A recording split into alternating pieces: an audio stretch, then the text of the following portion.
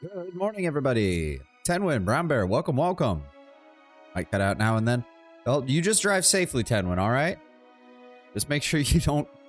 Please, driving is more important than listening to me stream. As much as I appreciate that you're here, please do not feel the need to type stuff. Please drive safely. All right. Yes. We had just left off having arrived in Dario's lair. Dealing with this bullshit and hopefully finally being done with Neketaka today. Please let me be done with Neketaka. I love this city. I truly do, but I am ready to leave. I am ready to leave. Don't keep the boss waiting. Ask the boss. I don't suppose you'll let me open this up, would you? Oh, look. Some money.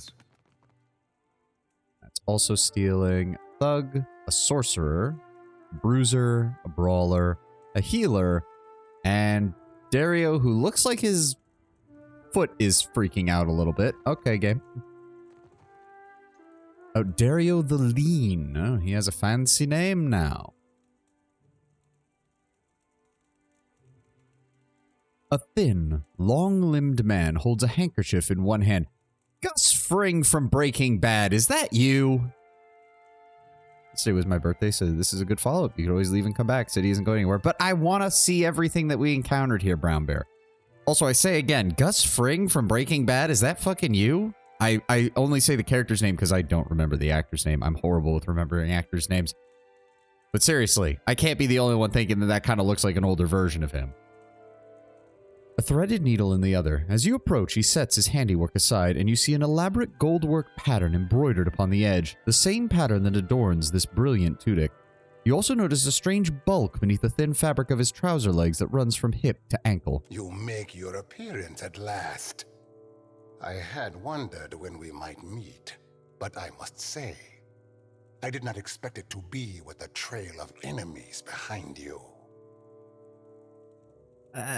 Great. We've already got a bet. Oh, boy. Well, here we go. Fuck it. Let's go. You must forgive the cryptic introduction, but I prefer to remain among the comforts of home. He leans forward with a squeak of leather and a rattle of metal. You see something protruding above his boots, the bottoms of what appears to be a leg brace. Ahoy there, Dario. Been a tick or two, I ain't seen hide nor hair of your scurvy arse since I were on the Sorcerer. With a deep bow, Seraphon smiles, but the expression doesn't quite reach his eyes. I have been busy, as have you and your new friend, no? He turns back to you. Though these are modest luxuries compared to those at the estate of your friends in Queensbirth.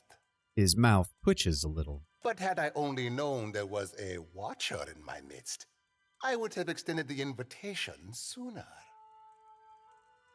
I thank you for the courtesy all the same, Sir Dario. A pleasure. He dips his head. I am thinking we could be grand friends, you and I. You cannot have too many friends in Neketaka. Dario bears his perfect, even teeth in a smile.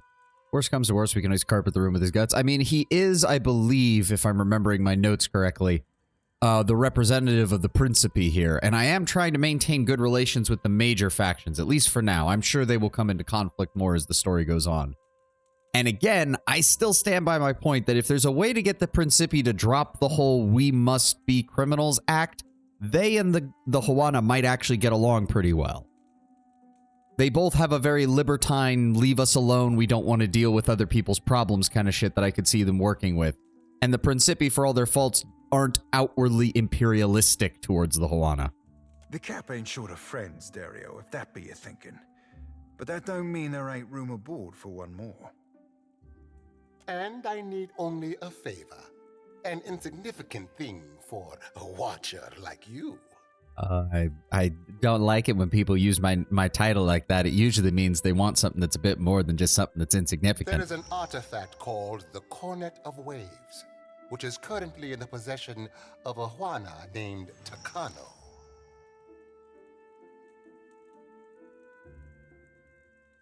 Oh. Well, I mean, we have one, but it's from the Undercity. I would like you to liberate it for me. And why would you need a watcher? Watchers see what many cannot. Takano is a man of many vanities, as your special gifts will no doubt reveal. His villa is on the eastern edge of Serpent's Crown, just downwind of the palace. The opportunist I first hired was too bold and found herself ejected from the district. With your genteel manners and unique talents, I am hoping you can avoid such complications and persuade Takano. After all, it would be best to avoid drawing the ire of our Mataru hosts. When you have the cornet, bring it to me. I will pay you well for it, and you will find my favor useful in this part of the city. See, that's strange, because we found a Cornet of Waves, but it was in the old city. It was the one attached to the statue. But that Andra temple down in the old city also had one of the descriptions on the walls or on one of the inanimate objects in the room mentioning 2 of them. And now I'm very concerned that I need both in order to unlock something down there in the lower city. What is the Cornet of Waves? What can you tell me about it? It is an old Huana artifact, a musical instrument of sorts. One hand plays with the elaborate decoration in his sleeve. While not imperialistic, they do benefit from the factions being a stalemate, so while they're pursuing pirating benefits, the Huana actively pushing the colonizers out would be gutting the Golden Goose. That is true.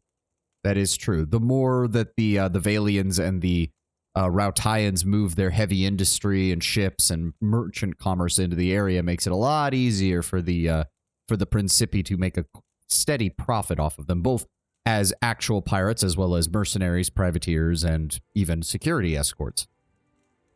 They can play both sides, especially since a lot of the Principi captains are quasi-independent contractors. As long as the end result isn't Principi ships firing on other Principi ships, the Principi leadership probably doesn't care. Ages ago, it was part of a pair, but its companion, the Cornet of Depths, was lost when the old city sank. Ah, okay, so he is aware there was a second one, and there is a difference.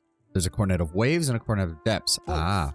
are said to carry the voice of Andra herself. Wait, you're telling me if I yell into this thing that I can talk to Andra? Oh, because I've still got words for her. Look no further, silly man. I speak with Ngati's tongue. Takehu, this is a negotiation between a crime boss and a former lord of a keep. Please stick out of it. And are you willing to sit upon my shelf for my entertainment? His eyes crawl over Takehu and he smirks, but then he returns his attention to you. I do not believe in these superstitions, of course. He frowns. And what do you want with I it? have told you all you need to know of the cornet. Now, I suggest you focus your sharp mind on retrieving it. May I speak of another matter? What do you require? I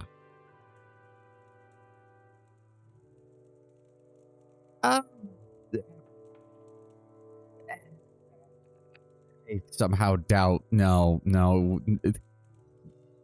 I'm honest, but this is too much. Someone called me when you were at my call. What'd you say? I said, what was it? Shit. So you made the reference to it being a stalemate, and while it's benefiting the Huana now, pushing the colonizers out would be gutting a Golden Goose. Yes, because the Valians and the Rautaians bring a lot of commerce and mercantile activity to the region. So of course the Principi make a lot of money through the combination of privateering, pirating, mercenary work, everything else that they need with that. It wouldn't even surprise me if they even run security for some of the smaller vessels that move from the Valian and the Rautaian sections. That was mainly what my comment, what I was responding to. I've noticed that the Principi seem divided. I don't suppose you'd be willing to explain a little bit about that. Why must we speak of sides, like squabbling merchants from the republics? Well, I mean, because culturally you share a common cultural link to the Valians, so I don't think that that's actually that bad of a comparison. He makes a face as if he's just smelled something awful. Our merchants squabble. I imagine your pirates do not bother with the squabble and just put a bullet through the head of whoever displeases them. Better to spend lead than waste words, Aimika. He smiles. And to be fair, Pelagina, these are the refugees of Old Valia. They've kind of been living on the run ever since anyways, so Yeah, using lead rather than gold seems to be more their style. Once, there were no sides. Only Principi, a people united by common interest and culture. But as our fame has grown, so have our numbers. Many of these new bloods have no sense of restraint and little regard for our heritage. His long fingers straight, his shining sulunet. He ain't blowing ballast, Cap. Don't mean there's a course to be charted back to the golden days, though. But we need them still. The new bloods are Principi too now. And many are inventive in ways the old guard is not. One faction winning brings more trade to the region, but the less commute involved in the training and attacking the islands directly is probably a bigger risk. Yeah, the more centralized the region becomes, the harder it becomes for the Principi to operate. In much the same way that the modern Caribbean became less and less of a pirate haven as Spain, France, and Britain tightened their control over the region over the centuries. More resourceful killers then. Do not talk around this. I talk around nothing, my cuddled friend. You either take my meaning, or you do not. Dario turns back to you. Actually, Takehu, he's got a point. Not all of the Principi need to be killers. In fact, aside from a handful of their captains who probably revel in the reputation, it's actually better for them if most people don't see them as killers. Merchants are more likely to surrender their goods to you if they think they'll get out of it alive than, well, if they think that every single member of the Principi is an axe-crazy murderer. Would it be possible for me to speak to one of your captains, a Mad Morena? Patience. First, you must bring me the Cornet of Waves. All right. I actually, if we can convince the guy to give it to us through diplomacy, that would be the best. Oh, no, not this shit. Just, okay, we can go through, just go back to... For now, we'll go back to the Gullet. We will explore the rest of Delver's Row after we get this guy his fucking thing. Alright, how the hell do we get out of here? We've got to go back over to... Is that the only way back? Oh no, we can go through this side.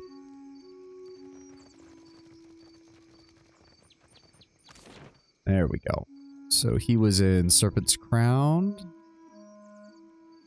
Kano's estate, I'm pretty sure. Let's head on up. Like, I'm really hoping we can just convince him to give it to us, or we can convince him to do something.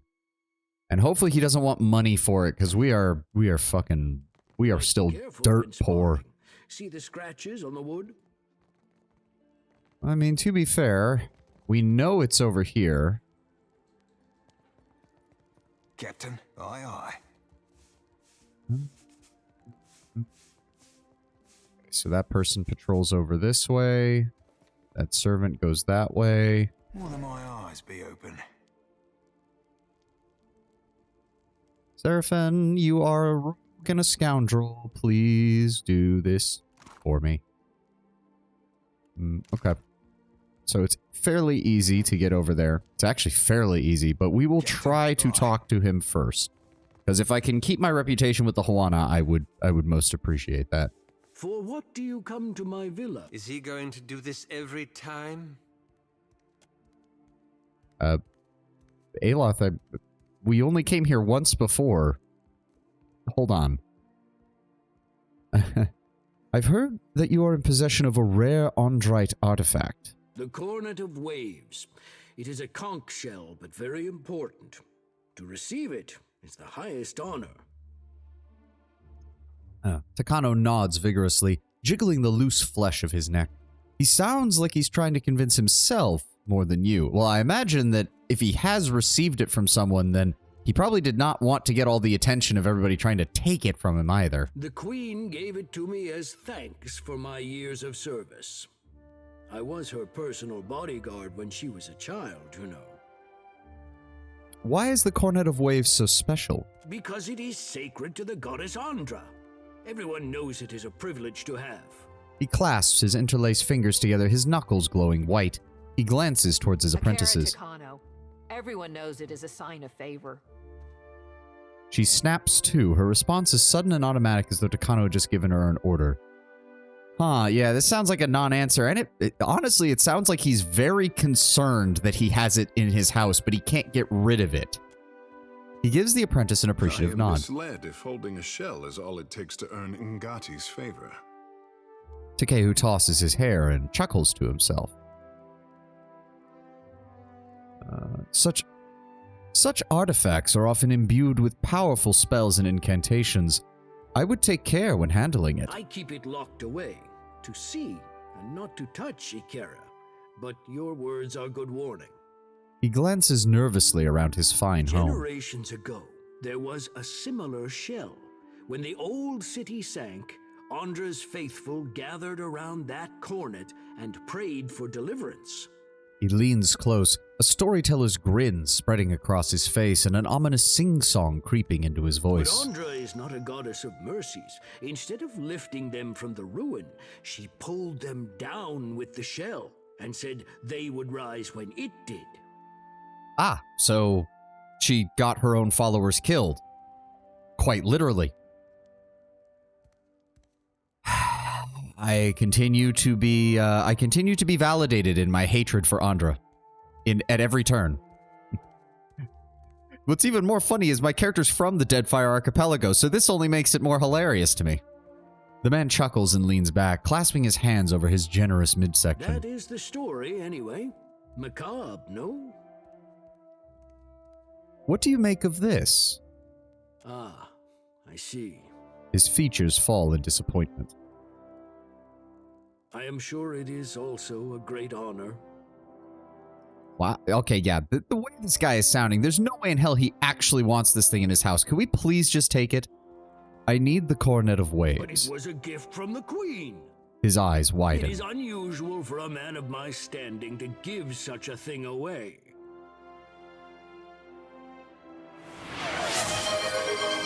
Holy shit. Ah, damn, Tenwin. Thank you very much, man. Fucking hell. Oh, God. It's loud. Oh, hot damn, Tenwin. Thank you very much, man. Merry Christmas. And I hope you have a good one, too. Oh, fuck, man. Thank you. Oh, God, it's still go. Oh, the hype train, too. Oh, God, the sound effects are still playing. Oh. We could try this angle. I don't...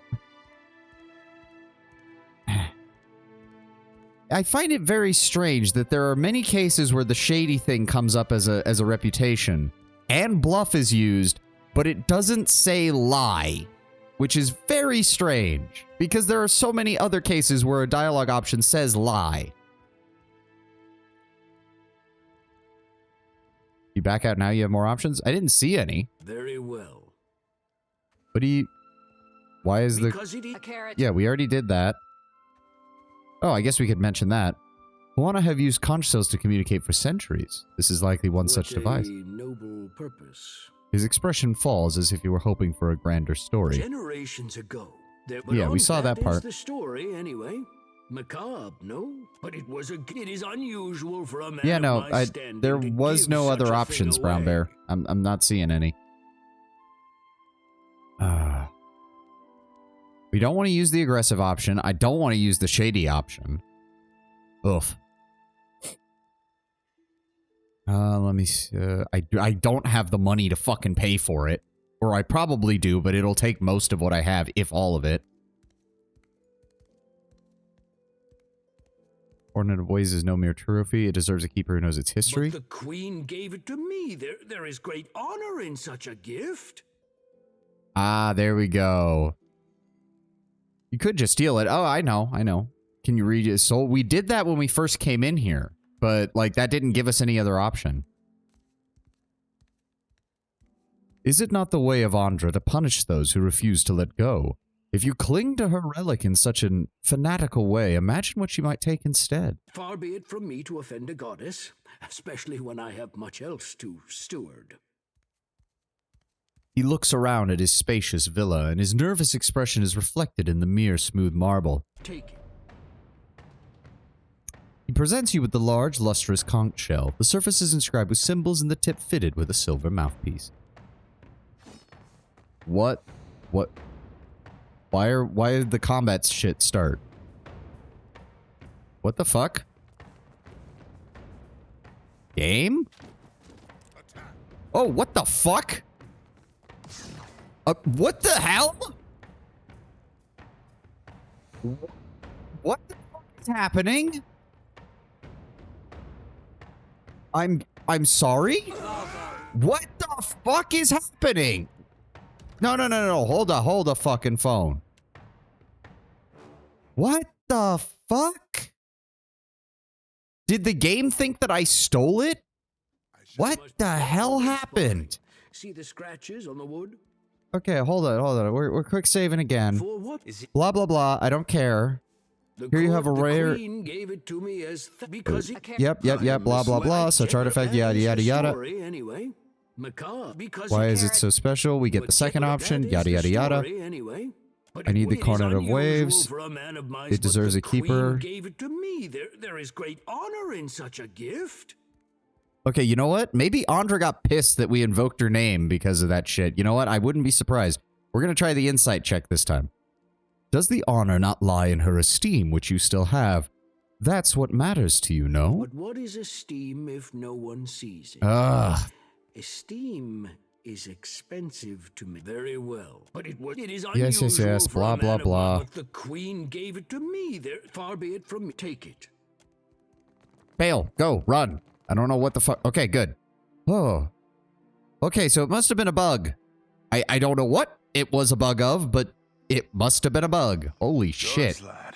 I could live forever and never be tiring of these islands. Akara, the beaches of Oreo Kowiki, the sands of Poko Kahara. Oh, the lads walking them beaches. The lasses with sand on their asses. Akara, them as well. I love... See, that's what I mean. Like, Seraphin is Principi through and through, and he gets along best with fucking Takehu. Why is... What the fuck is this? Oh. Oh. I don't know what a hype chest is? I don't know what that is. You know, I think that's happened to me before. I could believe it. I just have no idea what caused it to happen. It's weird. Whatever. Hold on. While we're outside of the gullet real fast, are there any other quests in the city that we need to worry about? We've got bounties. Aloth. Hanging sepulchers. Right. We are not ready for that. We are not ready for that. I'm just going to go ahead and skip over that. Investigate the ongoing feud. We can do that later. Asongo. Pursue the godlike pirates. Yep. Return to Dario. Yep.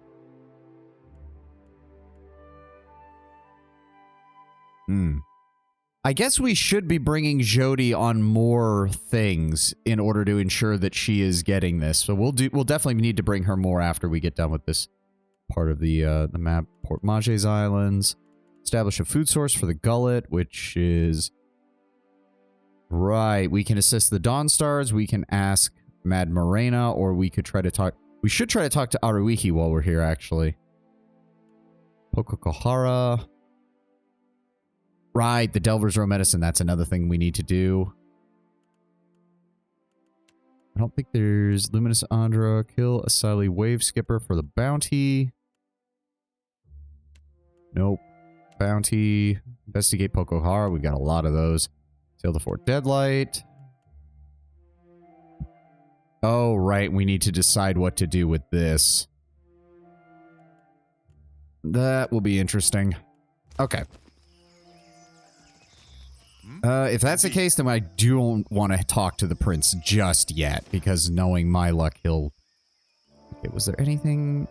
we could talk to them down at Queensbirth, but we'll just keep doing the... Dario... Oh, good. We can go straight to Dario's lair. That's good. Oh. Uh-oh. Random encounter. Well, hello. Several figures slink toward you from the surrounding streets. Leading them is an Orlan with blood-red fur and long, sharpened nails. She sniffs at the I air. smell that Mataru Richling's perfume on you. You've got something I want. Give me the Cornet of Waves. Oh, you must be the one that Dario originally hired. Why, surely you mean the ninny pate which blundered the job. You are correct, Isilmir, but at the same time, diplomacy. I ain't failed just yet. Not when I got you cornered. I think so, Lord Brownbear. Some of the, hey, to be fair, a good chunk, all of the Critical Role people have pretty good range. So don't blame me if I can't identify them right from the get-go every time.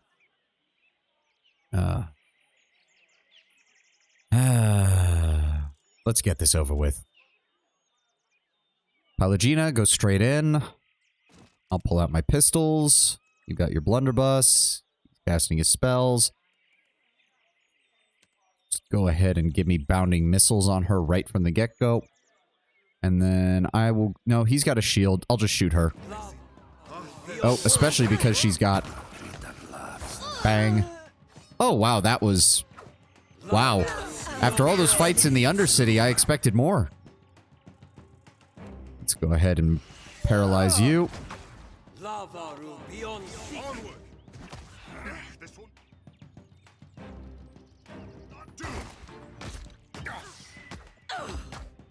Come on. Come on, kill him. Oh, no, no, no, no, no. Come on, kill him. Kill him. There we go. Okay, that should count for the special ability on the sword.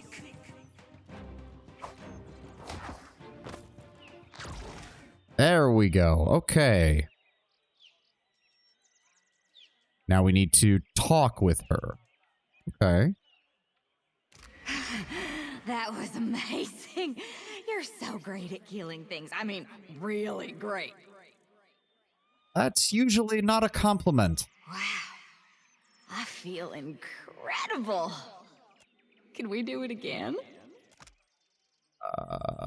Deal 1,500 damage to Kith enemies. Okay, see, that's much better. I'm buzzing. Can they feel it too? Do they know? I should tell them, but what if it scares them away? Gods, I don't care. I thought I'd never have this again. Ooh, okay. Plus 2% action speed upon scoring a hit until end of combat stacks up to 10 times. Ooh, that pairs well with Cypher abilities, because you want to be switch hitting a lot. Attacking and then using spells constantly. That's actually pretty good. So it stacks up to a plus 20% action speed. That's pretty good. And it also explains why this is a one-handed weapon, so you actually do want to be attacking at a decent rate. Yes? Oh, good. Some shit we can finally sell. Thank fuck. Nothing of any real value, so we'll just take it all. Ogwyn is kinky like that. Yeah, I'm getting that vibe. I'm getting that, I'm getting a little bit of the sadism vibe from our sword now, which has me a little worried, but maybe we'll find out that things are better than they are, or maybe they're far, far worse. Who knows? Oh, Dario. My friend Dario, I come bearing gifts. What do you require? Is this the artifact you're looking for? He examines the conch, tracing his delicate fingers over the Ondrite symbols, and pleasure shines in his eyes. And now the real work begins. You must take this to the Undercroft. He hands the shell back It to you. lies just below Delver's Row. It is where goods of questionable provenance originate. Take the lift from Delver's Row, not the lift in the gullet, mind you. My associate Gwenfen will await you outside a passage in the old Juana style.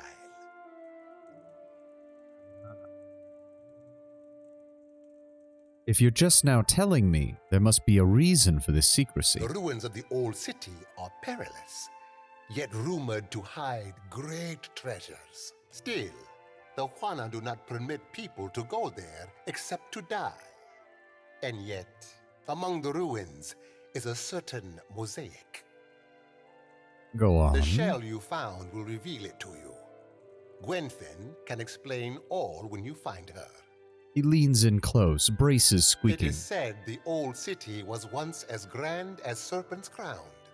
Whatever treasure you find there is yours to keep. For now, take this. Consider it an advance. Your Lady Atera attacked me after I left Yet Takano's. you are still standing here, no?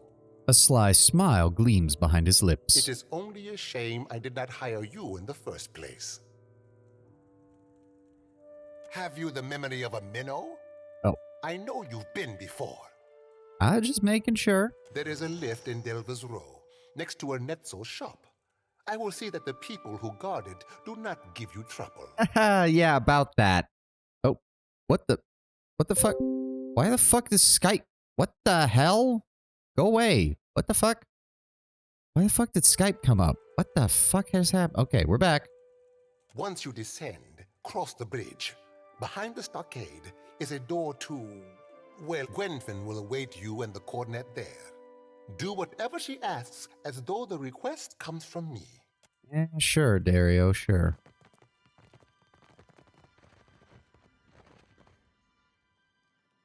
Let's go straight to Delver's Row, please. Now we can actually explore Delver's Row, which would be great.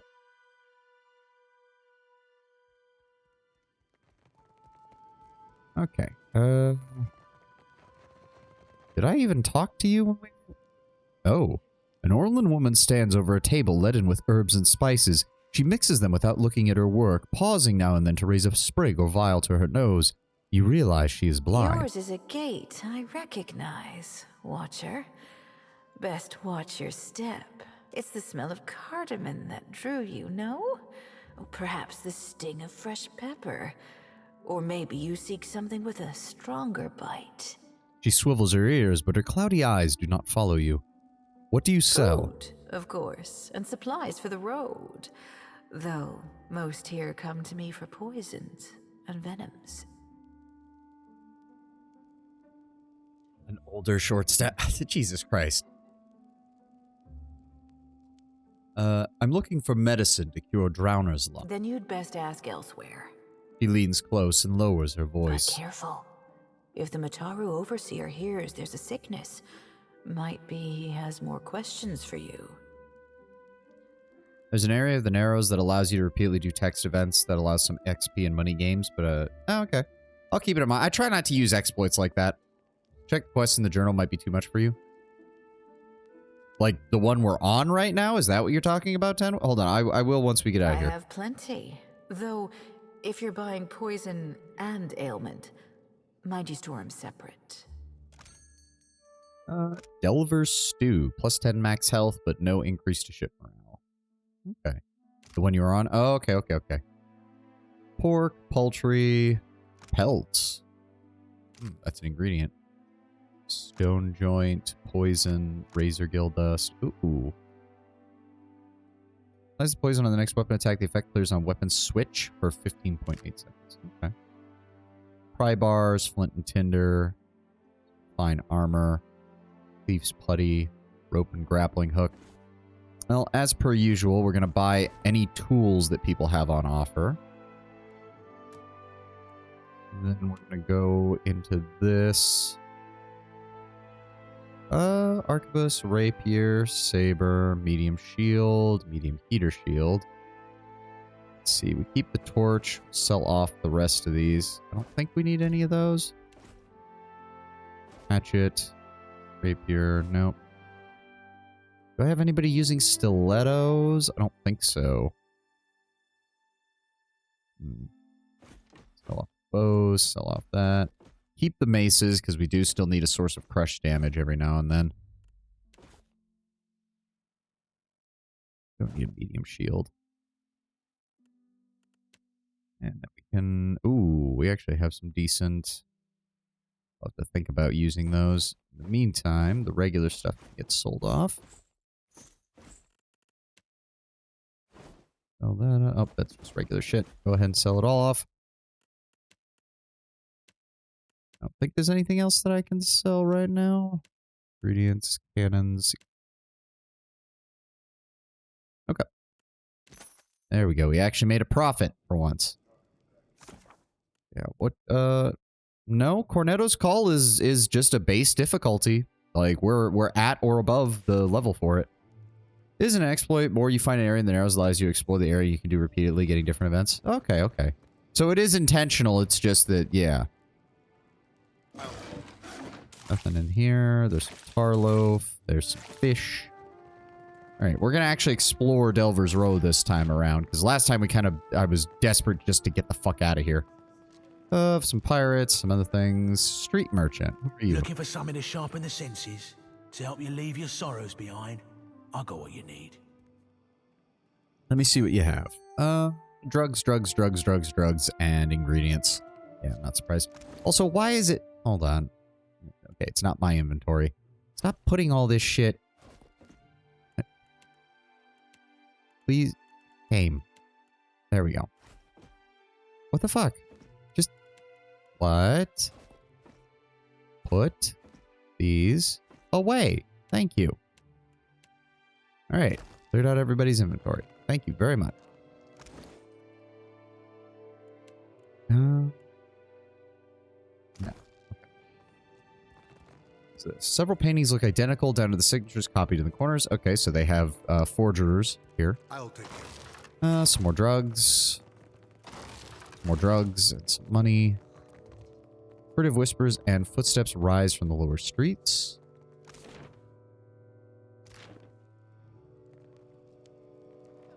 What is this? Oh, it's a house. If you follow the Vadage over the pool, and maybe you'll find something interesting with high perception. Oh, okay. I don't know if we have high perception, though, is the problem. I've got a 14, he's got a 10, a 15, a 14, and a 14. Be cautious. Be constant. I mean, there's definitely something back here, but we have... Oh. I mean, we can tell that there's something back here, but we can't get into it. Any drugs you have for perception? Oh, that's a good idea. Athletics and survival, mechanics and sleight of hand, bluff, diplomacy, intimidate, chemical, 80% health restored, action speed, plus 10 to will, 1 health restored, perception, Svef. Okay, there we go. Who has the highest perception natively? I think it was 14, 14, 15. Okay, so we want Aloth to take it then. If we grab that, I think that's the only one we've got.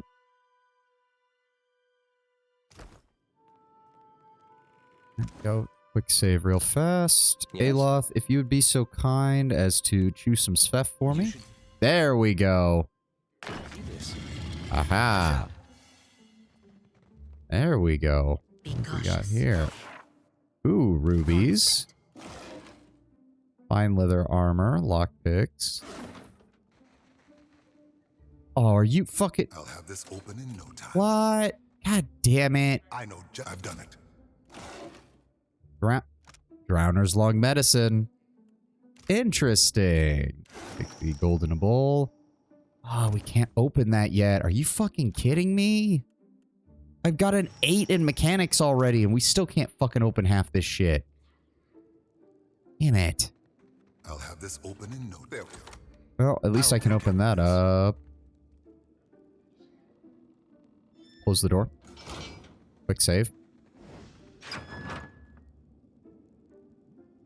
Oh, that's the guy's shop. Okay, yep, just keep that closed then. Thief's Putty? Oh, you're right. I keep forgetting about that. We should have some, right? Yes, 2 mechanics, 2 sleight of hand. Very nice. Hmm? It is expensive, though. I don't like using it.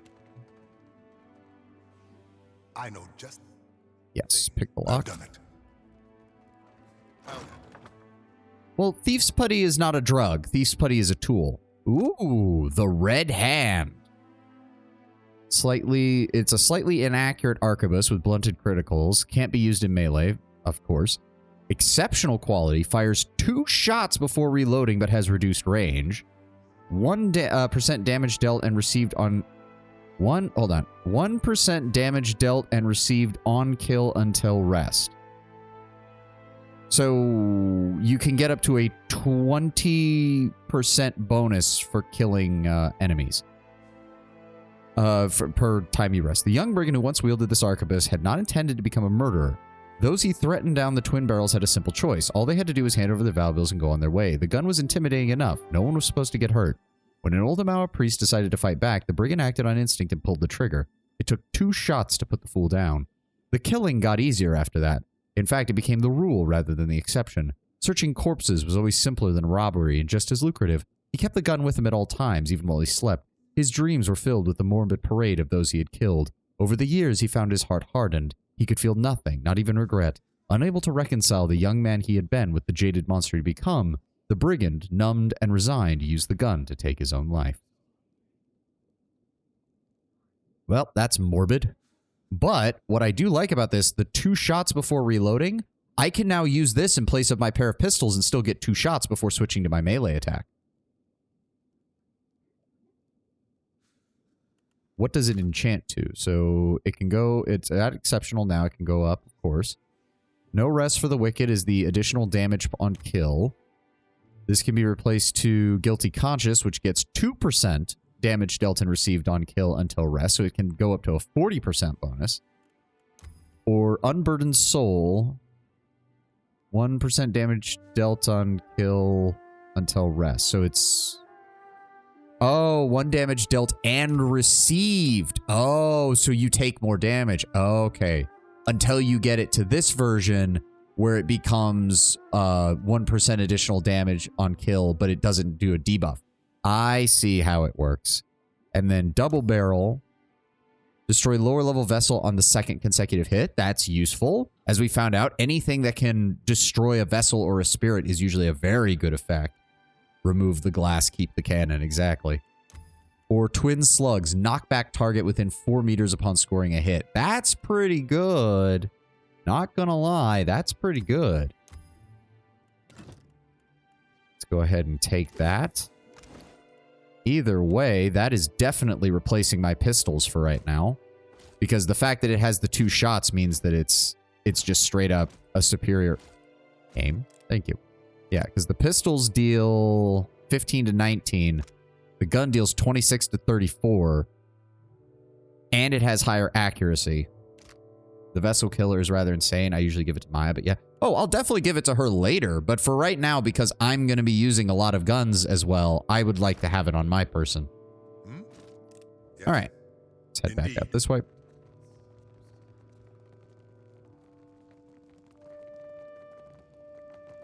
I can be quiet if you Unlike the surface area, I don't mind taking from these people.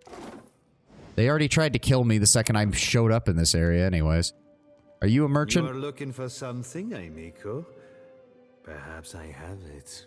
Can we just unlock that without you getting angry? Thank you.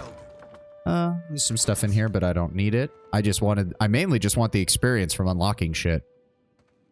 Ernezzo has not seen you before. You must be new. New or very good at disguises. The man chuckles. He peers at you through half-moon spectacles. His face is hidden behind a thick but well-groomed beard, and his eyes constantly dart between you and the doorway. You know, you look a lot like a certain Valian animancer who I ran into in the frozen north. The only difference is you have a very big bushy beard. You wouldn't happen to know a animancer from up in the white north, would you? But I am mistaken. You have made a few enemies in this place already, no? Most bold of you to linger now. With a death godlike, I don't think many disguises work. Wow, that's right. Okay, shut up, Lord Brown Bear. He does. He literally does look like him. The only thing that's different is the beard. And the fact that he hasn't casually insulted me in the first 5 seconds of the conversation. The man turns to Takehu. Another young water mage. Come, see Ernezzo's wares. You must spend that extra coin on something. Forgive me. Do we know each other? Così, it seems not. The mistake is mine. His grin recedes into his beard, and he turns back to you. But how did you hear about this place? Wait, no. Do not tell me. Sometimes it is better not to know. There is something I can get for you, yes? Tell me quietly. I need of supplies. Course. Only... Yes. Let me just see what you've got. The Garari Cuirass. Legendary. Oh. and a Gagari skin for an additional +1. Segmented Scutum. 10% of incoming hits converted to grazes from all weapons. Ooh, that's pretty good, and I probably don't have anywhere near the amount of money for it. Oh, but that is a good one. That's a light armor with a base armor rating of 10. God damn. He's got some fine weapons, some grenades, some traps, some gunpowder, and some lockpicks, all of which we have plenty of. But I'll keep that in mind. That is a really good set of light armor. Holy shit. The grizzled old Amao woman looks like she's been left in the sun to dry. Her skin is so worn and weathered, it's hard to tell her wrinkles from her scars. Welcome, stranger. I've heard your name whispered in the streets of the black market. You need a blade or a bludgeon or some sturdy armor? Umani has what you seek. Ah, I'm glad I got my gamer subs today. Actually, funny story. Had a revelation when I was making gamer subs a few days ago. So one of my my main flavors that I like is Sakura. Sakura Spirit, Sakura Petal, whatever it is, the Silver Veil flavor. And I realized a lot of people complain about it and a few of the other flavors because they're all cherry. And I was like, okay, yeah, a lot of people always complain that cherry tastes like medicine. Sakura Splash, yeah. But my point, Brown, is mainly that whenever there's a cherry flavor from gamer subs, some people always complain, like, oh my god, it tastes like medicine. I can't stand it. It's a shame. I can't do this. It's just not for me. And part of me always wondered, I don't get why I have never had that response, because I couldn't vibe with the sour part. Gave it to your brother. I personally like it, as I said, but a lot of people's complaints come down to it tasting like medicine. And then I suddenly had a realization like 2 days ago when I was in the shower. Why I don't have that reaction. It's because my parents never bought cherry-flavored medicine when I was younger. They always bought grape-flavored medicine. And it's why to this day I can't fucking stand artificial grape flavor. Like grape soda, stuff like that. I fucking hate that shit. I think it tastes nasty as fuck. So yeah, I just had a sudden realization. I believe you mentioned this previously. Did I? Oh god. I already am achieving streamer brain. I've already told this story. Oh god. Here I am trying to get an interaction from my chat, and I've already told this story. I've already peaked. Oh fuck. Oh fuck. Oh no. I literally thought I was telling a new story. I have failed miserably as a content creator. Oh no. At least it... Oh fuck. Well, now I just feel like an ass. Now I just feel like an asshole. Let's keep going. I've already embarrassed myself enough today. Mention... Yes, you did... Oh, now I fuck... God damn. Now I definitely feel like an ass. Here I am thinking like, oh, I've got a story I'm going to tell on stream. Like, I'm going to be a good streamer and try to tell other things than just talking about what's on screen. And I done and fucked it up. Literally one chance at doing it, and I done fucked it up. Old lady, please distract me from my embarrassment. What happened to that godlike in the alley? Some sort of scuffle between a lone fellow and a pack of godlike pirates. The lone man didn't look like much of a fighter, but he proved old Umani wrong. She nods towards the body and The cackles. pirates were taking him toward the lift, to the Undercroft. They must have spoken with the guard there. Perhaps he could say more. Pretty sure we killed that guard. God damn it. Old Umani's stock is tested in the hands and throats of the fiercest sorts in the gullet. But you already know that, Akira. I can't tell if they like that I have a bad reputation with them or if they don't like that we have a bad reputation with them. Grants immortal will. Wearers immune to interrupts while they carry one or more injuries. Interesting. Undying burden. +1 to athletics. Grants second win once per rest. You killed a lot of folks. Sort of like New Vegas. Yeah. Incoming weapon damage is reduced as health is lost for a maximum of 10% damage reduction and gives a +2 to constitution. Not bad. 15% of misses converted to grazes with proficient weapons. That's pretty good. And some fine equipment. And that's it. All right. All right. What have you got in here? Rapier, scale mail, Morning Star. Okay. There's a stray dog. How did I miss the stray dog? Grab the dog. E. 20% Constitution Affliction duration across the party and regain some health when they kill an enemy. Very nice. What is this? Oh. Hello? We hear footsteps. Something approaches. Oh. Oh, dear. Please tell me you're not mind controlling all these people. I don't mind you, Vithrak, guys, but don't do crazy shit, okay? What did she just find? Hidden object found. Where's the hidden object? Vithrak vendor, yeah. Go ahead and unlock that. Oh, the Witch White Mask. Ability activated whenever it becomes bloodied. Between 50 and 25% health. Grants Ringham's Repulsive Visage, which causes Sicken and Terrified in an AoE. Grants Ringham's Enervating Terror once per rest, granting Weakened and Terrified for 12.5 seconds. And +1 to all illusion power levels. Ooh. Has a cool, unique grimoire. Very nice. Let me pop that open as well. Ooh, the Obsidian Lamp figurine. Didn't we have that? Yeah, we had this from the previous game. I remember that. What is this Kith creature? The Vithrak cocks his head and focuses its many eyes upon you. Its strange companions also stare at you with unnatural intensity. Vithrak, Descant.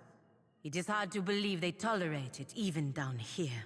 Pelagina, I expected better of you. We had a number of encounters with Vithrak that went perfectly normally in the previous game. Calm down. If he tries anything, then we fight him. We treat him like everybody else. Okay? If they're cool with us, we're cool with them. If they try to kill us, we put them 6 feet under. What secrets does it bring? You feel a gentle scratching in your head as another voice speaks directly into your mind. Let us see. Let us see. The Vithrak clicks its claws together in delight. Keep your other eye open, Cap. A fork probing ain't much to worry over, but I'll be a two-headed ogre if that's the only trick up them silk sleeves. Seraphin scrutinized the Vithrak before him. The Vithrak's attention turns to Tekehu, who abruptly winces. No prize secrets in this one. Not like the others with the water sense. Wow, I'm pretty sure he just insulted you, Tekehu. He's literally saying you're not even worth mind reading. Their minds carry secrets of a damp cave, a hateful glare beneath a stagnant pool, a dead woman's regret. The Vithrak rolls its eyes back in ecstasy. Tekehu, does that mean anything to you? Gibberish. The floating spider had best explain itself.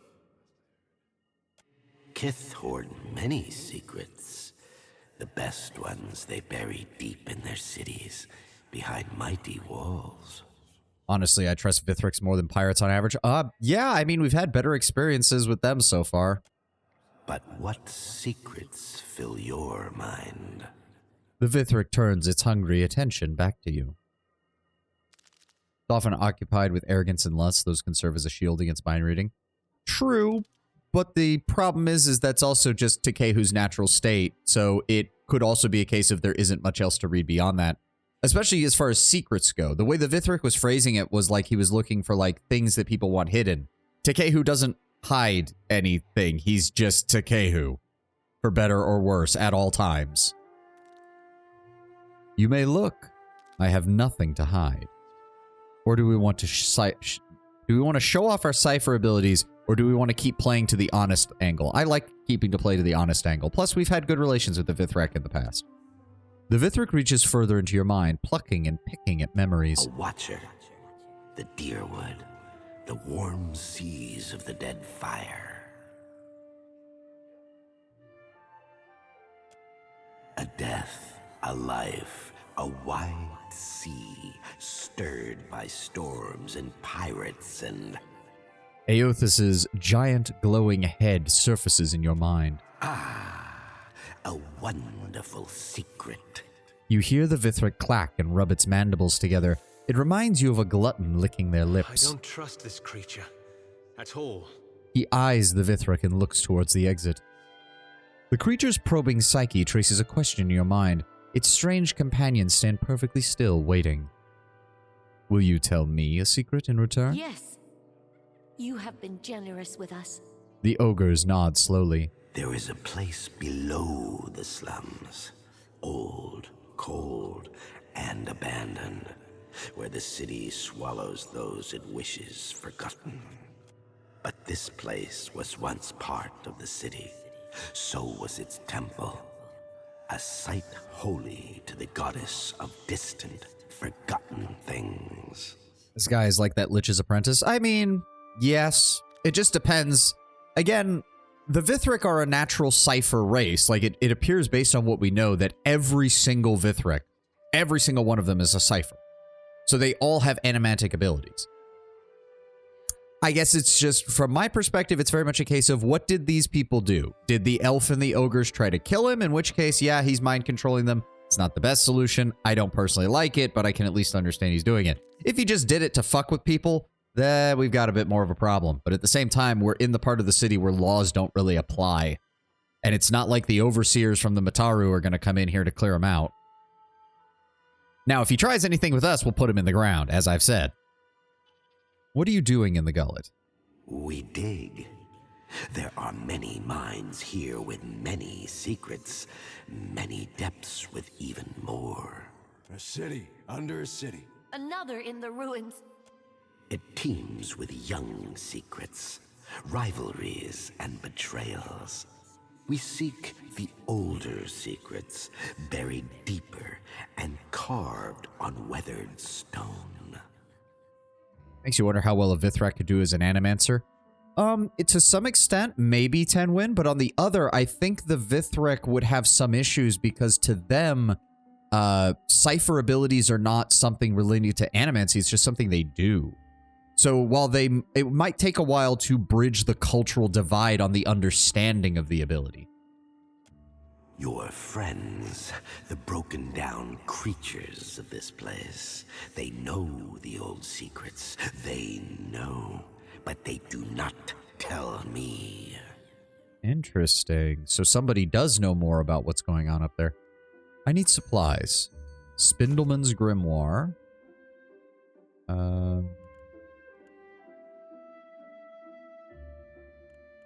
The helpless beast, called it Archimede's Capricious Hex, Wall of Draining. Okay, so very much a crowd control style of Grimoire. Thing you have to remember about Animancy is that it's a technological science, not a magic like the Vithric's abilities. Well, Animancy is sort of the counterpoint to Cipher abilities. Ciphers are what we might call natural Animancy, whereas Animancy in general is a combination of magical and technological sciences. Because Cipher abilities, like Animancy can do what Ciphers do, but it takes a combination of technological abilities and magical knowledge. Whereas Ciphers have very specific abilities, but all of them just kind of flow naturally from the Cipher's own essence and from their own soul.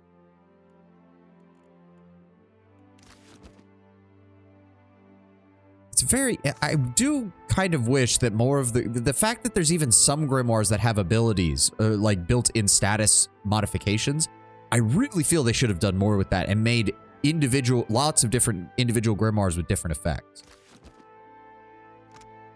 Minus 2% action speed and damage to attackers for 15 seconds when wearer is hit in melee. Okay. Mortification bindings, 2 max mortifications, that's for monks.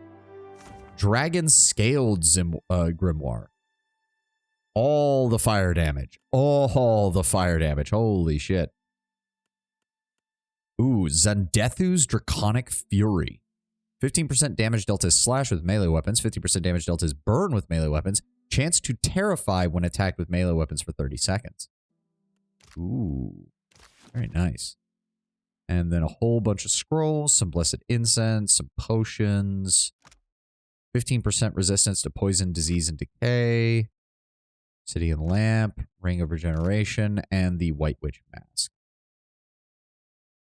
If you're already a Pyromancer, what use is a Pyromantic Grimoire?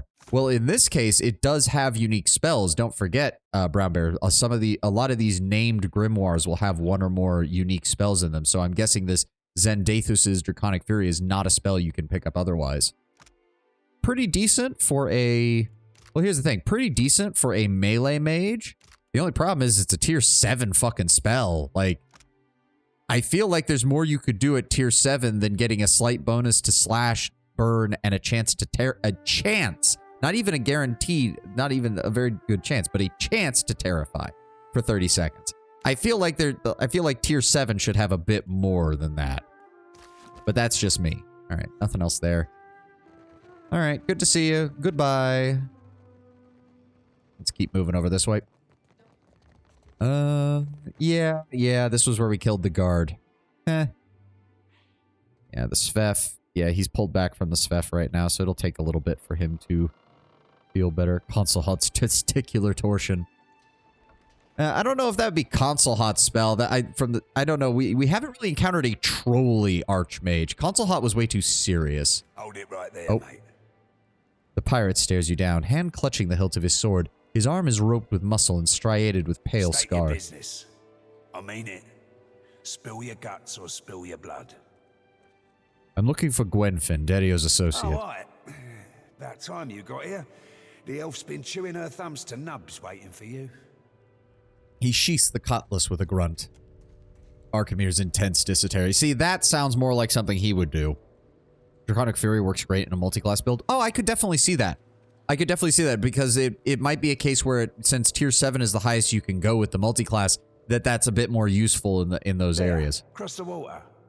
Little birds flittering in the old ruins. Hurry on, else she comes to squawk at us. Hand ranking through his damp brown hair, he studies you sharply, maybe still debating if he should still cut you in two. Who controls this territory? He casts you a suspicious If you gaze. can't spot a Principe port for what it is, I might get to thinking you're not supposed to be here.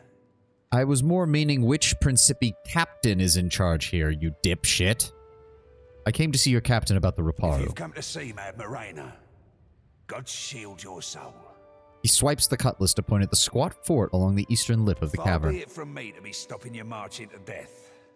Captain's there, and she's in a fit of a mood, so step lightly, aye? See, that's what I mean. You told me, oh, I don't know, should I really tell? Oh, wow, we're just going to go right over here. Thought we would just be we'd be walking. Well, guess we get to deal with this now. Archimir's testicular torsion is more his vibe, as Archimir's big on pain, don't ask. Oh, yeah, that is a good point. The captain of the Tidebreaker stands stiff-backed before you, looming despite her lack of height. Her hard-muscled legs spread solidly apart. She splays thick, calloused hands over her hips. She regards you with a heavy gaze, her chin tipped high. Who or what do we have here? Stubby fingers grind impatiently towards the flintlock tucked into her belt. She drums her finger on it as she considers We're Tekehu. all stocked up on silverfin, but this fish is a unique catch. And I can bite deeper than you might imagine. He narrows his eyes at Are her. you the one responsible for tricking the water shapers into serving your petty errands? God damn it, Tekehu, that is not what we are here to talk about. Something about the aggression in his tone causes her mouth to split in a crooked grin. Mad Morena turns her gaze back Well, to I you. see it. You've got two options. You can tell me who sent you, or I can feed you the shaft of my gun. Morena's features are harsh, cutting. Her hair is drawn up into a large braid on the top of her head. Feathers and bits of bone, as well as teeth and phalanges wrapped with ribbon, jut from the tresses that gleam like red wine in the low light. You don't doubt that she'd follow through on her threat, or at least try to. Huh. Enoi told me to find What you. for? I've already got an emissary. Speak up, Swabby, and be quick about it. Your man My knife Ulug arm's is... twitching. Your man Ulug is dead. I found his body in the Narrows. She lifts a hand to finger a black feather plaited in her hair. But just as quickly it drops back, close to her belted You firearm. say Ulug's got himself murdered. You see the body? I found him in the Narrows with his limbs pointing every which way. The captain strokes the powder horn strapped to her thigh and exhales a ragged breath. You had nothing to do with it. Then I need to know how it happened. Her eyes gleam with the promise of violence. From the looks of it, he'd been beaten to death. Her expression twists, face purpling with blood. Ulug wasn't any ruffler. He didn't deserve that. She runs her tongue over her teeth, regaining a measure of calm. Everyone in the gullet knows Ulug's my man. Everyone except the Mutaru. Gotta be them what got him. She hawks a great gob of spit on the ground beneath her It feet. pains me to say it. If the Mutaru are biting for blood, it's best if I back off. I can't be feeding the Raparu right under their noses. What could I do to help ensure this operation continues, in secret and safely, to help ensure that the Raparu are properly fed? See, now I can only tolerate 2 veiled threats before I say, fuck it, and start painting the walls.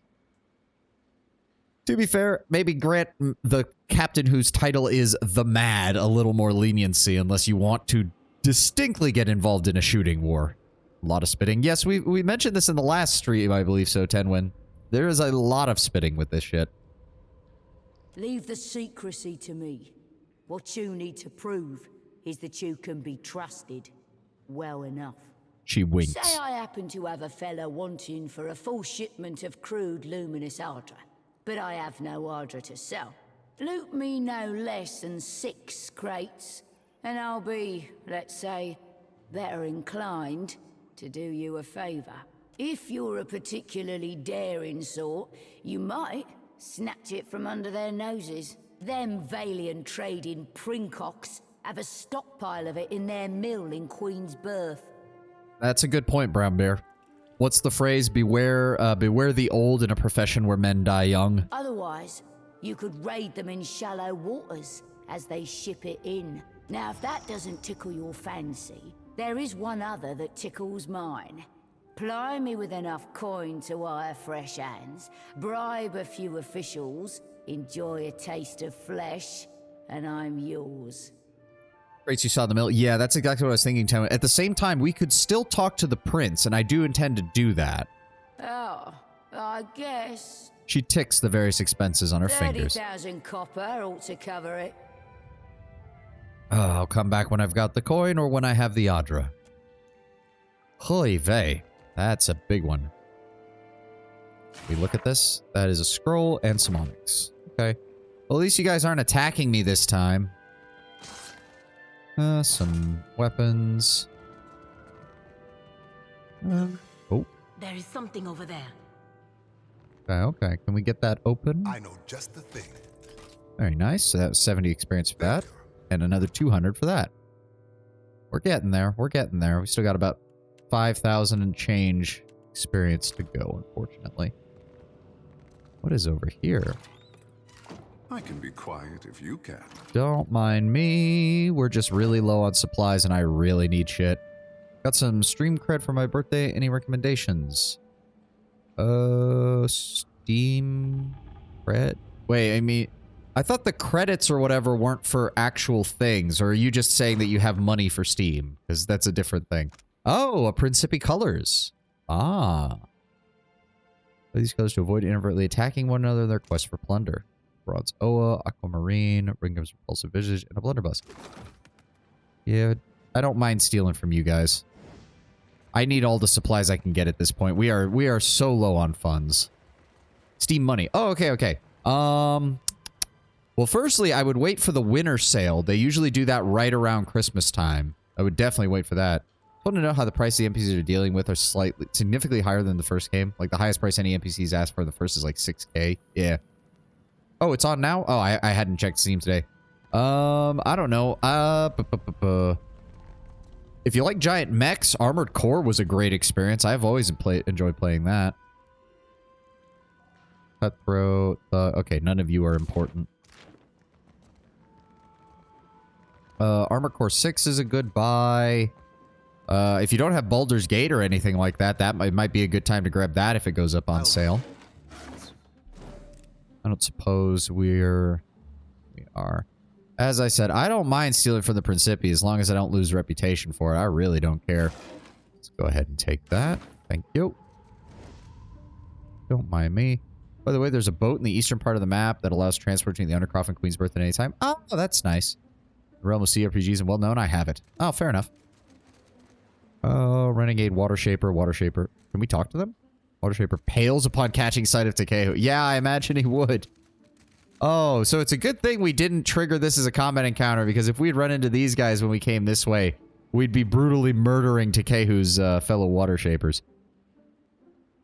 We were told to expect you. A watcher coming from the row. Yeah. I'll get back to you guys in a second. I'm just trying to see what's around here. I'm pretty sure we're stocked up on all that. Hello. Ah, and that leads... This must be the boat. Yep. Okay. Ah, there we go. We will use that later when we want to leave. Okay. So that's the Ancient Hawana Temple. Can we go back across now? Because we're not... Oh no, the rich boy is here.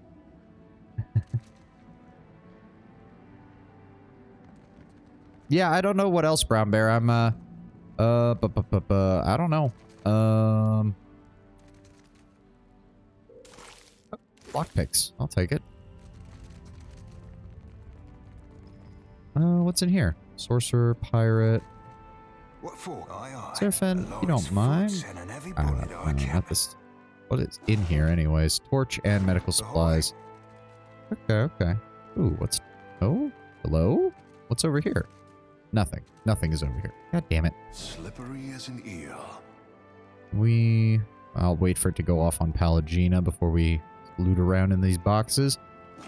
There we go. Milk, Deadeye, Oil of Allure. Very nice. Don't mind us. Reus 2 is fun. I saw that you posted something that to my Discord messages, Tenwin. I honestly don't know what Reus is, so I was not quite sure what exactly it was. It looks like a, what is it, a city builder kind of style game or something like that? Another thug. What's in here? Nothing really. Oh. Can we open this up? I didn't do nothing. Nobody cares. All I'm doing is getting experience points. Experience points are very important. Barrel, fire kelp, and graw. Can we... Lord's foot and an heavy bullet, our cap. Puzzle god game. Ah, build as great of a world as possible. Oh, okay. Interesting. Taking a very different approach than most god games, which usually end up with, what war crimes and horrible monstrosities can I do today? Okay, and that lead with a bunch of challenges and so on. Okay. You about to see the boss? Then you best be careful. Yeah. We're here on our own shit. Will my eyes be open? Come on, go away so I can grab this shit. I'll take the supplies. Sounds good to me. I'll handle this. And we'll go around here and grab that. I'm here. Let's keep quiet. There we go. Yeah, I don't feel bad about taking these supplies at all. Easy now. Hell, I might consider going back to a couple of the places we've already been and just taking shit, because we are so low on fucking supplies and shit right now. There wasn't anything over here, was it? Nope. No, there wasn't. I don't want to risk getting a bad event on that, so we're just going to walk back around. God, could you imagine us having to have tried to get through this whole side right here after we came out of this? God damn. I'm still a little annoyed that they attacked us when we went up to Delver's Row from this side, because that was kind of annoying. And that's the entire reason we're having an issue with our reputation with these people. In fact, hold on. How are we... No. Reputations. Yeah, we're still at a -2, even though I helped them with other things. The Galt's at 1. Yeah, Children of the Dawn Stars. Kind of weird that we've already... It feels like this is really crowded. Like, that this is already really, really crowded as far as everything that's set up here. We've got a really good disposition for honest. We've got good disposition for diplomatic and benevolent. A little bit for clever, a little bit for stoic. But nothing for cruel or aggressive. And actually, I wonder, is that improving our... Is that improving our defenses that we get from... Where is it? +8 to all defenses. Bonus and penalties apply based on how well the paladin's reputation aligns with the order's preferred behaviors. I wonder if there's a way to keep track of that or what it maxes out as. Oh yeah, my deep faith's already up to a 14. So it starts at a 10, and I've already improved it by almost 50%. Very nice. Okay, so we should be able to... There we go. Let's get this over with. Okay. I was expecting a little bit more of an explanation.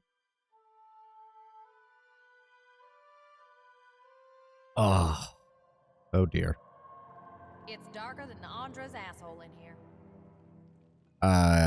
You know, I don't like the woman, but that's an insult that I don't feel fits very well. All yours. Dario said you know what to do. I'm sorry, what? Remember, she was described as nervous. Fair enough. What exactly are you looking for? There's an old temple of Andra.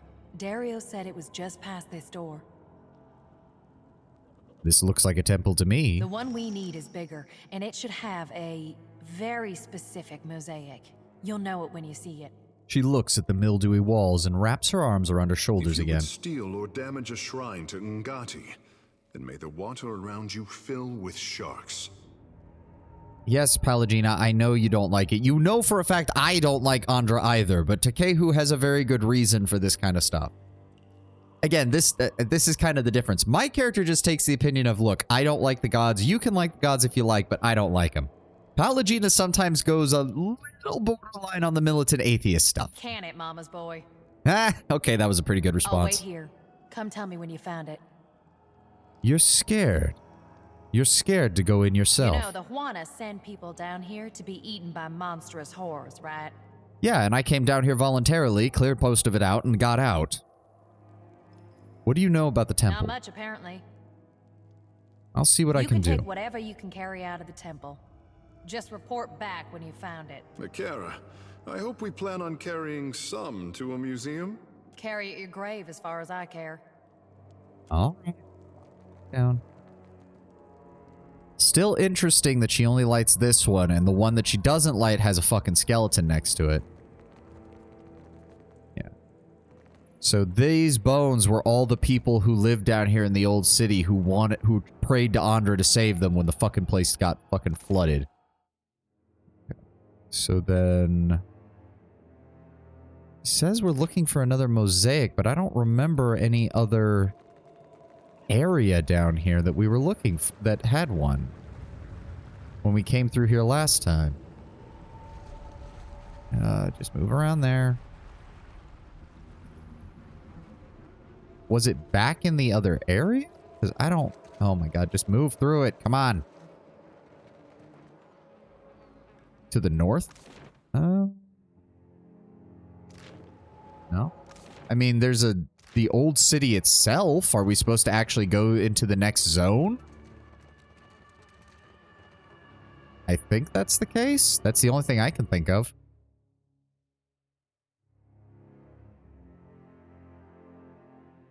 The old city proper? Oh boy, here we go again then. Be cautious. Oh boy.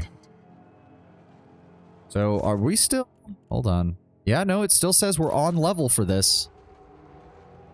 Alright, time to do more exploration in here.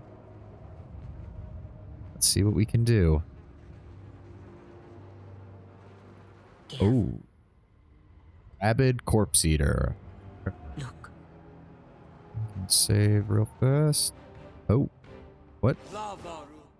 Oh. Okay. Shoot him. Alright, everybody go for him.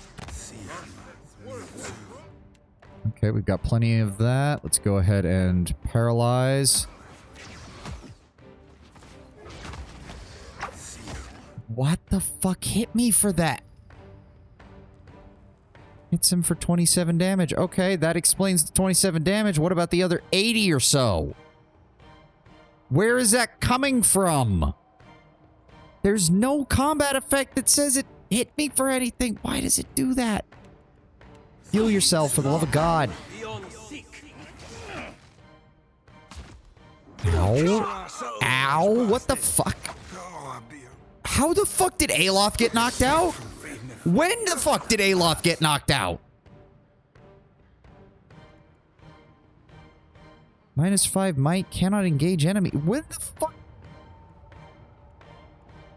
What the fuck happened to my focus? What the shit?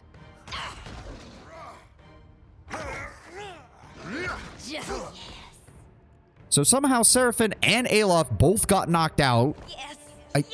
Onward! This will not do! Please paralyze him. Please paralyze him before we die. What the fuck? He didn't swing.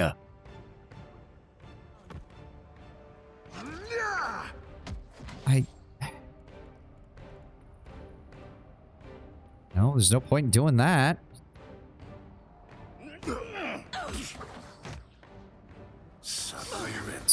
The fuck?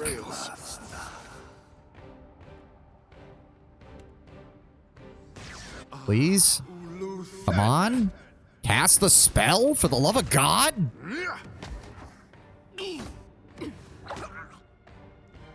Get the fuck away from that stupid piece of shit. I'm here. Force of Darkness ×4. And now I can't get that off because I don't have the sigil for it unless we rest. God damn it. What the fuck was that combat encounter?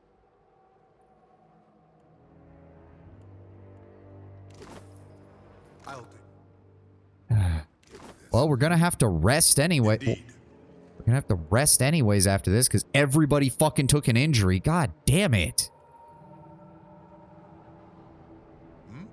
Yes? Shoot this stupid piece of shit. Oh, of course it's immune to fucking pierce damage. Just fucking shit. Fuck this fucking shit. Can we kill this fucking thing? No, that's not gonna work because it's fucking piercing damage, isn't it? God fucking damn it.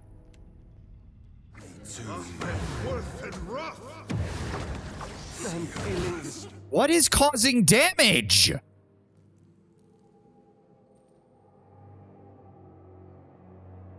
What is causing damage to me? What is the...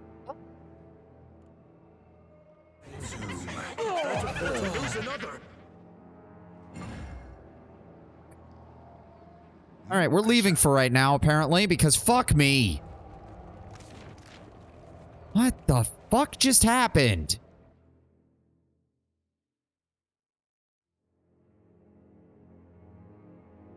Get me the fuck out of here.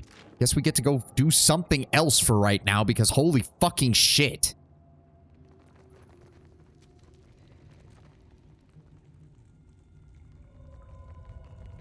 Curse of Darkness. Curse of Darkness. It's Curse of Darkness, not Curse of you take 50 fucking damage. It even says Aloth knocked out Aloth. How the fuck did Aloth knock out Aloth?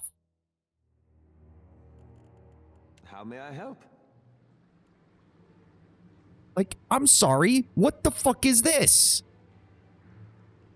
How may I help? I shall. Especially nasty. You should be able to do the rest. Fine. I just... What is the point of a combat log if the combat log doesn't tell you what the enemy is doing? If I look at the combat log and it says, it dealt 20 damage to you, and then I look at my character sheet and I've gone from 116 health to 10, then what is the fucking point? I don't care about using the food. Can we just rest? Oh, we have to use the food. God fucking damn it. I don't care. Water. I don't care.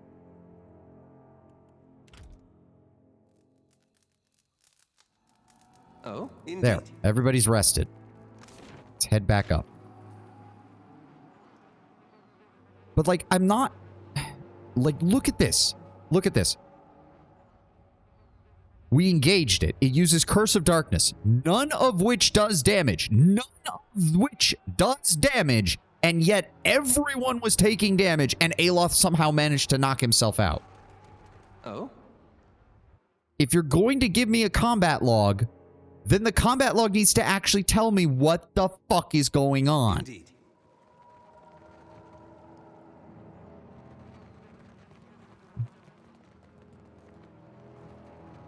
And if it's incapable of telling me what the fuck is going on, then it should not be there, and I should not be having to rely on it. Please give me the fucking item that is here. Oh? Please. I swear to God. Thank you. Oh, of course. Oh? Alof, fucking destroy this piece of shit, please.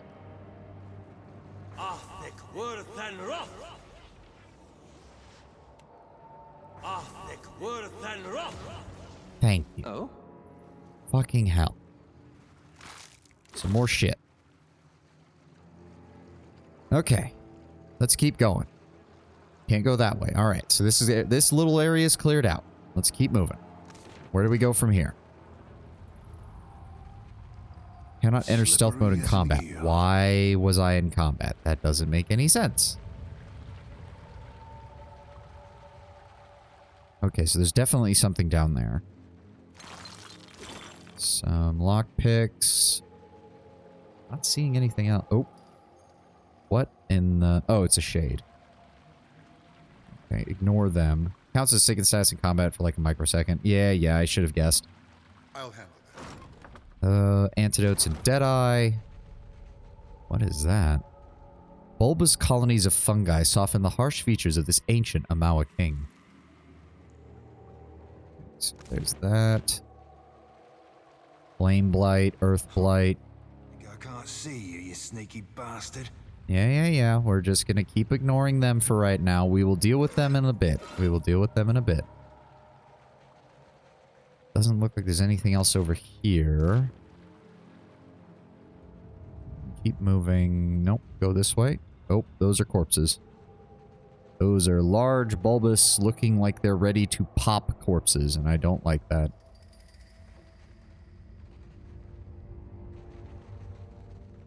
Hold on. Min's Fortune.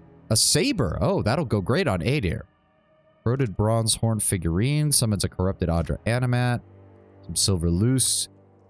This notice written on stained parchment in a shaking hand. I was searching around the old city as one does. Good look down here. Kafwin said. Hardly any beasts at all, Kafwin said. Should be perfectly safe, Kafwin said. Bloody fucking piss for brains. Aye, there was a lot of loot aplenty, especially this brilliant little bronze horn, didn't I? Bound to fetch a fair price topside. Of course, the moment I pulled it from the muck beside the corpse of some rotted, wretched wretch, I hear this great moaning start behind me. I jumped like a startled hare and ran for it. And here comes this shuffling, right fast as anything, right on my heels. I kept running like Skane's own effigy was chasing me, and it kept coming, and I sure as shit got lost. Now I'm huddled in this old ruin, hoping I've lost the damn thing. If I haven't, well, I hope whoever's reading this learns better than me. Don't touch nothing. Well, we're gonna quick save. Yep, rock ghasts. Alright. Shoot that one. Nope, keep the sword out. What? No, I want you to shoot him.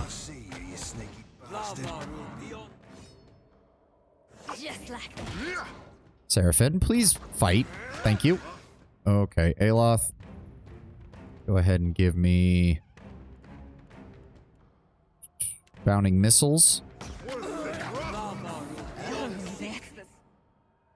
Fuck, she's taking a lot of damage. Go ahead and throw a paralysis out on them. We go. Please do not disengage from the enemy. Why do you do that, AI? That should not be something that you do when I lose like a quarter of my health trying to do that.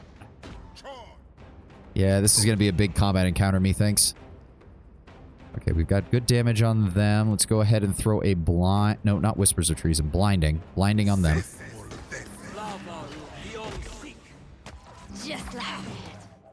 And I'm taking a lot of damage again. Aloth. Go ahead and give me the writhing tentacles. We're going to need... Seraphim's going to need some help. Seraphim's going to need some help. Why the fuck does my focus drop so much? I had over 100. Now I have 30. What the fuck is going on with that? Go ahead and blind them. Okay, that's a lot. Shit. Stop disengaging. Why does the AI do that?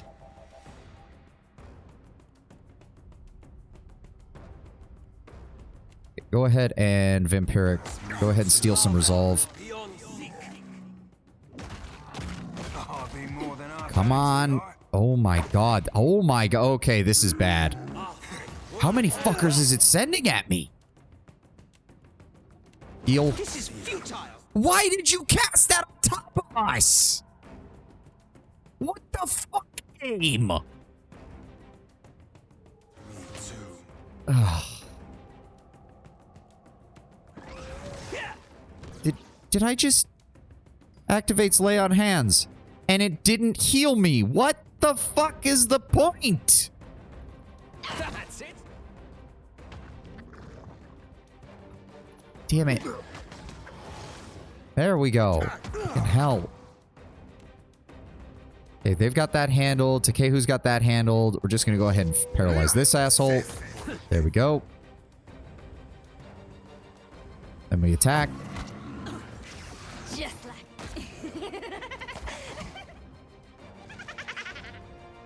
Fuck was laughing. That was a woman's voice, but that was fucking... The only woman here is Pallegina. There we go. Good damage. There we go, Seraphim. Okay. And then it explodes. Of course it does. Oh, that's a plus. That's a, oh dear. Oh dear. Okay. Blind him. Blind him. Ow. There we go. Heal yourself. Heal yourself again. There we go. What the what keeps taking all of my fucking focus? Am I missing something here? I'm confused. I had a whole bunch of focus. What happened to it? Oh, good. All right, paralyze him. Okay, can you guys finish up with that one? Thank you. That's the stuff. There we go. We almost got it. Perfect. There we go.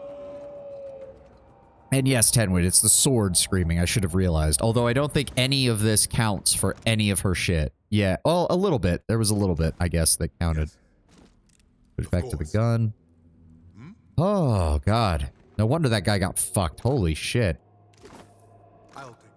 Whole bunch of vessel flesh, vessel bones, vessel flesh. And a, oh, Muin's broad belt, +2 to athletics. We can go ahead and give that to her because athletics is one of her major skills, if I remember correctly. Yes, it is. May as well double down on it. Oh, yep. Not bad. I'm here. Not bad at all. Okay. That went better than I could have expected, honestly, given the number of enemies. Look. Oh, what did you find? What did you find? What did you find? I'm not seeing anything with a purple. What did you find? There is something over there. Nice and quiet.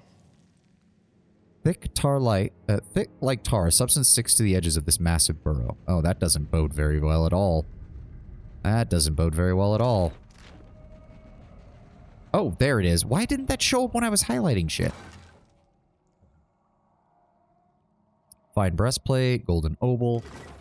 Is that better than her current one? No. Yes, of course. Okay. But Gullet's Falls. Wait. Okay, hold on. We need to keep going, keep going. Let's keep exploring. Nothing there. There we go. Another Temple to Andra. Oh, and this must be where we put the conch. Hold on. Quick save. Next to the sealed door is a statue of a woman, cracked and overgrown with moss. Both of her arms are extended towards you, but one of her hands is missing. You notice a rushing, whispering sound coming from your pack. It's the conches, both of them. A sound like a gentle caressing surf is coming from the shells. Inspect the statue. It looks like a Hawana representation of Andra. Her robes hang like sheets of water, pooling around her feet like rippling currents. You examine the spot where her missing hand should be, yet the stone of her empty sleeves feels smooth, as if her sculptor had never shaped a hand there to begin with. Her only hand is open, palm up as if to receive something. Place the conch in the statue's open hand. As you do, the thunderous percussive music of a stormy sea spills out of the conch. It rises into a wordless melody that reminds you of the voices heard from underwater. As the song reaches its crescendo, a deeper rumble fills the air and rattles through your bones. You take the shell back as the music fades.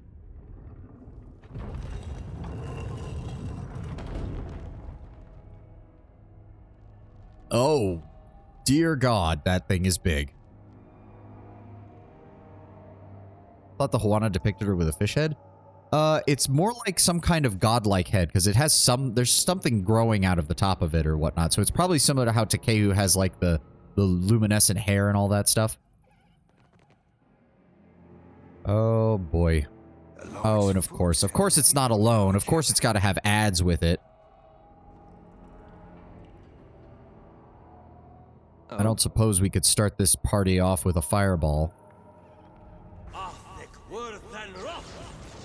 Oh, of course that doesn't count as the combat. Of course it doesn't. We know it's there. It's bullshit. Yeah, there we go. Please drop out of stealth. Please just drop out of stealth. Please just drop out of stealth, okay? I've got my gun out. Everybody else is good. This thing... Oh, God. Why is it that big? Oh, my Lord. Okay. Sworn enemy. Seraphim, I need... No, I need Eye Strike. I need Eye Strike immediately. Blind this fucker. I'm going to immediately mental binding. Makes no difference. Too difficult, I say. What are you all doing? Just like that. Can we... Hold on. We're going to use the level 3 ability, grab control of the grub. There we go. He's dominated for 17 seconds. Good. Give us another target. Takehu, why do you insist on fucking showing up at... Okay, please paralyze him so we can get Takehu out of melee range. Did that even work? I think it did. Takehu, for the love of God, cast spells, all right? Nature's Mark, give me a debuff. And, of course, it can just summon more of them right on top of me. God fucking damn it. Are you having trouble with damage here, fucker? Give me... Crackling Bolt. Harming anything caught in its path. Not that good. Hold on. Combusting Wounds. We can catch all of them in that. Thank you. Please do. Continue to paralyze. There we go. Can I puppet master you? Ow! What the fuck game? For the love of God. Penetration of 8.3. He beats my armor by 0.3 of a point, and that gives him 28 additional damage? Which he then crits with? What the fuck?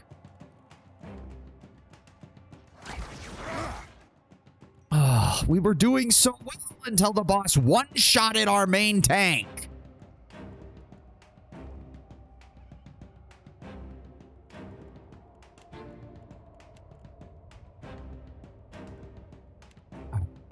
Chill Fog. Please drop it on top of them.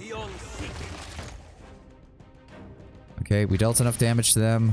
Thank you for casting the lightning spell too. Love how I take control of the boss and it can't fucking do any damage to anything. Thank you, game. Okay. Go ahead and get the mental binding ready. Can you heal yourself before this shit goes to... There we go. It's gonna be... There we go. War off. Paralyze. Did you just... Who the fuck charmed this thing? Why? Who? I did not tell you to charm him. Who charmed him?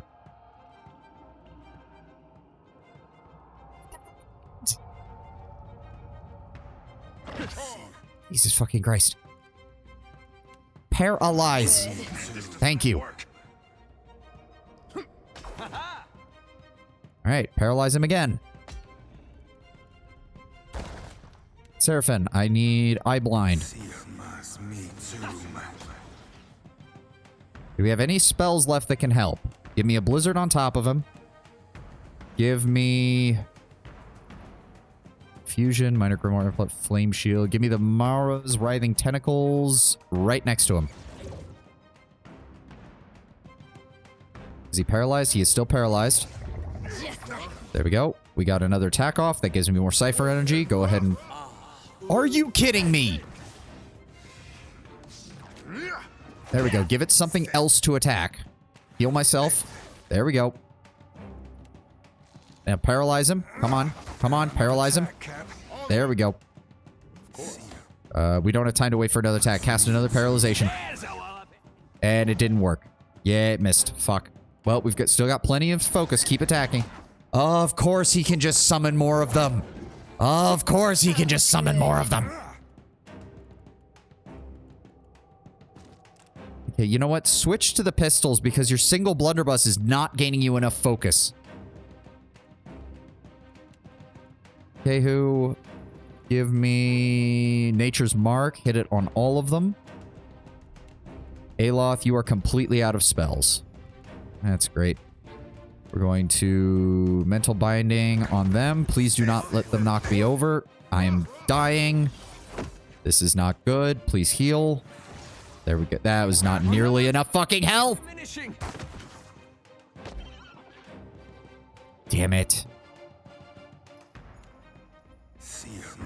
Well, pretty sure we just don't have the damage now because he's just going to start summoning shit more and more. Can we get Blizzard? I said, can we get Blizzard? Cast it on them, please. Stay with me, Seraphin. God damn it. It makes no difference.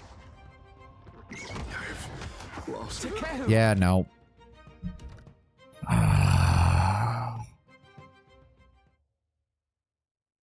We probably would have had that if fucking Pallegina had not gotten crit right near the beginning of the fight.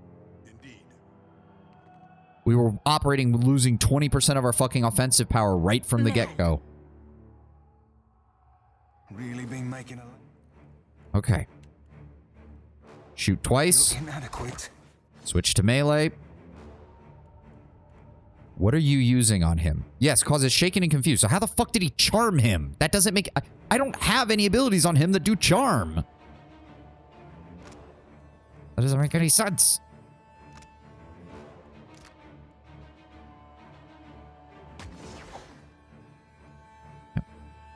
Go ahead and shoot with the blunderbuss. I'm going to paralyze. I'm going to paralyze. I'm going to...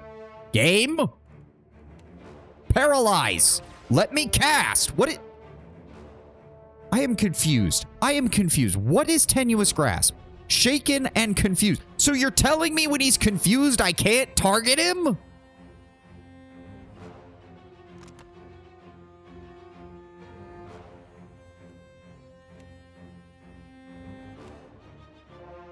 Wild Mind. Cypher spells have a chance to trigger an unexpected effect that can manifest in particular ways, often but not always aiding the party. Yeah, charming the boss when I need to target him is not helping. And he immediately broke out of it right as I tried to move away, which probably prompted a fucking attack from him. Seraphin, I don't know what to say. Please stop. Please stop. Knocked me over. This is futile. I fucking hate these things. Can we please paralyze him? No, of course not, because now we miss. Why did she disengage? Attack the boss! Pallegina, sworn enemy, please. I am going to keep casting this in a desperate hope that it fucking works. And now we're surrounded by enemies, because of course we are. Seraphin, you'd be so kind. Please cast Secret Horrors. What? Please. I have to focus it on enemy. There. Focus it right there. That'll hit most of them. Thank you. Then I am going to cast this on him, so that way it affects multiples. I need you to bring a chill fog down on top of their ranks, please. Okay, so I really need you. Flames of Devotion. Attack the boss. Everything hurts. What the fuck, Seraphin? Please heal him. Please heal him. That does so little healing. That does so little healing. This does not work. Can you guys please kill them? Thank you. And I just got one-shotted.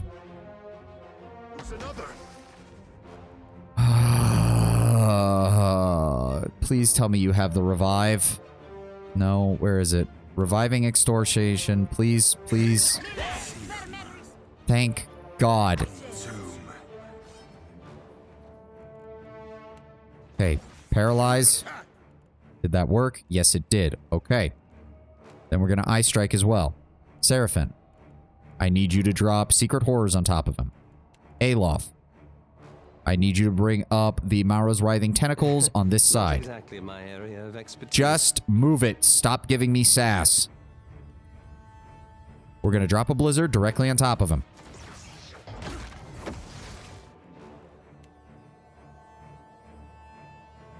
Plus 25.3 health restored per 3 seconds. So she should be getting some healing here in a second, which should be good. What? I do not understand. One moment I look at my character and I have hundreds of focus. And then I look away, look back, and I have 0. Onward.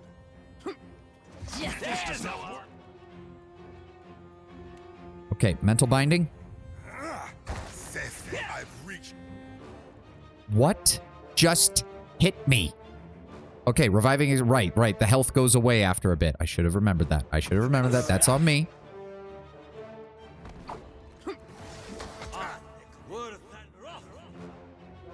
Keep him focused on... Okay, she's out of zeal, so that's a problem. Kehu, go ahead and give me... I thought we had Nature's... No, we don't have Moonwell. We have Nature's Balm. Use Empower to regain her zeal. That is a good idea. We have plenty of access to blind. That's not the problem. Didn't we swarm foe her? Yeah, it's already got that on there. Granting a damage bonus against the target. 5 searing projectile. Yes, go ahead and use that on him. Jesus Christ. Okay, Gaun's Pledge. Drop that on me. That's not very helpful. Why? No. Now he's focused on me. Stop moving away from the boss. Oh, good. And now I'm flanked. Go ahead and drop the Nature's Mark on here. Aloth, I told you to cast your fucking spell. Cast the fucking spell when I tell you to. Go ahead and do that. Go ahead and drop this on top. Go ahead and drop this on top of them. Thank you.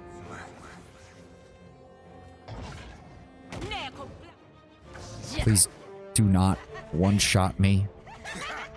There we go. Move him away. Oh my god. And that nearly one-shotted me again. Thanks, game. Okay, that healed me. Go ahead. Mental binding. We've almost got this.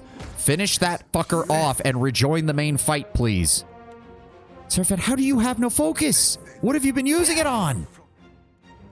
Give me an eye blind. Oh my god. Fucking heal yourself, please. Testing my endurance. Why does that do so little? This looks like an interesting enemy. It's aggravating as shit is what it is. Nature's Bomb. Robot. That doesn't help me. Moon's Light. That's the only real healing spell that I've got. Okay, hold on. Takehu, move up slightly. Then cast it, so that way all of you get the bonus from it. Paralyze him again. There we go. And then I'm going to use the rest of mine on this to draw off some of his defenses. There we go. Keep swinging. We've almost got this. Vampiric Shield. She's out of abilities. Aloth is out of spells. Seraphim somehow used up all of his resources again. And we're going to drop another Chill Fog on top of him. What are you? You know what? Whatever.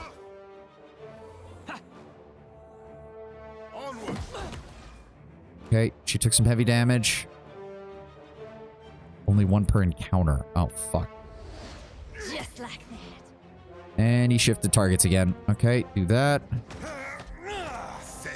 It makes no difference. Come on, we've almost got this. Freeze him again. That work? Yes, he's mental binding. Keep swinging. Freeze him again if need. There we go.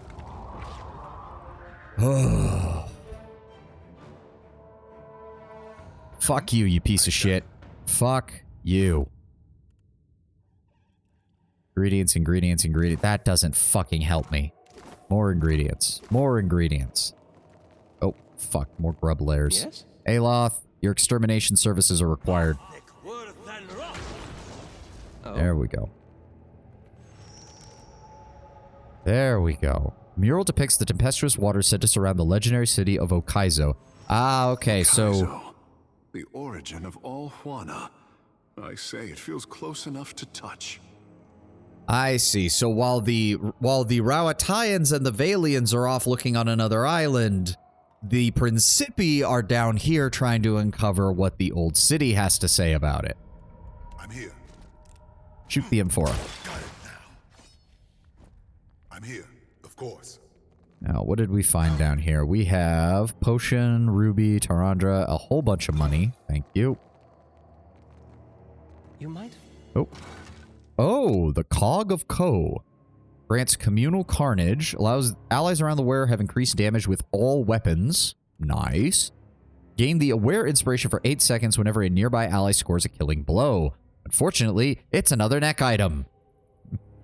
The relic resembles a formal badge or insignia taken from a military regalia, although its symbol isn't associated with any known faction. Age and wear evident in the metal would suggest that it is very old and traveled far.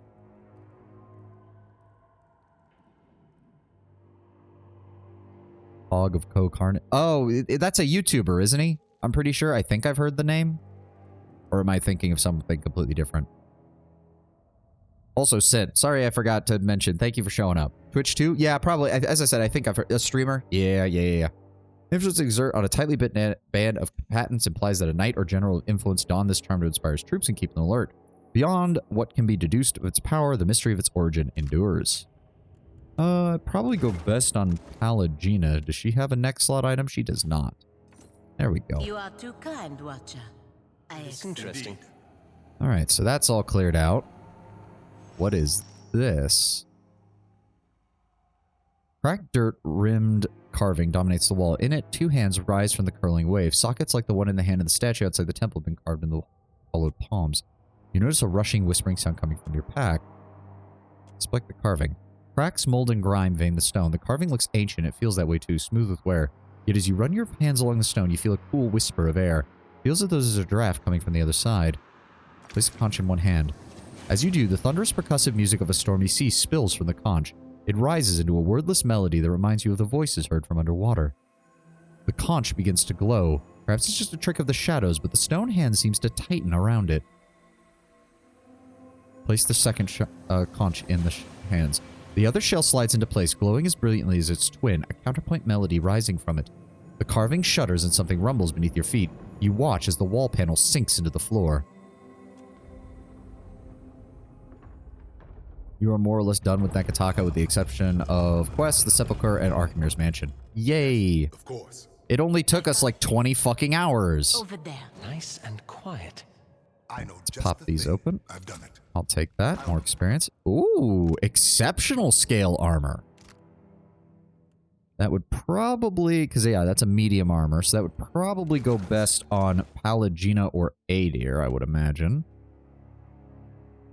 Slightly higher, does have a higher armor rating, but she does take straight up less damage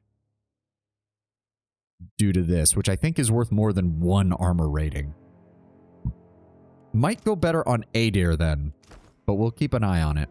Let's crack this open, please. What have we got in here? I'll take that. More experience, please. Oh, a large shield. The Kadu Scalp. +1 to enemies engaged. Additional shield deflection from being exceptional. Grants Soul Strike. Use the luminous shard's stored soul energy to strike a target, lowering their defenses. Penalty becomes more potent with the metaphysics skill. Interesting.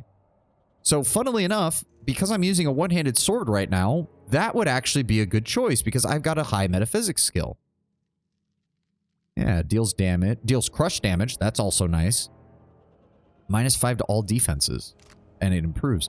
Luminous Dissonance, -5% incoming damage from spells, improves with metaphysics, plus 5% incoming damage from weapons. Oh, that's not as good. The shield was constructed for the use of an Ingwithan saint as he performed his eternal vigil. Crafted from a single slab of Adra, the Katu Scalf, or the Saint's Protection, is a natural reservoir of soul energy and lent considerable power to the vessel who wore it. A saint was parted from his shield only when the volcano over which the sacred site he guarded erupted. The shield was recovered many years later by a band of Raparu woodsmen, where it was half submerged in a quickmud pit. The Raparu, none of whom grasped the value of the find, retrieved it for curiosity's sake. The shield was no more than a novelty until it began to sing, as the woodsmen described it. They recounted to their chieftain that the dissonant melody hummed with luminous colors that revealed their lives past and shook them to their core. The chieftain, unwary of the implications of such tales, took the shield for his personal use. Alright, and it goes from Heavy Shard, which is the additional deflection, improving with athletic skill. Oh, never mind, it might still be good for Adair then, because we've been improving his athletics. That's actually decent. Luminous Harmony removes the dissonance and just straight up is a -5% damage. And Soul Smite is a more heavier damaged version and higher penetration version of Soul Strike. So if I was doing it, for example, I would want Soul Smite. Whereas if we give this to Adair, we'll definitely want to give it Luminous Harmony. Nice. Also comes with a Fine Rapier. We'll go ahead and give that to you. And a Fine Hide Armor. Very nice. Very nice. Go ahead and just swap that out for you there, Aloth. I'm here. I shall. And what else have we got in here? Oh, the Wahai Paranga. A two-handed poleaxe. The ancient Hawana weapon once belonged to the legendary barbarian warrior Maoala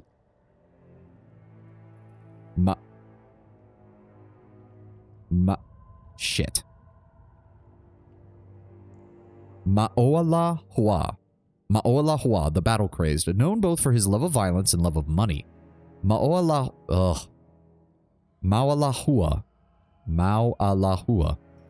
Hua sold his services as a warrior to the highest bidder. He had no compunction against fighting on either side of a conflict and did so frequently, sometimes switching side even during a single battle. He was rumored to be fighting. Opposing commanders would actively bid for his loyalty throughout the course of the melee. Mawalahua was indiscriminate in battle, striking all who came near, both friend and foe. He could be relied on to never give ground, however, and his allies always gave him a wide berth in which to do his deadly work. Minus 20% melee damage received upon launching an attack. Standard attack AoE hits primary target and up to 3 additional targets, friend or foe. Well, that's never getting used. Fuck that. I am not playing that kind of game. Absolutely not. Knowing my luck, it'll miss the enemy and then crit all 3 of my nearby characters. No, thank you. We are not doing that bullshit. Oh, how do we get over here? We do still have some exploration to do, and we know there's some combat encounters down at the other edge of the area. Oh, a fine club. Thank you. Okay, so if we head back down this way. Right, yep. And then we want to head over this way. I shall be discreet. What injury did I take? Minus 20 fortitude. Not the best, but also nowhere near the worst. Oh, some supplies. Yeah. Oh, okay. That is a shade. Yep, yes, I see them. I see them, Pallegina. There's also a skeletal archer over there. Okay, so hold on. Wait for him to move, then we'll try to move around this corner. Go. Yeah, I see him. Get the fuck out of the way. We engage them from this side, we should be good. Okay. Oh, okay, there's a third one. God damn. Look. I'm here. Open fire. Send you in. Open fire. Aloth, give me a necrotic lance right from the get-go. There we go. Oh, of course he teleported right to me. Fuck you. Pelagina, I need you to form this up. Give me a chill fog. Wait for them to bunch up. Wait for them to bunch up. There we go. Drop it on them. Taking a lot of damage here. Give me an eye blind. Please blind them. Please blind them. Thank you. Aloth, give me Minoleta's bouncing missiles. Focus it on the shadow. Let's try to actually kill some of them. You're using Mind Blades. That's fine. Horn enemy isn't really going to do me much good here. Kehu, go ahead and give me Moon's Light. Drop it right on top of us, please. Please, please, faster. Why are they all going for Aloth? They literally bypassed everyone else in the fucking party to go attack him. Fucking hell. Enough. You son of a bitch. Enough of your bullcrap. Y'all deal with the shadow. There we go. There we go. You're fucked. We're not even fighting people yet. Calm down. None of this counts for your stupid shit. Indeed. All right. Fine leather armor, fine hunting bow, spirit residue. Thank you, game. All right. Now we see if there's anything else over here. Oh, there is. Torch and some money. Better part of valor. What the... Oh, it's the blights that we saw over there, isn't it? Yeah. That's what's making all that light. That... Cliff steps. Old city ruins. Old city ruins. Gullet's Falls. Oh, that's probably... I think I know where that is. Hold on. Okay, so we got a lesser flame blight, we've got a lesser earth blight, and we've got a greater earth blight. Okay, hold on. If I remember correctly, we're gonna want some crush damage, so... Seraphim, go ahead and dual wield a couple of maces for me, would you? He's got some crush damage. He's got some crush damage. He's got magical damage. Goes back to it with a chance of damage. Ah, yeah, that's what I figured. I figured something would be up with that. Okay, okay, okay. Why can I not see their stats when I... it usually brings up their stats in the upper left-hand corner when we're in combat. I don't know why it doesn't do that when we're out of combat, too. Because I'm pretty sure they're immune to pierce damage, I want to say. Look. Did you spot another enemy? Yes, there's another one patrolling that way. You can see the light in the water. Yeah. Okay, okay, okay. Quick save.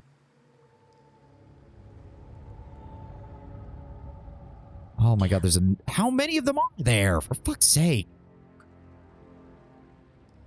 Of course. I'm going to try and shoot the fire blight the next time it comes around this way. You need something. Since the earth blights are probably not going to take much damage from guns. Wait for it. Onward. Shoot. Shoot. Alright, fall back. Everybody else, drop out. Pelagina, please get in the front. Oh, that's a lot of dudes. That's a lot more than I thought there would be. Paralyze. Go ahead and drop a chill fog directly on top of them. Aloth. Actually, they're kind of bunched up perfectly. If you can get a fireball in their back ranks. There we go. There we go. Give me another one. Give me another one. Pelagina is just out of range of that fireball. Cast it now, please. Thank you. There we go. That's some damage. I'm also going to go ahead and we will paralyze. Did you paralyze? Yes, you did. Okay, good. And then we're going to blind. This does not work. Yes, they're immune to slash. Okay, they're immune to slash. Seraphim, I want you to switch to maces. Get up here and help. I also want you to blind the rest of them as well. Switch to the sword. This is futile. Yeah, that didn't work. It's fine. It's fine. Give me... Hailstorm. Cast it on all of them.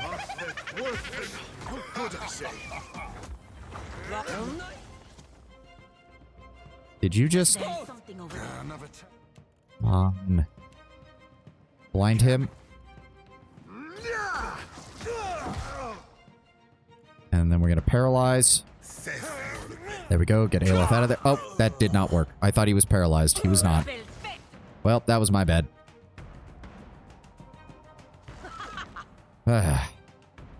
Hopefully we're almost done down here. Hopefully we're almost done down here. Grab her everything up. That one was entirely on me. I thought he was paralyzed and he was not. I should have checked.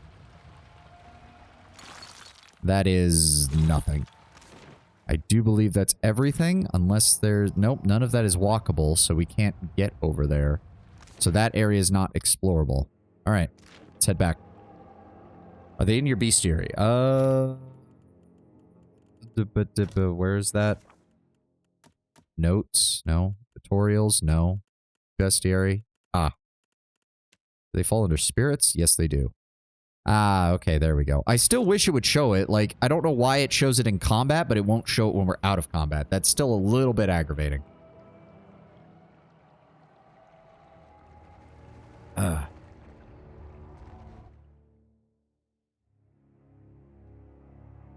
almost there, though. We're almost there. Oh.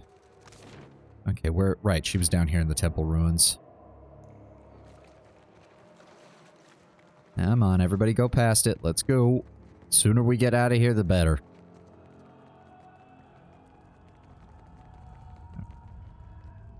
There you are. Got something for me? Should I tell her that? I'm wondering if I should tell her that.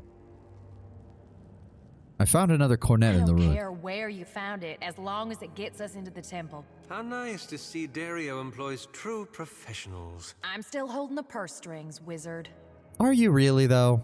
She spits onto the stone tiles and leans close, giving you an appraising eye. Just so you know, we're not paying double for both, all right?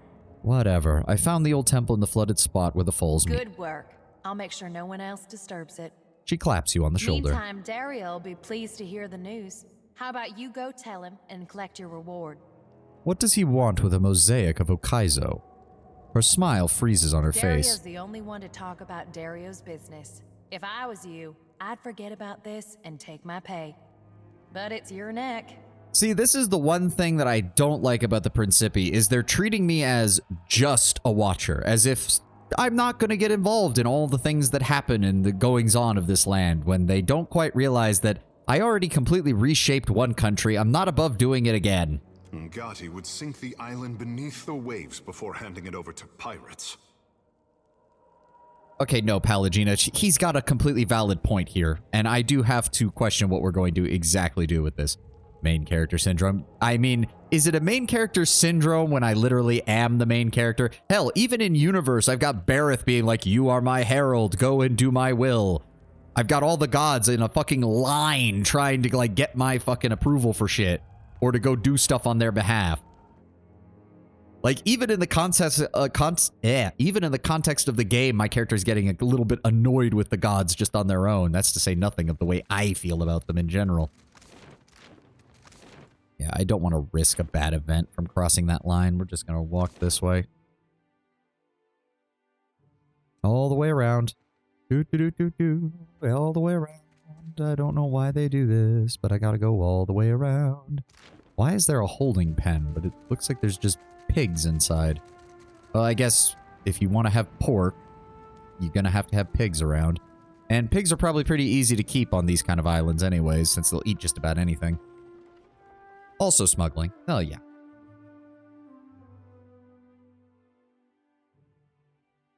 Okay, let's go talk to Dario. Well, actually, hold on. First, what is this guy, this rust dude?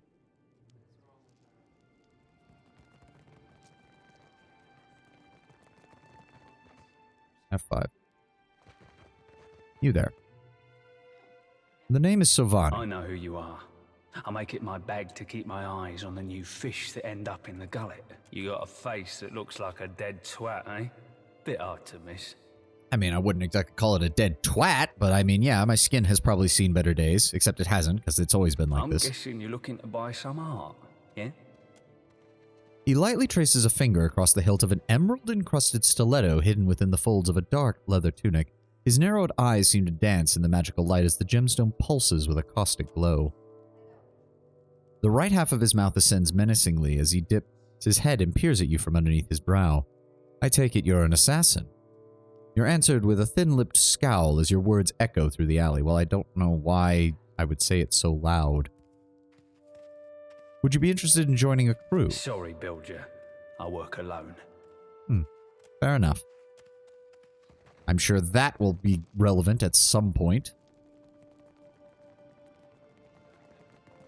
Alright, we're going to head to Dario's lair. I'm half expecting him to betray me the second I walk in here. Or at least the second our conversation is done. That would be my luck. You can use him in a few quests, one of which you skip by stealing the antidote. Oh, okay.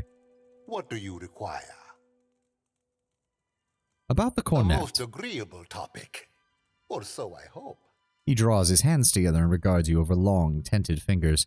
We found the mosaic in the Temple of Andra, deep in the old city. Gillarde, you Watchers truly are workers of miracles. He claps, and a figure waiting by the door scurries into the Narrows. What's your interest in Ukaizo, Dario? He smiles, but he fidgets madly with the gold at the hem of his tunic. The mosaic is an ancient work of art.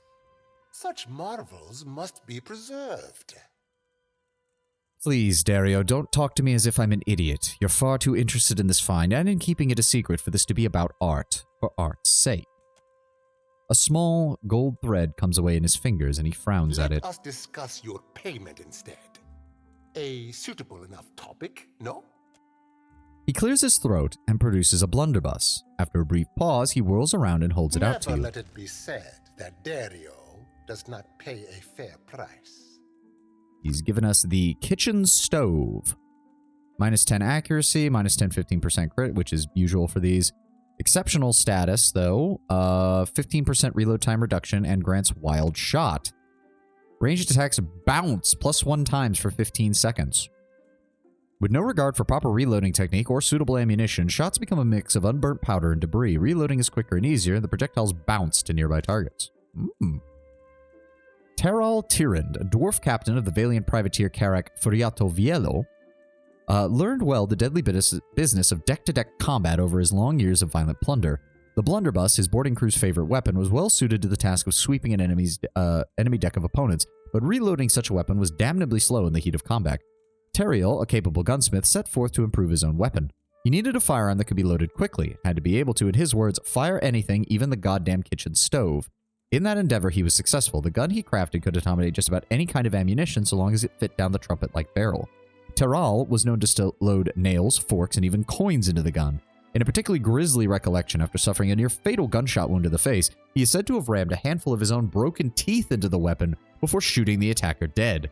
Teral, aged, scarred, and battle-weary, would eventually retire. Ill-suited to a life ashore, he fell on hard times and was forced to pawn the weapon that had saved his life so many times. Both he and the weapon faded into obscurity.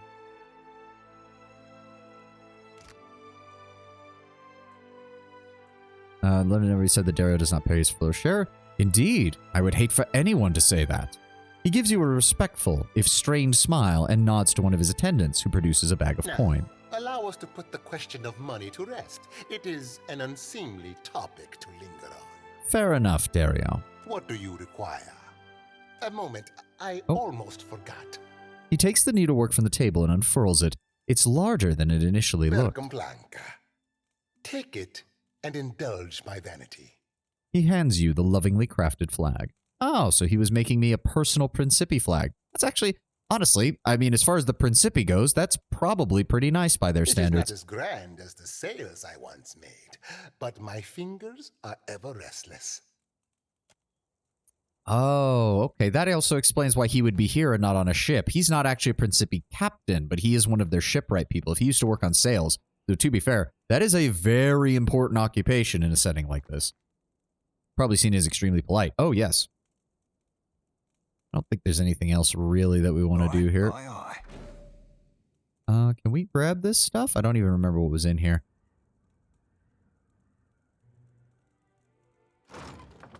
Yeah, why not? Captain. Take a little extra money from him. It's fine by me.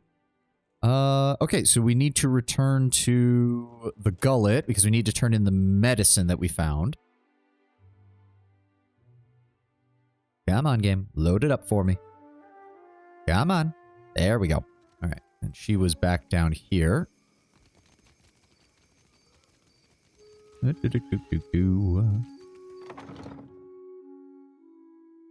Actually, get some of these quests cleared out of our log, please. Need something? Here's your medicine. Her eyes, watery and red, dart between you and the vial you hold. She coughs into her fist. Could save an awful lot of sick people. She wipes her hand on her shirt and holds it out to you. Give her the medicine. She takes the bottle from you and uncorks it. A sharp, piney odor escapes. She breathes it in and smiles. That's the stuff, all right. Thank you. That's from me and from the children of the Dawnstars. Sweet. Major positive with the Dawnstars. Major positive with the gullet. You've received Halgott's Warmth. +1 to priest restoration power level. Nice. +2 to burn armor rating. Nice. We're definitely giving that to Jody. Set into this ring is a chunk of stained glass from Halgott's Citadel, also known as the Godhammer Citadel. The glass is warm to the touch, given to you by the Ethosian priest Pitli by aiding in her mission to care for the afflicted. This ring represents renewal and compassion for the downtrodden. The stained glass from also known as the Godhammer Citadel. Ah, interesting that a follower of Aothis would want a piece of the place where their god got blown the fuck up, but I guess they're trying to look at it as a positive thing. Excuse me, I better start treating the sickest ones. That's good.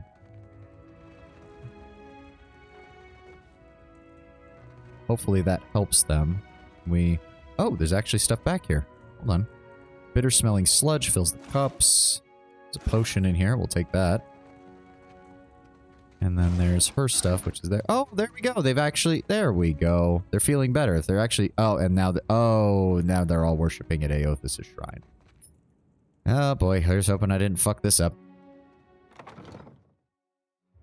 Like, I really feel like the game is really setting up something with the Dawnstars where it's like, oh, all the Dawnstars are so nice. And yeah, they're a little bit fanatical in some places, but they're really trying to help people. Meanwhile, Aothis in his giant body form is just trouncing through the fucking islands, killing people by the dozens at minimum. The Dawnstars granted Peatly the power to heal the plagued folk. I always knew she was a blessing on us. Never doubted her. Surely. So you got the pustule drained? Well, not yet. I don't know if what's going on with Aothis is going to lead to Jody having like a total mental breakdown at some point in the near future. Okay, so I believe all we've got left to do is talk to... Oh, right, we need to talk to the prince. Was there anything up here? Oh, wait, there was something up... Did we not come up here? Oh. The wheels grown with the cage's weight. It's slick with protective oils. And repair supplies, which we are maxed out on.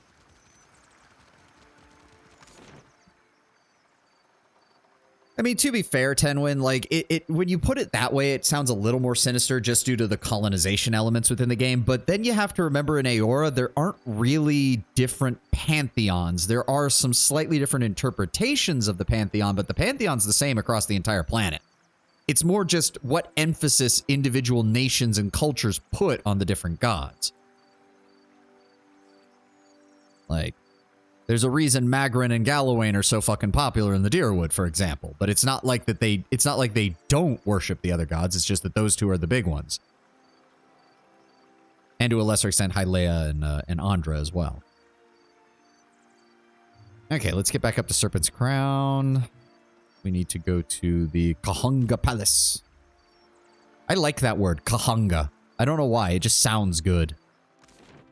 You know how some words can just sound good when you say them? Kahunga.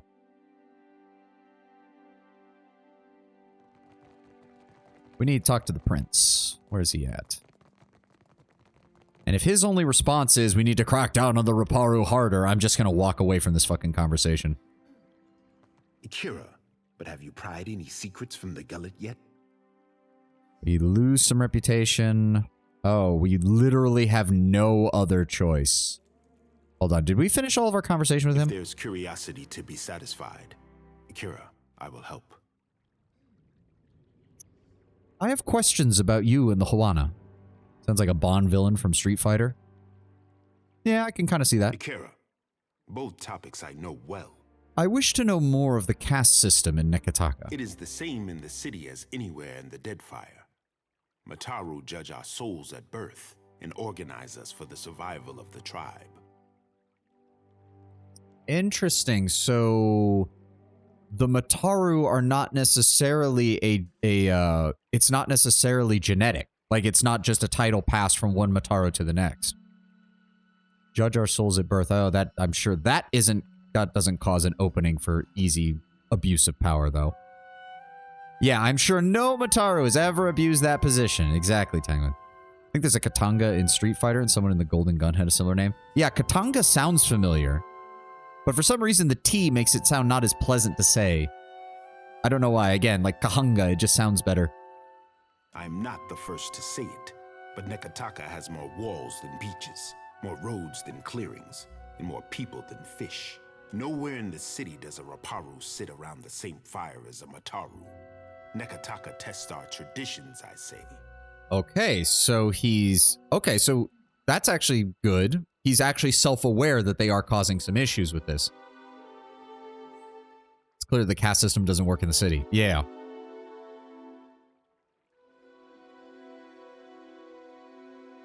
History, Deadfire. Do you not see that as a contradiction? What man or woman of the Isles does not? Aruihi chuckles and shakes his head. Our ancestors built this place. We are the hermit crab who occupies a fallen shell. Okay. I'm liking Aruihi more. He seems to be very aware of the situation that they're in right now. It is for my sister and her priest to judge the fit. Aruihi shrugs, squinting up at the court's high ceiling. So you and Onekaza represent the Kahanga tribe. Akira, as the largest and most prosperous of the Deadfire tribes, the Kahanga have some authority to speak for the others. I give you props for trying to negotiate that wordplay a little bit there, my prince. I say Onekaza and I are large stones in a tide pool, standing tall as the water rises to our necks. I notice you don't seem to think much of the trading companies. My sister has mastered the diplomat's tongue, and I am foolish to give her frustrations a loud voice. He sheepishly scratches the back of his head. But Akira, I pray every day that Ngati tests the outsiders against her tallest waves and longest serpents. I mean, from the sound of it, from what I've heard from both of them, they are getting exactly that in a lot of places. What do you think of your sister's rule? We agree on much, I say. The prosperity of the Huana, our burden to appease the gods. Aruihi clears his throat and cranes his neck to tell if anyone is eavesdropping. In the trading companies, Onekaza sees Worika testing us, weighing who deserves the Isles. I mean, that sounds a little more like Magrin, but either way, I suppose it still fits. Sending krakens of gold and iron against our ship, but arming us with a single harpoon.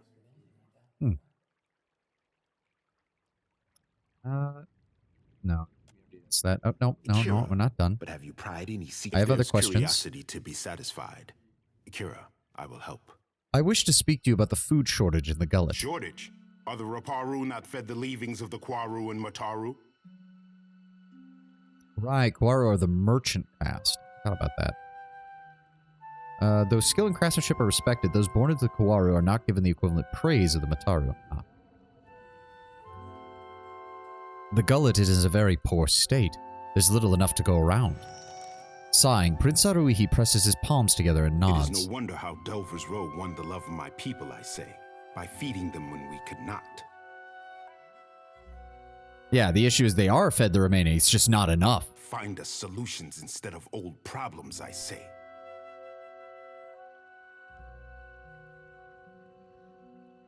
It would be a shame if the trading companies recognize this failure of leadership. I don't see why we're intimidating him with that. The Raparu need their queen. Is it not possible for her to intercede? Ikira, for what would she sit on her hands if she had the time? Or the resources? Haruhi pierces you with an annoyed look. The tribes beyond our city look to her as well, and the problems are as numerous as fish in the sea. Again, you bring this up. Speak on, I say. I guess we don't have a fucking choice here, because I'm not going to tank my fucking reputation on an intimidate check. If you have more to say, I am not above listening. We can talk about the black market. I expect results, Watcher. Have you gotten to the bottom of Delver's Row? She totally doesn't have them. Looks around the palace. Well, again, it depends.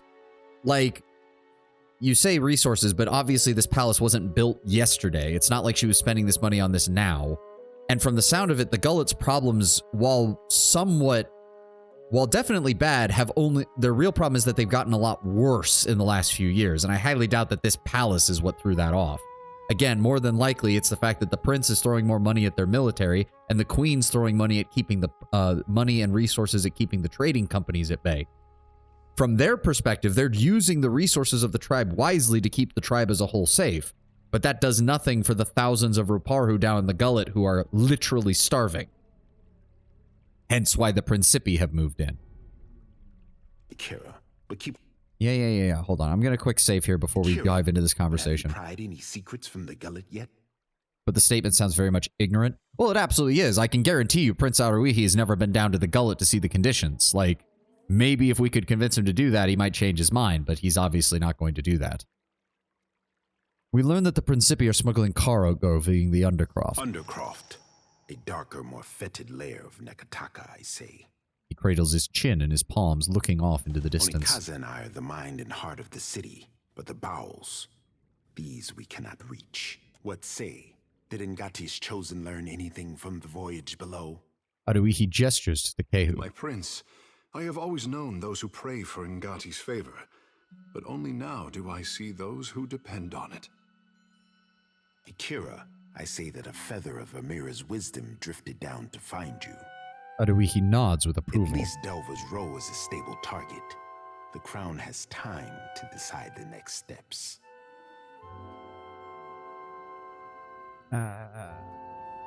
What do you plan on doing about Delver's Row? I learned in the arena never to underestimate an advantage.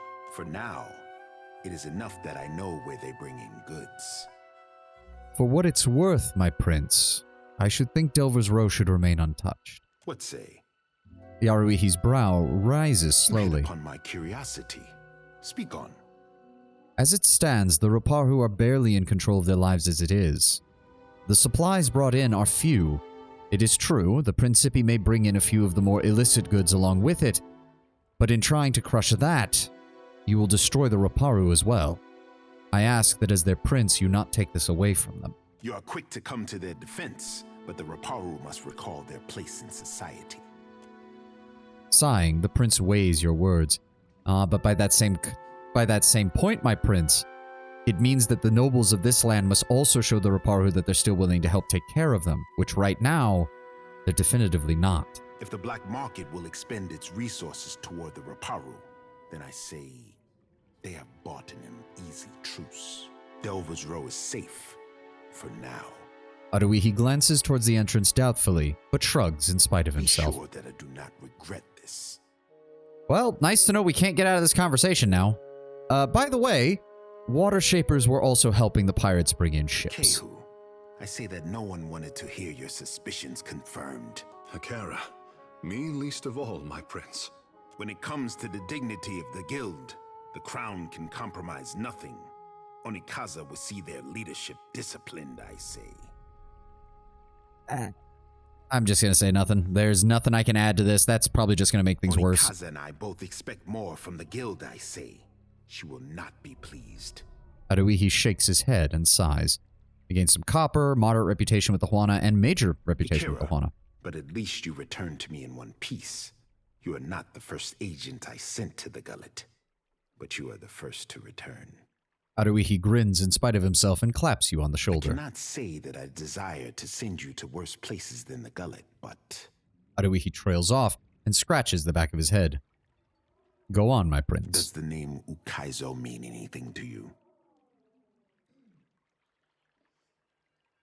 A sacred island located somewhere in the Deadfire, said to be the center of all Huana civilization before the Great Cataclysm. It was the island capital of the Huana Empire of old. A fable, they say. I do like Prince Aruihi on some levels, despite... Yes, well, for one thing, as I said, he seems very aware of the situation that his people are in. I have a feeling it's very much a case of, in any other scenario where he wasn't having to constantly deal with foreign intervention, he would probably be the one pushing for the Roparhu to have a better life. Or at the very least to try and modernize a bit more their caste system a bit. But he doesn't have that luxury, or at least he doesn't feel that he has that luxury. Right now, he is basically his sister's attack dog. He gets to be the aggressive one in the court so that his sister can portray herself as being the far more diplomatic one. Even though from the sound of it, both of them share the concerns that he has over the way the trading companies treat the Huana. So again, him and his sister seem very aware of the situation they're in and how precarious it is. That self-awareness does a lot to endear him as far as a character that you're working with. Fable? No. History, I say. Given everything we saw in the first game, he's absolutely right. Ukaizo was the home of the Huana before cataclysm and destruction wiped the island from the Deadfire. That is the story. Story or no, I make no secret that we search for Ukaizo. Boy, I wonder if the central conflict between the various political factions has to do with us finding Ukaizo, guys. Surely this won't be a recurring theme with every fucking quest we do for them. Aye. Along with every other bare-masked, bilge-brained treasure hunter twixt here and Old Valia. I've known sand crabs with a firmer grasp of Aderin, I say. Hey. Hey. Don't go insulting my boy Seraphim, Aruihi. Don't do that. Aruihi furrows his brow at Seraphim. Our tribes are spread across many isles, but it is Ukaizo which binds us. Ukaizo, and the knowledge that we must return. To that end, a local cartographer secured a lead. A breadcrumb to a breadcrumb, I say. I sent an expedition to Matario Cozy, one of the Sanctuary Isles. They were to retrieve evidence of our lost homeland. They have yet to return. Yeah, not Seraphim's fault he's using pirate slang. He's literally, from the sound of it, he's lived most of his life with pirates. It's not a surprise. The Sanctuary Isles. They were sites where our ancestors grouped in terms of crisis. Constants in changing seas. You have the cartographer Atepo to thank. He wanders the Western Shrine if you would know more. Prince makes a dismissive wave towards the door. I don't think we've talked to an Atepo. We're going to have to see about that. What makes you think that Motareo Cozy contains evidence of Ukaizo? The Sanctuary Isles give comfort and guidance to sailors on the long journey home. I am hoping the island can remember its purpose and return us to the home we lost. Now, see, this is interesting again. So the Principi are looking into the ruins of the old city to try and find evidence for Ukaizo. The Rautaians and the Valians are both heading to the same island. I can't remember the name of it, but they both gave us quests going to the same islands. Meanwhile, Prince Aruihi has a completely different lead in a different direction. I can't tell if any of them are on the wrong track or if they've all just found different evidence elsewhere. I mean, the Principi have obviously got what we found for them, but it's going to be very interesting to see if they're all working at this from different angles. How has the island remained hidden for so long? A question for those with years to gather reeds and scribe their thoughts. Aruihi smooths back his hair and sighs. It might be that someone or something on the island does not wish to be found. Yeah, I can't imagine that something linked to Andra might not want to be found. I know you're listening, you goddamn bitch. You're always listening. The dumb gods in this setting always are. In better times than these, I would have been happy to oblige. Should I expect resistance? The trading companies would not have thought to look for Matario Cozy, but now they are vultures to carrion. I do not doubt that our rivals race for the same thing, all while we fall behind. Ikera, then you are ready to depart? There will not be a stone unturned upon the island when I'm done with it. That I can promise you. I always loot everything. To Kehu, I trust you are going. I want the tribes to know that Ngati's chosen stood among those who threw open the gates of Ukaizo. He turns a hopeful glance to I Tekehu. make no promises of dirtying my hands in some fetid jungle, but I do not protest a calm voyage. I love how it is so funny to me that almost everyone in our party just does not like Tekehu. They just are so done with, they've literally known him for like 4 or 5 days in game and they're already done with his shit. Before you go, Haruhi lowers his tone and glances to his left and the right. expedition, I have reason to believe they will not be returning to Nekataka. Go on. We found this at the palace doorstep, cut from the robe of the expedition leader. He reaches into his pocket and draws forth a wad of red-stained bark One cloth. mystery heaped on another, I say. He drags his thumb over the cloth and frowns to himself. Oh, of course. Oh, I should have realized. Aloth is in the Deadfire Islands. The Leaden Key's actual reason is to ensure no one uncovers the secrets of the gods and by extension the Ingwithans. I think I know who's fucking with their expeditions. I think I know who's fucking with their expeditions, and I'm not going to be happy to see them. Did you talk to Facina in the magic shop? Yeah, to turn in the gloves, right? We did that last session, I'm pretty damn sure. Who could have sent If this? you learn in your travels, I hope you will tell me. The crown has grown too accustomed to warnings, I say. Let me see that. I may be able to learn something out. Did you talk to her after? No. I guess I need to go back. I haven't talked to her since then. Nodding, he relinquishes the scrap, a fragment of essence clinging to it like a thread woven too tightly to be unraveled. Trees tower above you. Ropey vines stretch like tentacles across a marshy ruin. It takes all your strength to trudge through hip-deep water. You glance over your shoulder, but the women and men of your company aren't there.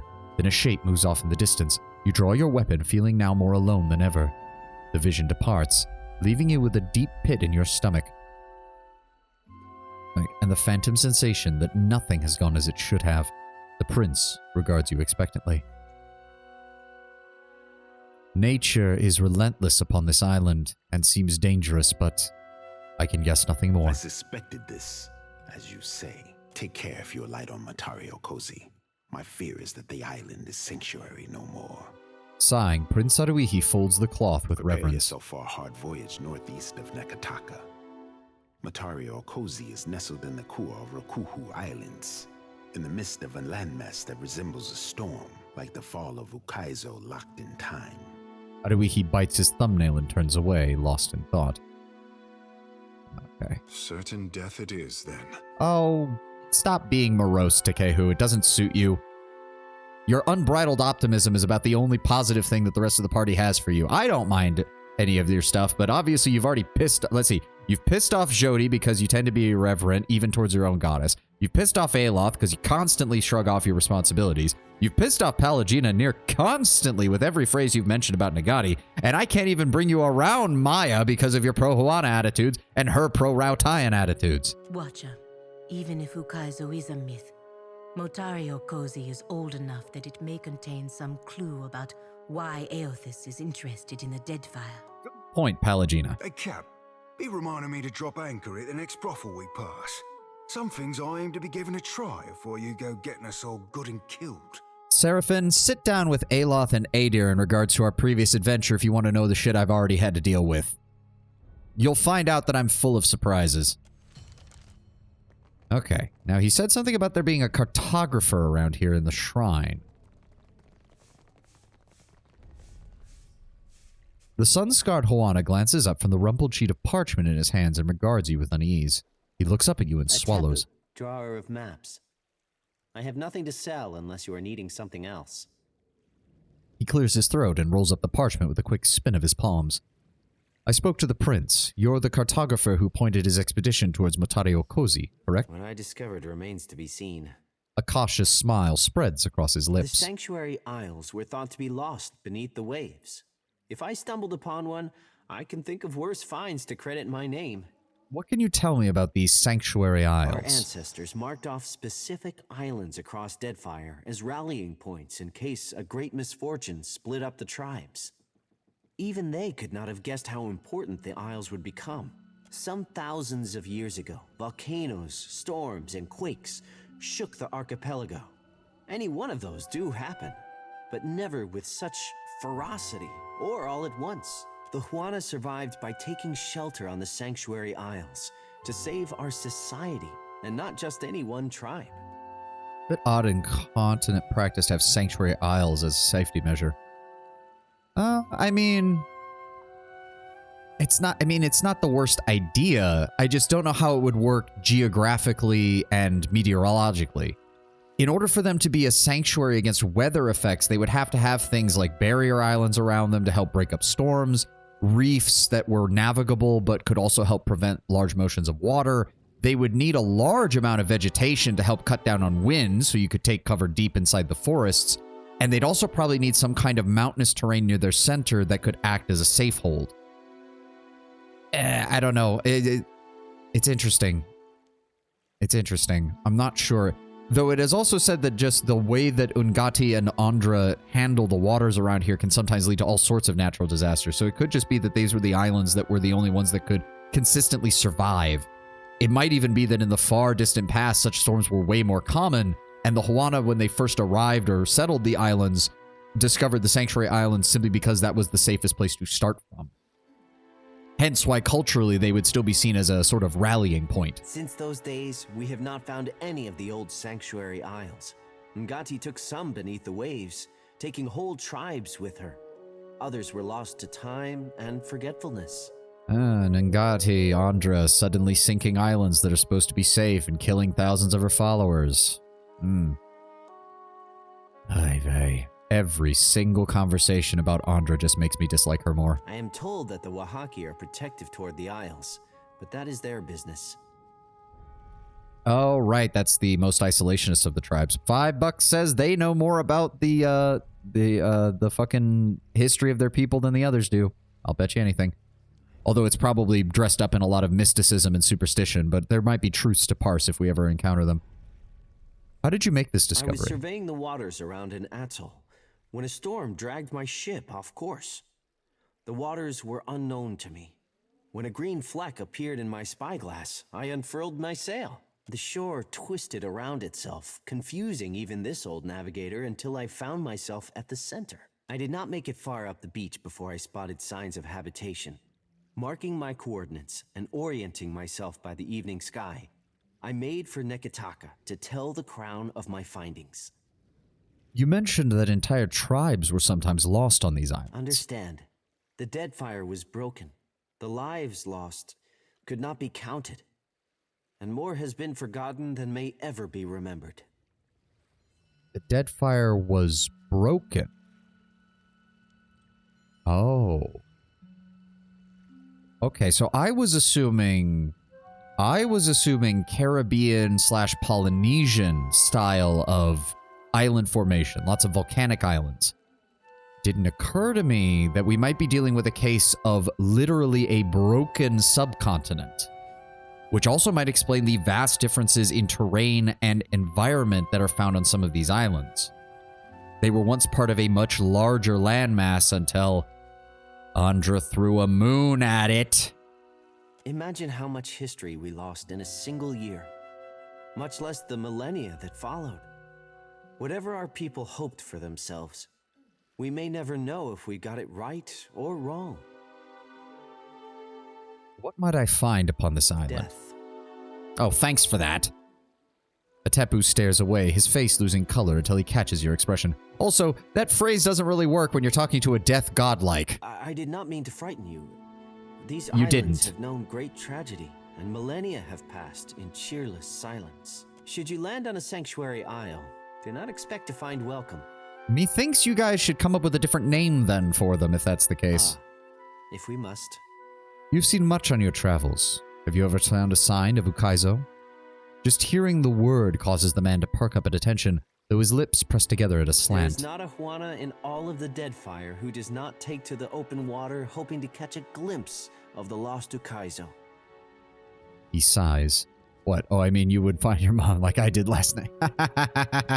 Okay, that's actually a pretty good comeback, If I could walk Tenwin. the beaches of our ancestors, take a fleeting glimpse of what they left behind, mine would be a life well lived.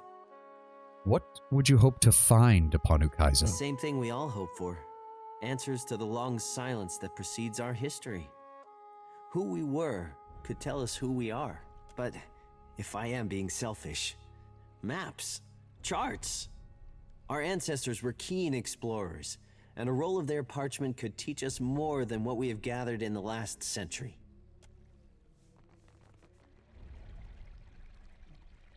Okay. So we'll head back to the magic shop, and we also... what else do we need to do? Let me see here. Quests.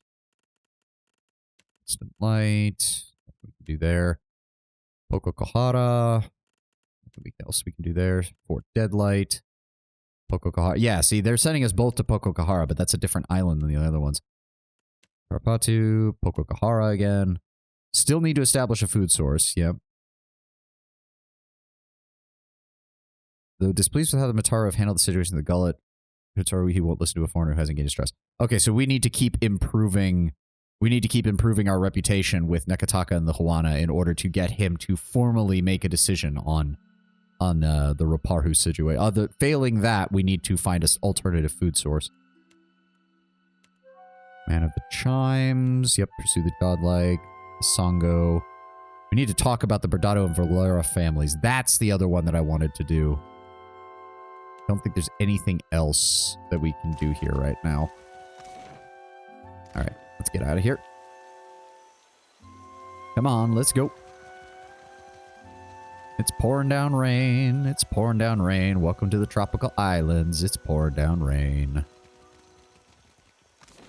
Let me see here. So back to Pariki's, back to the dark cupboard. How rude to require them to like you to feed their people. Childish, I say. Damn, I'm talking like a Huana. Facina, you have something for me? Do you look for something in particular? I mean, I do want to do that eventually, but not right now. Like, I'm not going to do that right now. So there's nothing else in here then.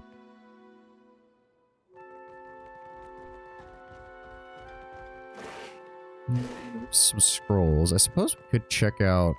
Do you have anything else to say? Much nicer lately. Said hello before she kicked me. Progress, eh? You can get some info about it from Facina. She won't just transport you to the manor. Forgive me if I am skeptical when we first encounter stuff like that, Tenwen. I have we got teleported to the pirate captain when I didn't expect it, so I just wanted to clarify. Thank you, though. Look for something in particular? What would you say if I told you that I needed to get inside Archimir's manor? Imp, go hang laundry. She holds up a finger for silence as her gaze follows the shop imp as he flutters moodily I'm away. only doing this for how you help Bertenno. He lets out a heavy sigh and slips a single key from her Here. pocket. Burn Archimir's manor down for all I care. He presses a key into your palm. What else do you need? Oh, thank you very much. Back to the matter of the manor. Oh, interesting. Honest, paladin, and diplomacy. Could you at least tell me anything useful about the inside? The imps that guard the manor? Idiots. Archimir plays with shape-shifting illusions, so his imps know him by his clothes. Do with that what you will. Ah, so if we can get our hands on some wizard robes, we should be safe, at least for a little while. Interesting. That also makes me worried, though. There's a really easy way to deal with the manor? Oh, okay. I mean, again, I don't necessarily want to do it right now because we're... Amira has gifted you beautiful plumage. Oh, you don't want to be saying that. Blanca, do you know how many Postinagos have said that to me? This plumage brings me only the fawning of boys with bigger eyes than brains. Ikera, a sharp Oh, you don't beak want to be as saying well. that either. Jesus Christ, Takehu, just stick your fucking foot in your mouth. That said, I do kind of agree with you. Pelagina looks very nice with the plumage. She really does. She honestly really does. But given what she told us about Giacomo, do not bring up a beak. For the love of God, Takehu. I have to go soon to drive for 40 minutes. Be driving this time due to not drinking, so I'll be busy potentially before the end of stream, before the Christmas break. I'd like to say that I've enjoyed watching your streams these last few months. It's rare to find a streamer with a good voice, knowledgeable and open discussion, a good schedule, fun humor. Thanks for it. Oh, thank you so much, Tenwen. Thank you so much, and thank you for being a subscriber, and thank you for showing up so much. It means a lot. It really does. Though funnily enough, I was going to make this announcement right when we hit the 3-hour mark, but since you're going to leave, so my work actually canceled work today, so I was going to stream for like an extra hour to 2 hours just to try and make up a little bit for not being able to stream for the next week. Now I feel bad. I feel like I should have made that announcement earlier, but I was going to try and surprise everybody at 3 when it happened, or at the 3-hour mark. But it really means a lot that you said all that, Tenwin. Thank you. Thank you so much. It really does. Oh man, I'm getting emotional. I'm getting a little. Oh, so I might be on in 40 minutes. Come on in 40 minutes. Yeah, I mean, I should still be there. I should definitely still be on by then. I was planning on going till about, what time is it actually right now? It's almost 1 o'clock my time. So at least another hour and a half or so, I want to try and add a little bit. I do still have some stuff I need to do because I've got to get on a plane tomorrow. But I wanted to, as I said, I wanted to do at least a little bit of extra streaming today just to make up for the fact that I'm not going to be here for the next week.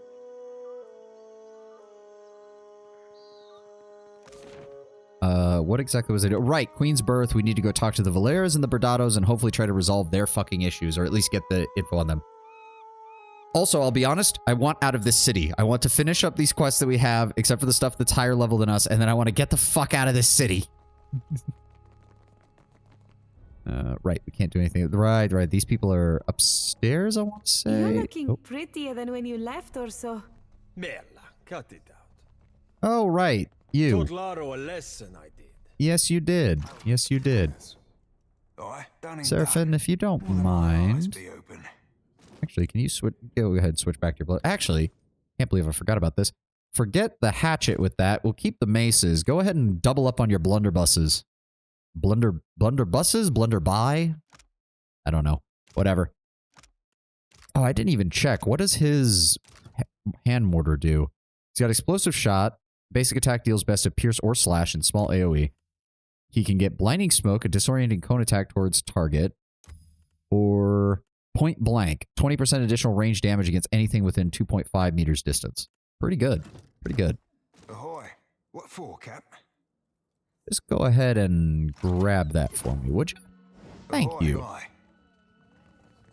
Oh, that's the kitchen. Don't have to worry about that. Valera Estate upstairs. A Lord's foot and an heavy bullet, Cap. Hold on. Will my eyes be open? Oh, of course. Clear line, and we were able to get over there fast enough.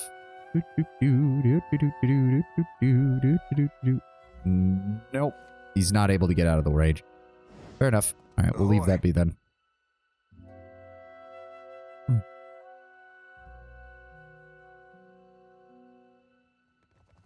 Okay. Where's the head of the Berdado family? Am I supposed to play nanny? They listen to you, Martino. Oh? Enough. We have a guest. Hello? Wait. Where's Martino? All I see is an Otello. Who are you talking to? Good night, Watcher. Oh. We can speak in the morning. Oh, god damn it. I didn't notice what fucking time it was. Morning. There we go.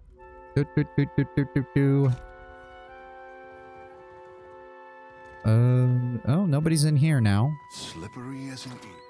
Go ahead and take that. Thank you. Go ahead and take that. Like, I was really trying to avoid doing any kind of stealing and stuff, but quite frankly, we are so low on fucking resources right now. As long as I'm not losing any reputation, I really don't care at this point. Oh. Ahoy. No. Not gonna do that. Okay. Yeah, there we go. Otello and Martino. There we go. All right, let's talk to them. Ado, I hear you witnessed an unfortunate exchange behind the Adra Mill. Otello aims a troubled look at Martino. You kept Laro and Orso from the Beyond. We could use such a mediator. Oh, are the actual heads of the family actually interested in settling things up and not having continued bloodshed? Martino has need of muscle and brains outside of the Valera house. Never mind. I spoke too soon. I had some I questions. will entertain your curiosity. I see that your family is having trouble with the family next door. Ugh, the Bardato Bank shuts us out of investments and stifles our finances. This is the richest prospect on Iora, but we cannot grow our family business. Azali is a rich thug, and someday she will get what's coming to her. What else can you tell me about the Bardatos? If we must. What is it? Is there no way for your families to consider a truce? Chaudhary, our disagreements are beyond the point of shaking hands. This is not your feud. If anything, I question her interest. So we can diplomacy for you would know if my investment was false, or you can only stand against the Deadfire Company if you stand together. I actually like that angle. The families of the Valian companies are only going to be able to hold their own against the Deadfire Company if you stand together. The Royal Deadfire Company is a royal venture of their people and has the full backing of both their military and their society. Valian republics, by contrast, seem a little fractured in this area. And you would be an expert in such matters, wouldn't you? Stay your tongue, Martino. Learn to hear reason. Otello nods slowly as he scrutinizes you. You want to help? Convince Azali to negotiate. She ignores my invitations. Until then, leave me be. There we go. Otello turns away from you, intent on focusing anywhere else. Alright, okay, we might actually have a chance with this. If we can get this resolved now, that'd be great.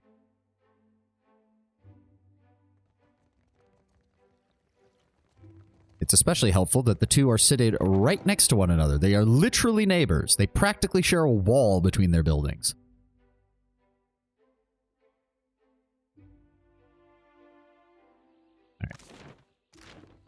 Yeah, they literally do. The houses are practically connected. You could knock down a wall and basically walk into one of them. Alright, let's see if we can get this handled.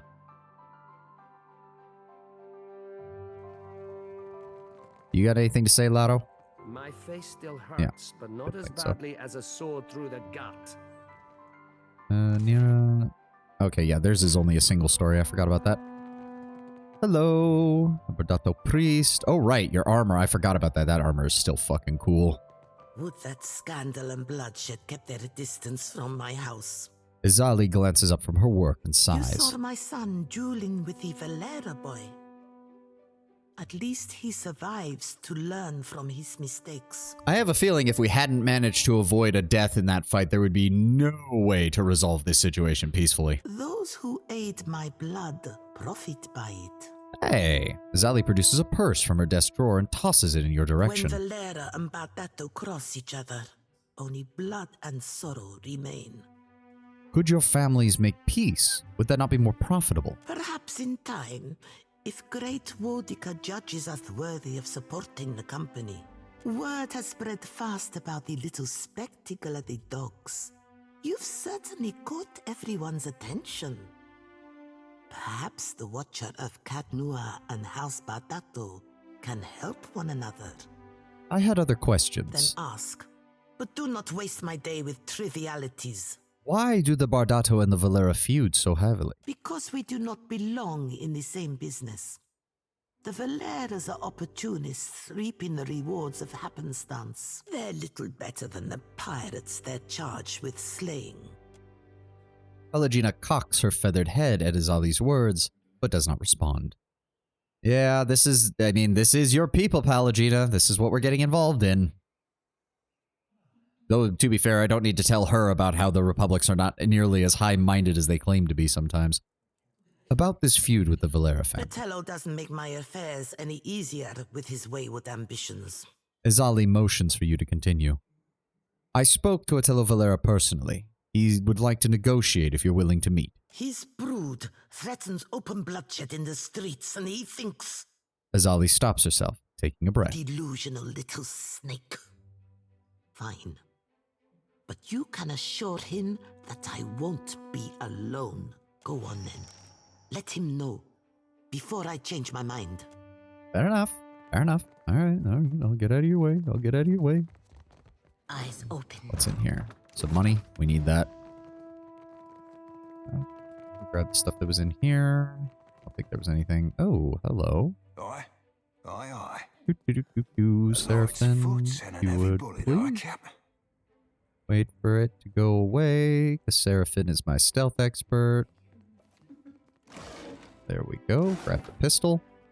Works for me. Aye. Never gonna say no to fine equipment.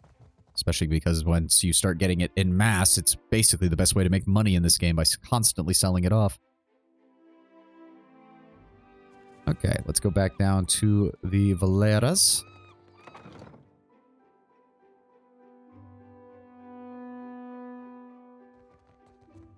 And we'll head upstairs. Come on.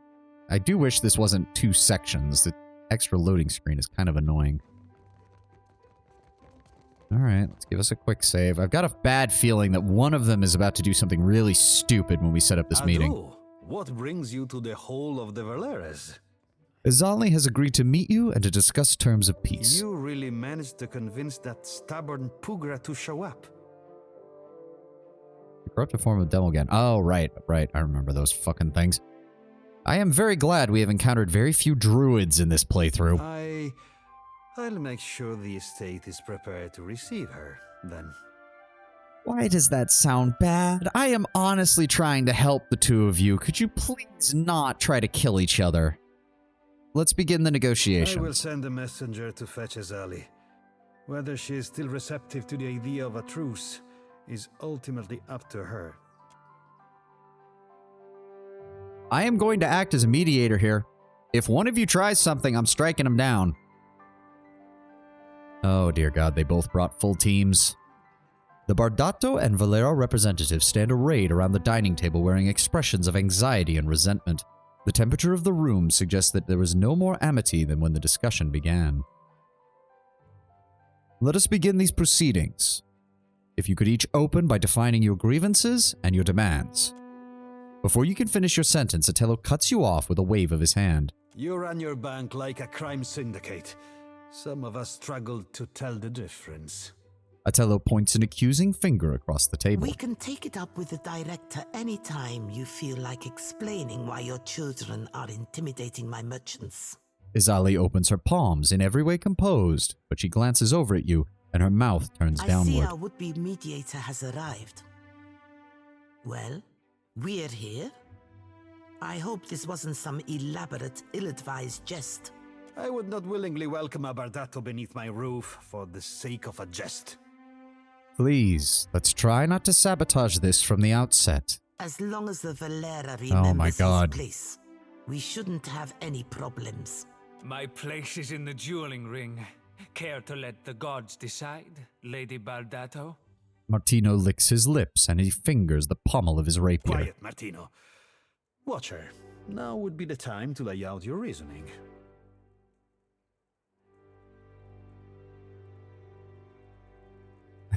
Why fight each other at all? We could be killing pirates. No. Putting out their own allies for profit. You two have plenty in common. You both work for the company. You're both single parent. No, we are not suggesting that. Fastest way to cause this feud to immediately turn on me. Death to both your house. Jesus Christ, shady and aggressive. Fuck you. I've worked with the Glenfathans and people of the Deerwood and made allies of former enemies before.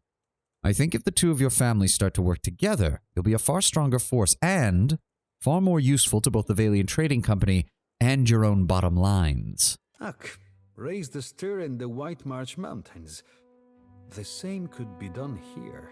That is true as well. A force? Watcher? To what end?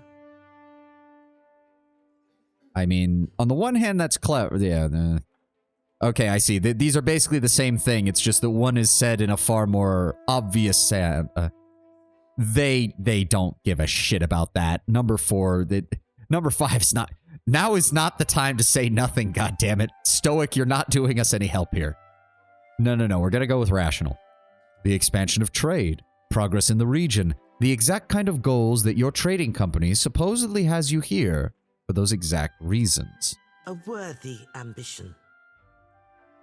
Atello, you let your children lash out at the Bardatos. If I must ask, what was your goal? My goal?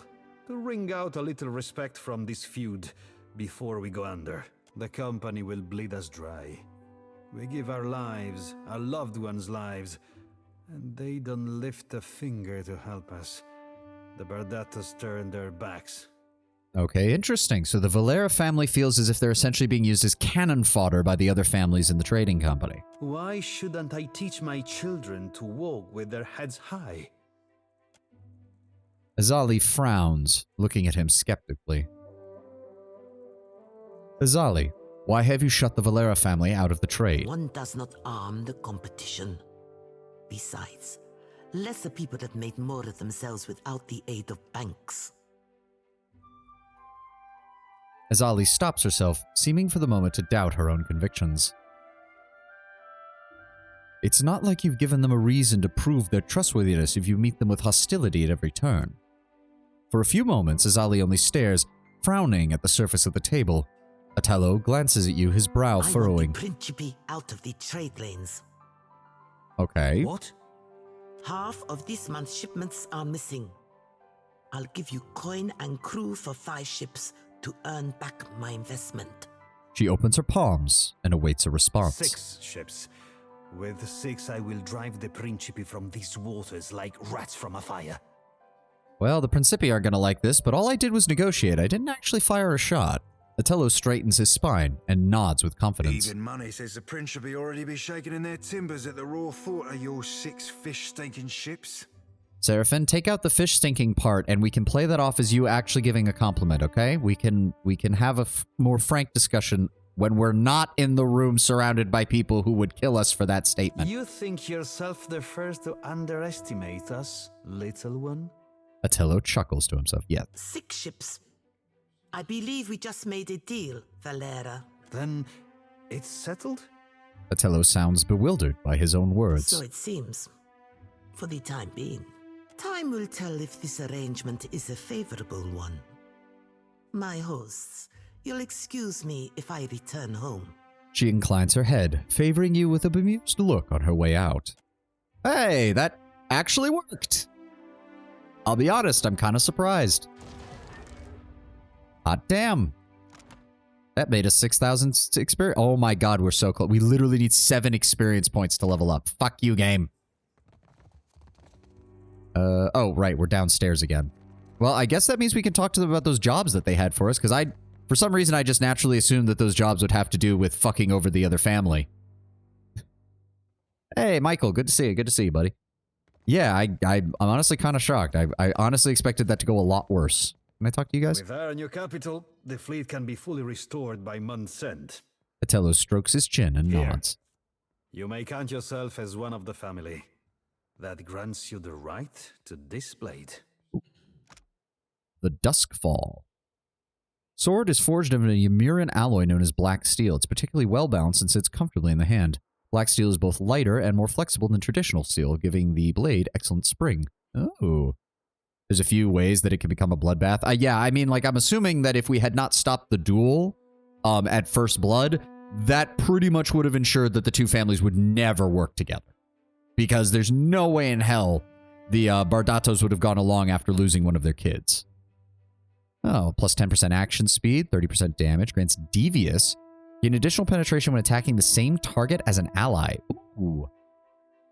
Who should I give that to? Honestly, that might work decently for...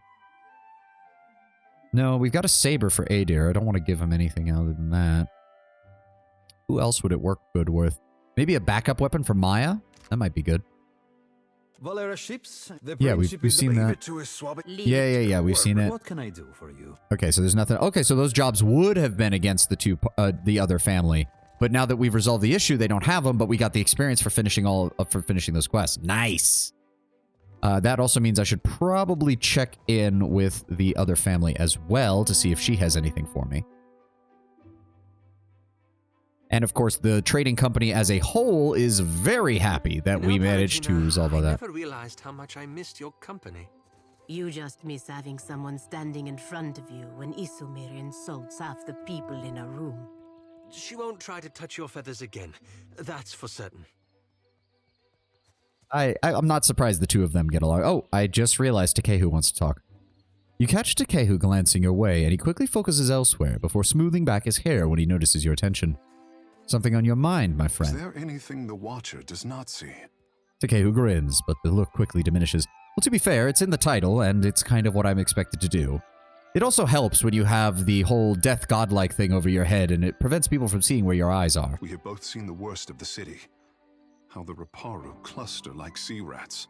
Takehu's hand unconsciously strays towards his stomach. Delver's Row will take care of them for a time, but I say the crown will not suffer the Principe for long. That is very true. We've only bought a temporary truce. How did the stone walls and paved lanes of Neketaka divide us so? Well, it's a massive city, and you're still operating as if you're in a small tribal settlement of less than 1,000 people. Like, even discounting the foreigners who make up about 30% of the population here, you're still dealing with like 80 to 90,000 of your people. That's a lot for this region of the world. You have walked the length of Neketaka's spine. How would you serve the needs of all these people at once? No, we're not staying out of it. That's usually also not an option. Collaborate on a new plan for the city is useful. Me, personally, I would let people organize their lives as they saw fit. The problem is, in a society like this, going from a caste system to total shall we say, libertarian angle almost ideology, that's a market for disaster right there if you try to go that far that fast. Your people have their traditions. They have their ways. Most of the people, even the Raparu we met down in the gullet, are willing to abide by your people's traditions. But you have to find a better system within those bounds. Elsewise, they'll turn to the outsiders. They'll turn to other people. And your society will begin to unravel from the bottom up. Akera, a practical solution, and one open to change. Nodding, Takehu absently tugs on one of his hairs. For a moment, he seems totally withdrawn, before snapping back into focus and regarding you with a smile that is both genuine and strained. I was hard-pressed to find insight like yours in Pariki's Overlook. Some of the tension leads from his shoulders, and he stands a little taller before you. Let's be off. Okay, see, Takehu's actually being a little bit more noticeable. He's being a little bit more self-aware. I mean, he is pretty heavily sheltered, so I'm not surprised that we have to go this angle with him. Right, that leads down to the vault, which of course they don't want us in. Hello, ma'am. I never thought to see a Valera on my payroll. Izali sighs over her paperwork. I have not forgotten my debt to you. The Bardato vault is crowded with enough heirlooms that we won't miss this one. You've gained an item, Bardato's Luxury. Ooh, it's a gold-plated mace. Nobility. Gain resistance to constitution afflictions when unarmed or healthy. Nice. 5% chance to sicken a target for 10 seconds on hit. Very nice. And exceptional, quality. Bardato family rose to prominence centuries ago and control a sizable percentage of all banking, shipping, and debt collection within the republics. They are a lineage known not only for their great wealth, but also the opulent way they parade it. This gilded mace, for example, represents the lavish display the Bardatos make even in their weaponry. While ornamental in style, this is no simple bludgeon. It is masterfully crafted and a capable instrument of battle. Nice. So I'm guessing, yeah, if we had sided with one family over the other, we'd only be getting one of those weapons, but because we managed to resolve a truce, we got both of them. There we go. You've unlocked Takehu's route? For what? Romance? Because I ain't pursuing that. Sorry, dude. I don't swing that way. Now that I think about it, actually, we'll go ahead and give him the mace and the sword. Give him that as his backup weapons. I like that. Give a whole swashbuckler vibe. He's got a pair of blunderbusses, a pair of pistols, and a mace and a sword. Also, what can we upgrade this as? So, nobility can become untouchable, which grants untouchable. Immunity to constitution afflictions while unarmed or healthy. That's nice. Don't like fish, me neither. I'm also not into dudes, but yeah. Though, yes, now that you mention it, I mean, it's openly described that my character both looks and feels weird with his skin. I can only imagine Takehu has a bit of a slime problem, shall we say. And the other is untouchable. Immunity to constitution afflict... Oh, wait, what? Oh, no, different. Okay. You shine up bile. Constantly restores health while the wielder is bloodied or near death. Oh, only once per encounter. Still usable. Not bad. Taxing also becomes death and taxes. 10% chance to sicken the target for 10 seconds on hit. Hardy inspiration to self for 60 seconds when an ally falls unconscious. According to the locals, you may have eel skin. Yeah, that is true. And tribute. 10% chance to sicken on target. 10% chance fit for 10 seconds on self upon scoring a hit. Not bad, not bad. And then for the sword, Devious, which is the devious one. Additional penetration when attacking the same target as an ally can become Heart-Seeking, which gives straight up plus 10% crit damage, or Flesh-Seeking, converting misses to grazes. Usually this is the better one. Unless you have a crit build, you're not going to get much benefit from that. But being able to convert a quarter of your misses into grazes and at least do something is pretty good. Featherlight is additional action speed. Once per encounter grants bonus deflection for a brief time at the start of combat. Ugh, that's not that good. Drawing cut. Bonus accuracy and damage for the first weapon attack at the start of combat. That's alright. That's not too bad. We also have a fine pistol. Do we want to give that to anybody? Not yet. We'll figure out about that one. We've got the saber and the shield for Adir that we'll give him when we get back to the ship. Okay, I do believe that's everything we've got down here. Travel to the ruins, sail to Fort Deadlight. Yeah, I think that was everything. Yep, find a way into Archimir's Manor, passage to Dunnage. Oh, that's nice. It actually includes recommended companions for each of these. Very nice, very nice. Okay. I think it's time we finally leave. Holy shit. It's only been like a week of streams trying to get through this place. God. Were it me, Alof, oh. I'd be letting the lass out to play more. It isn't you, and I didn't ask. Could make a right nice excuse to be exploring your... well, everything, I. You do realize you're not the first ill-mannered Orlin to suggest that? Poor Aloth.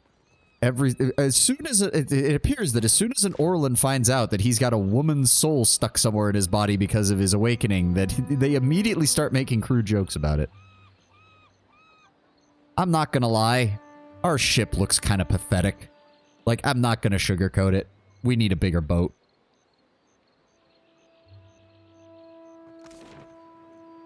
Do we need to supply anything?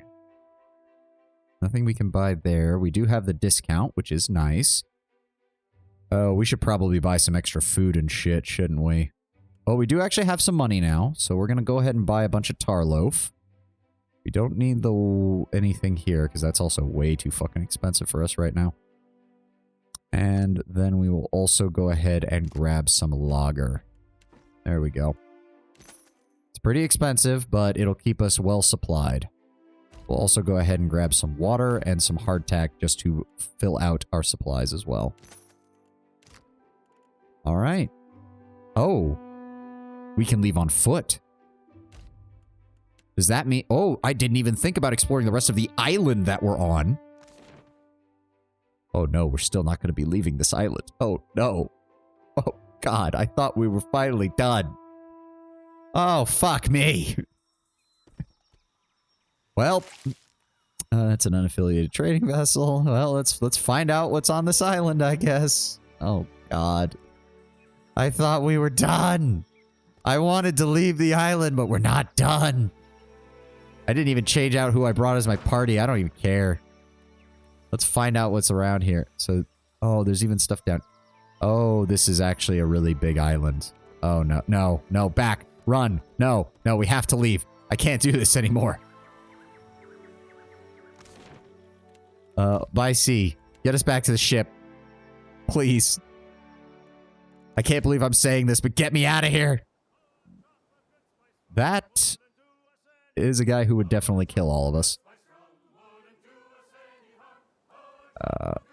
We need to see about this. Okay. Let me pull up. Yep, we've got our various known sailors. We've done our cannons. We're going to hold off on flying anybody's colors right now. We're just flying ours. Go ahead and throw the vegetables in there. Throw the rice in there. We've got plenty of fresh fruit. We've got lots of Tarloaf. That's good. We've got some more liquor. is good. Drop the water off in there as well. There we go. 259 food, 355 water, or drink, I guess. I don't really care about the milk, so we can go ahead and include that in our rations. We'll go ahead and throw the grog in as well. Yeah, hardtack and water are the absolute lowest. I do hear the shanties. They are quite nice. We'll keep the rest as a personal supply in case we need anything. Oh, there's more hardtack. There we go. There we go. We've got plenty of options here. And where the fuck do I want to go? Oh my god.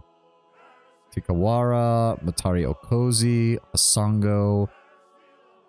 I'm thinking we want to stick around this corner, so to speak, for right now. Dunnage. Is that... Hold on. That's the... Yes. No. Dunnage. Which one was wanting me to go to Dunnage? I don't know. So sail to Fort Deadlight. Where is that? Songo, Oathbinders, Crockspur, Tikawara, Harbinger, Fort Deadlight. Okay, so yeah, we want to kind of stay in this area down here. I would imagine going further north or further east of Nekataka is probably higher level. So we're gonna... Yep, those are all just trade vessels. Who is Crockspur Captain? God, I hope you're not. Oh, they're slavers. Oh, fuck me. Alright, let's get out into the deep water. We're gonna head... Well, the game does say that we can do Oathbinder Sanctum according to this. Let me see here. Yes, Lost Dues. Head to the temple near the Karatapu Channel. Just to the southwest of Nekataka. No need to pick fights. Yet. Yeah, I think once we get a big enough ship, slavers will be on site. We will just... Total slaver death. Anyone who takes slaves, we kill them. Anyone we run into not on the water who's a slaver, we give one opportunity to drop their act and get the fuck out. And then, if they say no, we kill them. I don't think there's... Oh, wait, can we... Oh, they still... You still can't access your entire party's inventory when you're on, like, a ship or at your personal place. That's not good. Guys, that makes keeping track of inventory such a pain in the ass. How do I change what party I'm taking right now, though? No, not that. How do I... There we go, okay. Let me see here. So, I think it said we wanted to bring Jody for this? Yes, they suggest bringing Jody. Makes sense. Let me see here. I also need to update Adair's equipment, so we'll bring Adair and Jody... We are dealing with Wodikins, I think. So I'm thinking we bring Alof and Maya. So we've got our two spellcasters, we got our frontliner, we've got a support damage dealer, and a support damage dealer. I think that's good. Let me go into inventories here. Adair, go ahead and give you that. Oh, actually, yeah, which... Let me see here. So it loses the shield bash. More deflection, slightly lower accuracy. That's to be expected with him.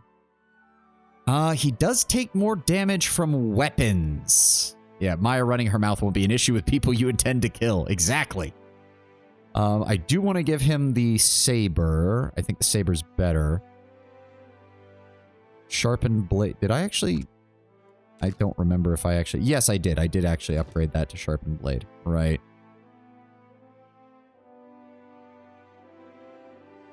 Oh, I didn't even read this one. Oh my god, I'm an idiot. Stacking plus 2% chance to crit on hit. Ooh, that's really good. Better on a crit hit build, obviously, but still, that's nice. Brash smuggler Min Felinko earned her reputation by taking risks and always landing on her feet. Running blockades and evading Valian customs ships were worthy challenges, and Min took great pleasure in constantly pushing her luck. She commanded countless sloops, ketches, and caravels over her career, transporting valuable contraband, and always insisted on flying her personal colors, which depicted a cat with a mocking grin. When her countless pursuers inevitably caught up to her, it only heightened her thrill. She enjoyed a few things as much as honest swashbuckling. To that end, she wielded this saber in many fights and narrow escapes. While she was not overburdened with many personal possessions, she prized the blade and cared for it lovingly. And long odds can be upgraded to Fortune's Folly, random affliction for 10 seconds to target a crit. That pairs well with it. And Lucky Strike, plus 15% crit damage. In general, the affliction's probably going to be better because the constant debuffs is going to be better than a slight crit damage. Although if you were running a pure crit build, I could see how this would be very good for that. But yes, he also prefers sabers, so we're going to go ahead and give him that. We'll keep the Magranite shield on him. Do we have a better armor? 35% there. Does grant second chance, though. That reduces that. Resistance to that. Veteran's Maneuver. The start of combat, the wearer is immune to any target attacks targeting reflex until they are hit twice by other attacks. If we can really boost his deflection, that might be good. But for right now, the exceptional scale armor is going to fit him better. And we'll hold off on his Saint armor for now.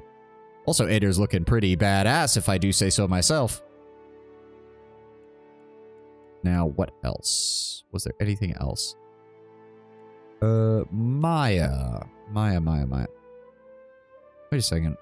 What happened to the...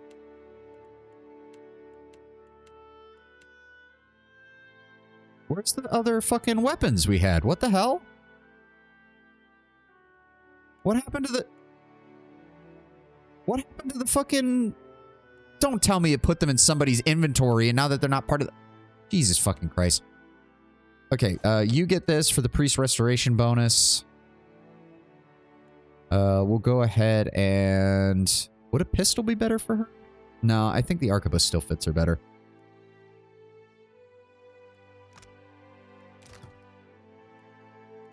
Oh, I'll bet you...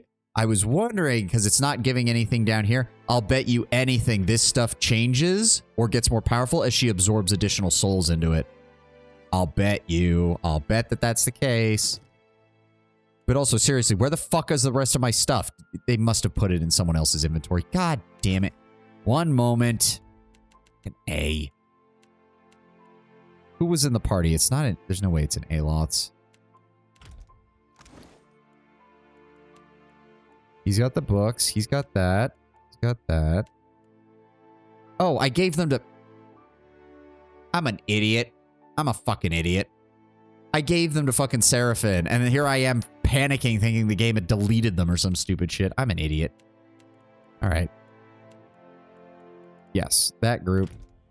I am a fool. It is true. Her armor is... Oh yeah, minus 20% gun reload time. Yeah, no. We're not changing anything on that. I don't think there was anything else we wanted from this. Everybody, you don't have a neck item, so we're just going to go ahead and give you that for the plus 15 health. No reason not to. None of the clothing is of any good for her. All right, I think we're ready to go. Oh. All right, land. Let's go ahead and check out this battleground first. Okay, we just lost 23 in wages. We're still good, though. Search the location. 4 hours pass. You find nothing of value. Wow. Well, sucks to be us, then. Ooh, what's down here? Oh? Nothing. Damn it. That was a waste of time.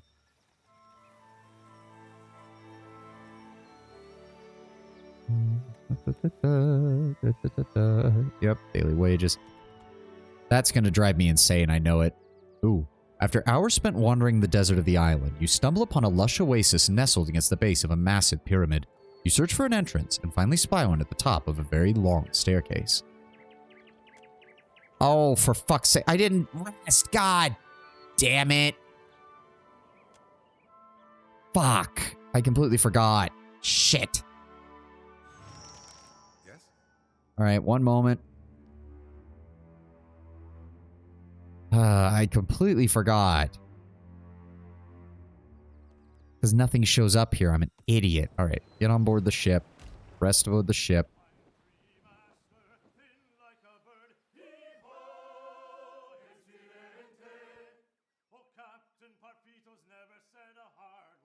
Let's use up some chicken.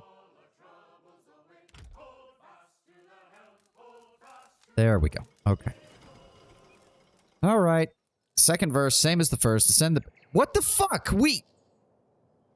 What the hell? Fine, whatever. It's because we didn't have enough food, wasn't it? God damn it. Whatever. Just moving on. I don't care. Oh, somehow I leveled up. I don't know how that happened, but okay. Keep improving mechanics. Keep improving diplomacy. Let me see here.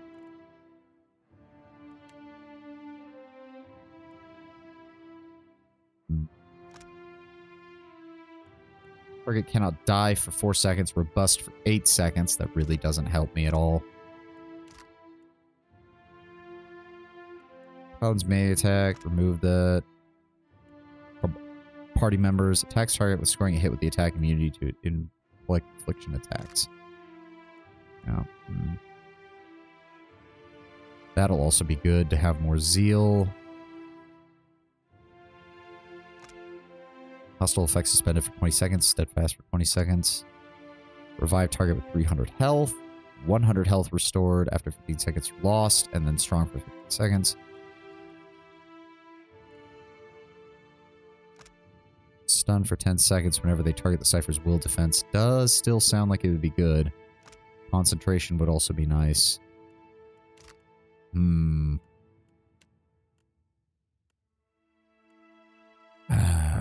I just don't really know if there's a damage weapon type that I want right now with how we're doing this. When taking damage, gain armor rating bonus against the damage type for a short time. That really doesn't help that much. Using a weapon in each hand. Don't need Glorious Beacon. As I said, we have easy access to blind, so we don't need that from this. And 8 seconds is really not that long. Oh, plus 40% damage. That's a bit better. That's interesting. But it costs zeal. We're already kind of low on zeal as it is. There's reflex, concentration. Yeah. I think if we stick with more... We've got the Eye Strike. We've got Whisper of Treason. We've got Psychovampiric Shield and Mental Binding. I like the power source system. I just wish the different resources worked a little more differently. I mean, that is to be expected when they have to come up with a resource system for every single class. And I know part of the reason as well is to try and mitigate the whole linear warriors quadratic wizards problem that every RPG runs into. Soul Ignition is a good backup for damage, I suppose. There have been times when Puppet Master just hasn't been very useful, so it would be good to have some raw damage capability as well. Or do I want... prevent a single interrupt effect from being applied to them. Afterwards, the concentration effect is removed. Or Psychic Backlash.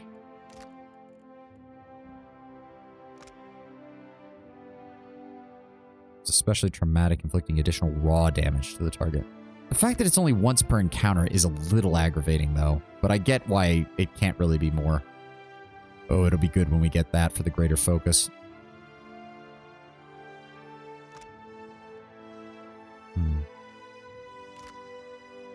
Yeah, we'll go with Soul Ignition.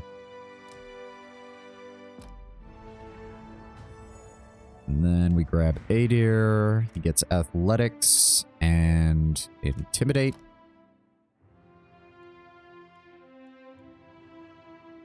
Penetrating Strike. Gains bonus damage and bonus penetration. Rapid Recovery. Increase the amount of health regenerated. Let's see here. Gouging Strike. Full attack, 3 raw damage per 3 seconds, or 1 damage per second. Blinded for 15 seconds, and that lasts until combat ends. Confounding Strike, blinded for 15 seconds. While blinded, all attacks on the target add a stacking penalty to deflection. Ooh, that is pretty good. That is going to be very good for focus firing down a boss.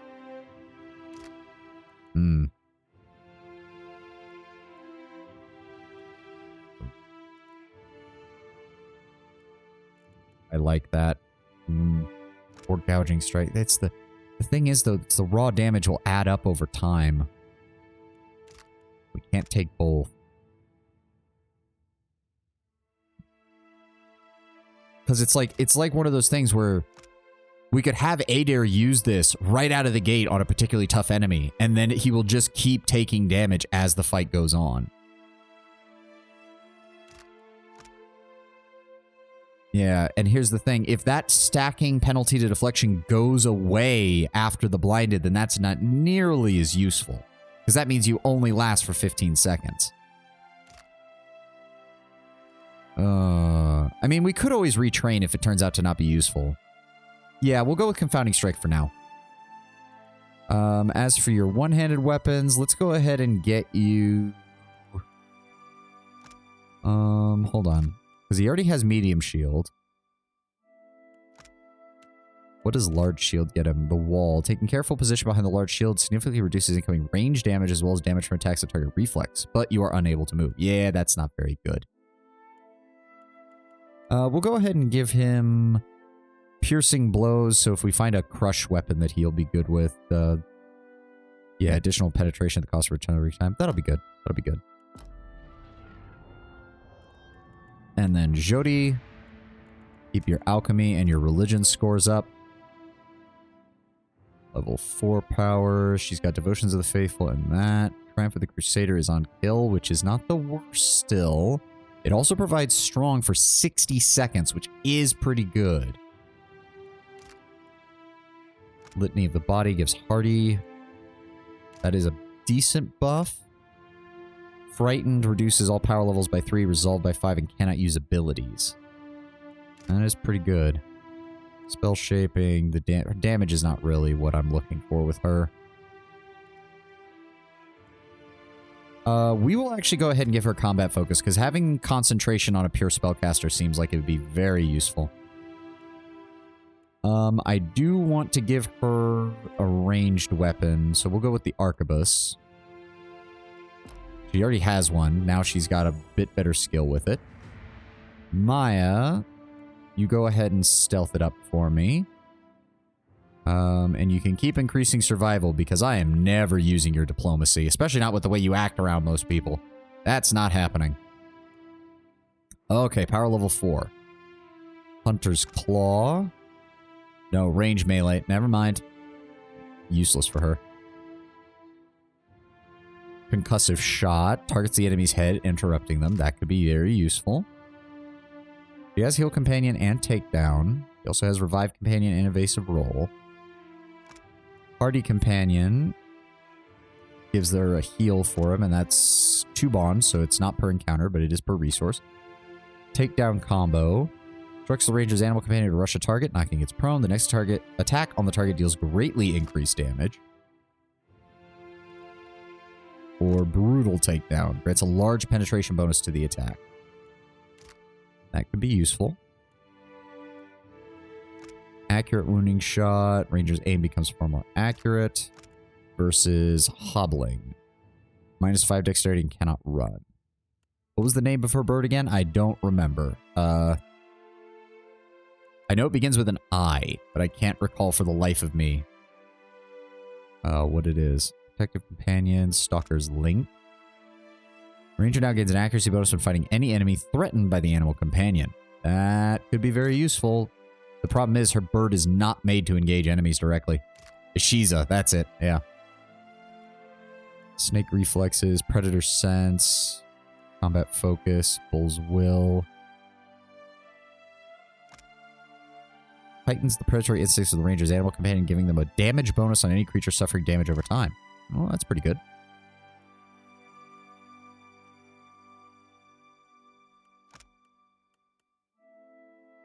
It's 100% damage taken for 10 seconds.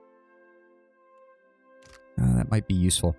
I don't know why she doesn't get marked is kind of weird. Considering you would think she would. But she doesn't start with it, and I'd have to spend 2 points just to get it maxed out. Especially because once you get the second one, you don't have to worry about it as much. You get the accuracy, and then it transfers to another target as soon as you kill them.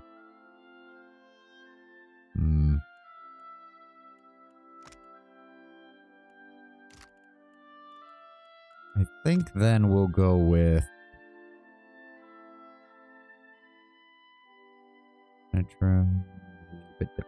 penetration meets or exceeds the target's armor rating. Penetration is twice the target's armor rating or more. Except it's not really... The penetration's not the point. We'll go ahead and grab the takedown combo.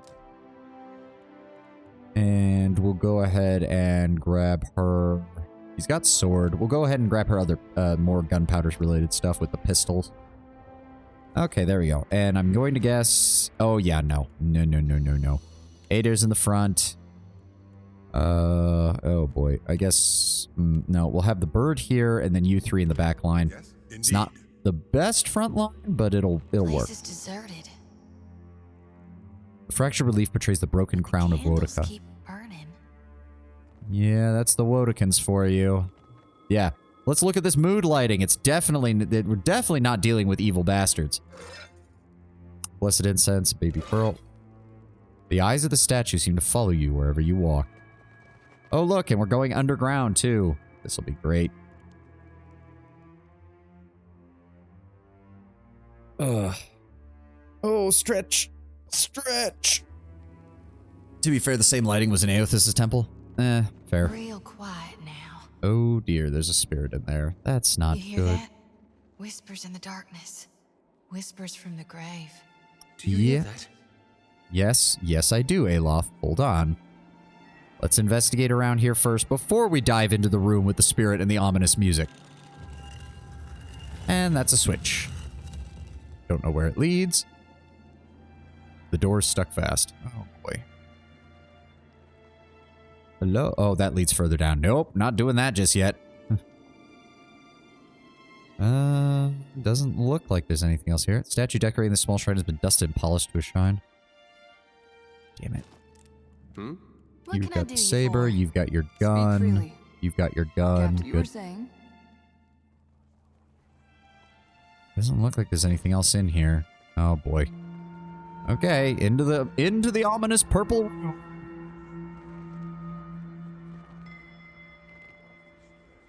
Hello? The translucent visage of an Orlan glows before you. As you approach, it shimmers, and you are swallowed by a tide of bewilderment. Reach for the soul. As your mind strains towards the confused soul, the presence of other spirits begins to prick at the edge of your awareness. You sense their rage, directed not only at the bright soul, but at your intrusion. A rush of grisly images flash before you, sadistic murders, violent torture, and worse. A din of spiteful whispers assaults your mind as the depraved souls relieve their gruesome crimes. They take glee in the terror of their victims. Welcome back, Tenwin. The confusion of the bright soul lessens. Emboldened by your presence, it shines with a steady azure glow. So you left Nekataka. Yes, I also learned that you can walk out onto the island that Nekataka is on, and I realized, oh dear God, we're going to have to come back and explore all of that, aren't we? The whispering souls retreat to the shadows and your mind clears. You extend your perceptions to the bright soul, and it reaches out to you in turn. This game gives you a lot. Yeah. The world slips away. You wake with a start, unable to breathe. Someone covers your mouth with their hand, their grip so tight you can taste the salt of their sweat. You're hauled from your bed by 3 tall, dark figures. They drag you screaming down the stairs, toss you into the road. You stumble to your feet only to be painfully thrown backwards. Taut ropes bite into the flesh of your wrists. Murderer, accuses one. Betrayer, shouts another. Your neighbors watch from their windows, mouths agape. None of them come to help. They turn away as you scream their names. You feel a jolt on the back of your head, and darkness envelops you. When you come to, your knees ache against cold sandstone. You betrayed nothing. You killed no one. Confusion and pain swirl in each panicked plea. You know that you can have sea shanties playing on the ship as you sail? Yes, we heard those as we were sailing around, Tenwin. Hardened eyes stare back at you through the slits in an expressionless mask.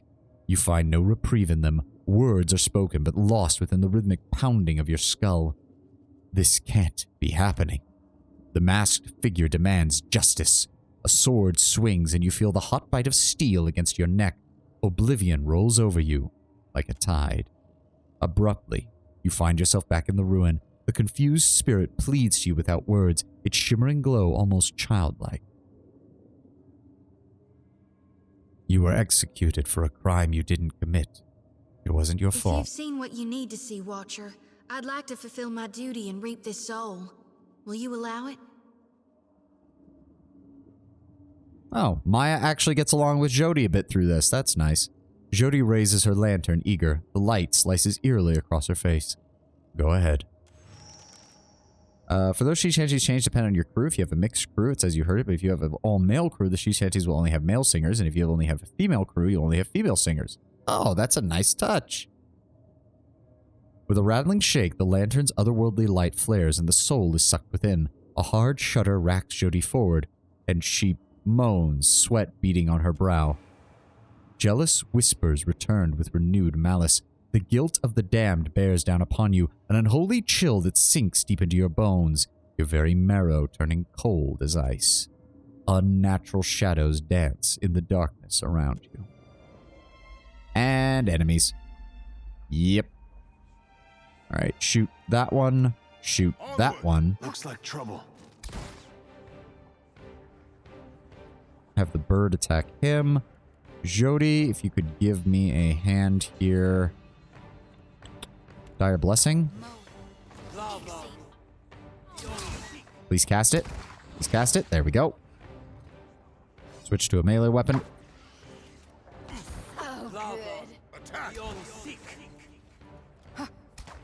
There we go. Innocence that glowed so brightly it held the shadows back. The Wodokins will answer for this. I also think something might have happened to the Wodokins. I think they fucked up. Because Wodika's whole thing is you have to abide by oaths, so I can only imagine what she does to her followers if they're the ones who fuck up. Of course.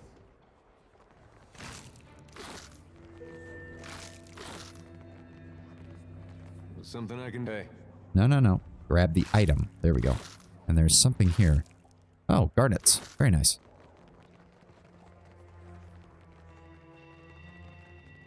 But yes, we need to keep moving. We need to find out what the hell happened here.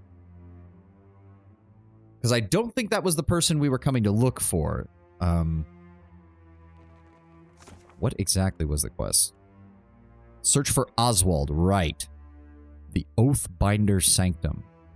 Brought here by mysterious people put on trial. The soul insists they were innocent. Perhaps the kidnappers were wrong about their victim, or maybe they just didn't care. That is also possible.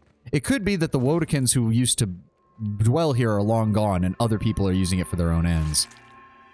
Hello? Dangerous creatures have made this sacred place their home. If it is Wodika's will that they remain, it is not our place to disturb them. Further, remember that we are not here as looters. Anyone caught thieving will be met with the Strangler's justice. Let Kudwina's death be an example to you all. Inquisitor Lodwin. Oh, so that might actually be Wodokins. Never mind. Here I was giving things the benefit of the doubt, and the gods' followers continue to prove me wrong. Oh, cave beetle. Trouble up ahead. Yes, I see that. Let's see if we can... Let's take a pot shot at this son of a bitch. Good shot, good shot. Go ahead and start firing. Go ahead and start firing. Let them bunch up. Let them bunch up. Come on, I need them to bunch up. There we go. They're all trying to... Oh my god, they've completely surrounded Adair. Oh dear lord. I'm thinking... Bounding missiles on the beetle grubs. Adair... Go ahead and... Confounding strike on the big one. And then I'm going to go ahead and put a blinding on all of them. Oh, wow, they died easy. Oh, that's the stuff. Adair? Yeah, no, I don't care. I'll take care. All right, that went well. That actually went way better than I expected with that many enemies. Well, if these are the Wodokins traveling around, they're not doing very well. How may I help? Aloth, I am in need of your extermination services, please. That's one. And now for two. I said now for two. There we go. Scepter and... Yeah, if these are the Wodokins, they have gotten their fucking asses kicked. How much did you do with the Bardado and Valerians? Oh, no, we completely resolved that, Tenwin. We managed to negotiate a truce between the two, and we got the unique weapons from both of them. Oh, shit, that's another grub lair. Aye. Go ahead and... Thank you. Of course. Okay, that does appear to be everything down here. Great quest because it's such a simple resolution. Yeah, and as long as you prevent their kids from killing one another, I imagine if the duel had gone worse, we would have had a much bigger problem. What did you... Given their operations to their benefit if their headquarters appears abandoned. That is true. As far as I know, it works either way. Really? It does? Even if they've already killed one of the kids? That's kind of morbid. What's in here? Some more stuff. Oh. The crush of time has significantly weakened this section of the wall. You feel a slight breeze coming through the cracks between the stone, and you suspect that the wall will come down with a little bit of force. Use a pry bar. That's why we have them. Oh. There'll be no way to get out with a stop using the pry bar. Fine. Try to blow up the wall. Chuck a grenade at it. That you can just kill them all. When I do a full Principi run, I usually do that. I could see that being a case, yeah. Especially if you just don't like the Valians.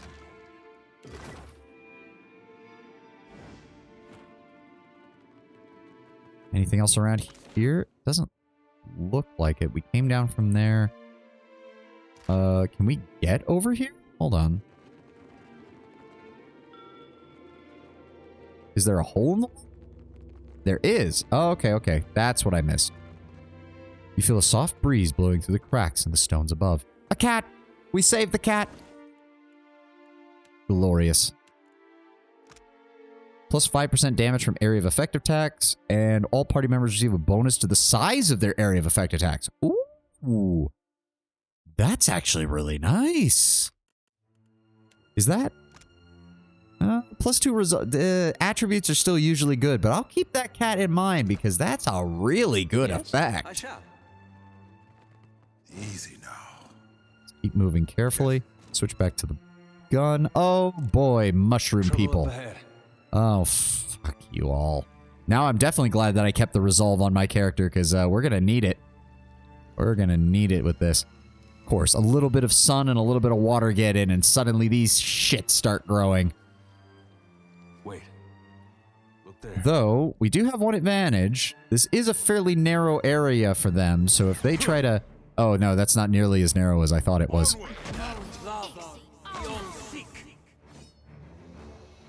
Go ahead and throw out the paralyzation. There we go. There we go. Adair, what are you doing? Kill the ones we're working on first, okay? Smart stoning. Alright, now, focus down on the dank spore over here. Are they still they are immune... Hold on. They are immune to all dexterity and all intelligence afflictions.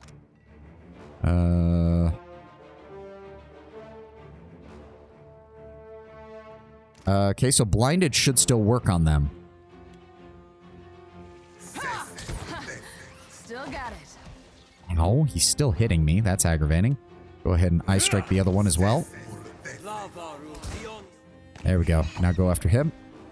I said go after him. Thank you. Okay, why are you still in stealth? Just attack. And then we're going to Psycho Vampiric Shield. Steal his fucking resistances. There we go. I deadass just tried to close a UI window that you opened. I'll take that as a good sign. Your brain is practically thinking that it's playing the game with me playing it. Isn't that nice? Ooh, a fine battle axe. Some additional stuff. Dank spores. Okay, so now we can go down to the next level. There we go. Yeah, we gain 107 experience from that. Very nice. Oh my god, yeah. Yeah, it still splits up experience that way. Oh god, I hate it. I hate that. I hate that. Ugh. Got a little bit longer. Maybe we'll be able to complete this quest before we're done for the day. That would be nice. Welcome to the 4th floor. Dipshit Wodikins. Done for the week, you mean? Oh, don't remind me, Tenwin. I was trying to be... I'm trying to be... I'm going to miss it. I miss it. I mean, don't get me wrong. I'm going to enjoy the vacation. I'm going to be visiting some family I haven't seen in a while. But I have been enjoying this. I've been enjoying doing the streaming. Okay, can we... Thank you. Disarm that. Oh, look, another one. Can we get this one, too? Thank you.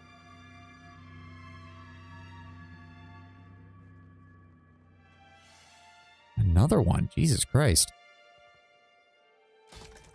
There we go. There's a lot of these buggers in here, ain't there? I mean, I'm not going to say no to the free experience. We got a long way to go to get to level 10. Oh my god. I'm almost hoping when we encounter the Wodikins, the first words out of their mouths are going to be, how the fuck did you get past all the traps? Okay, and this leads behind where we started. Interesting. Oh, Rotghasts. Ugh. Just return the swords so I kill them. Kill them all. Cut them down to the ground meat and package them into a kith burger. Do it. Do it. Do it now. Do it. Trouble up ahead. Oh, that's a lot of them. Okay. 1 second. Alof, would you mind starting us off with a... I think we could hit both of them, please. This is futile. No. Fall back. Fall back. Can you just... Can everybody just drop out of stealth? I don't care about the rest of them. Just drop out of stealth, please. Alright. Get in there, Adair. Good damage, good damage. Can't make it dead.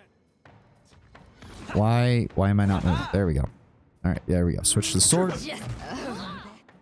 Don't worry, Adair, you got this. We're gonna go ahead and paralyze them. Very nice. Then we're gonna blind them. Why is the bird doing nothing? What the... Why is their AI set to inactive? What the... I was wondering what the hell the problem was. Anybody else got a problem with the AI? No, just the bird. Okay. And now the bird is doing nothing. I'm confused. I am very confused. Did you give the red hand to Maya? No, I have the red hand in my inventory. That's how I start my fights now. Can't make a dent. We got this. We got this.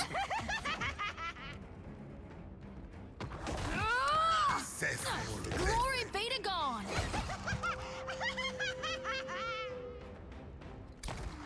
There we go. Good shot. Good shot. Yes, of course. And some vessel flesh. Ooh. I don't know. This is corpses just for it to appear abandoned, Lord Brown Bear. I'm thinking the Wodikins got I think at least most of them got their asses kicked. Go for the eyes, Ishiza. Go for their eye. Yeah. Reminds me of what is it? Tali in Mass Effect and Boo the Barbarian in or Mince the Barbarian with Boo the hamster or whatever in Baldur's Gate, if I recall correctly. Guessing by the thick layer of dust on these stone slabs, they have not been used recently. I'll handle The water roils with the teeming of countless tiny maggots. Ugh. Baldur's Gate is the original? Yes. Quiet. I just remember the drone that Tali uses in Mass Effect. She does the same kind of line with it. I can't see jack shit. Hold on. Hold the phone. There we go. I shall. Those are skulls. Those are fucking skulls. Oh, dear. Being deposed was, but it's probably tied to that, and now a shadow of the temples following occupies the place. Yeah, that could be it. Well, to be fair, Wodiko, the implication seemed to be that Wodiko was overthrown quite a while ago. Like, maybe not super, super long ago, but definitely pretty long ago. All right, we can take that off now. Switch me back to my rifle. Of course. Oh, dear. By decree of the queen that was and the will of the Steel Garrote, you will meet justice. Steel Garrote? Kneel, Oswald, and be tried for your crimes. Wait! I can pay you. I can make you all rich. Just let me go.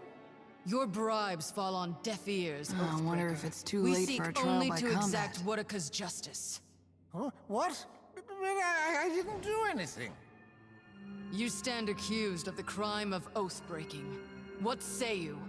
I haven't broken any oaths. I swear. You have the wrong man. Did you not betray Adir, your country of birth, during the War of Defiance? What? But that was over 150 years ago. Then you freely admit. Okay, no, we're intervening now. Fuck you. As you enter the large chamber at the bottom of the pyramid, you notice a sizable group of well-armed people dressed in the raiments of the Steel Garrote. In the center of the group kneels a man bound at the wrists. Wait, they do have a trial? How did they fuck up? He looks around wildly, his eyes widen when they fall upon you. Before the kneeling man towers an imposing woman, her face obscured by the severe lines of a Wodican mask. You intrude on the deliberations of the court of Wodika, outsider. Choose your next actions carefully, lest the queen that was turn her gaze to you as well. Hello, Lodwin. The man on the floor is an elderly elf clad in dirty clothes, his face contorted in an expression of a concerned animal. Thank the gods, please.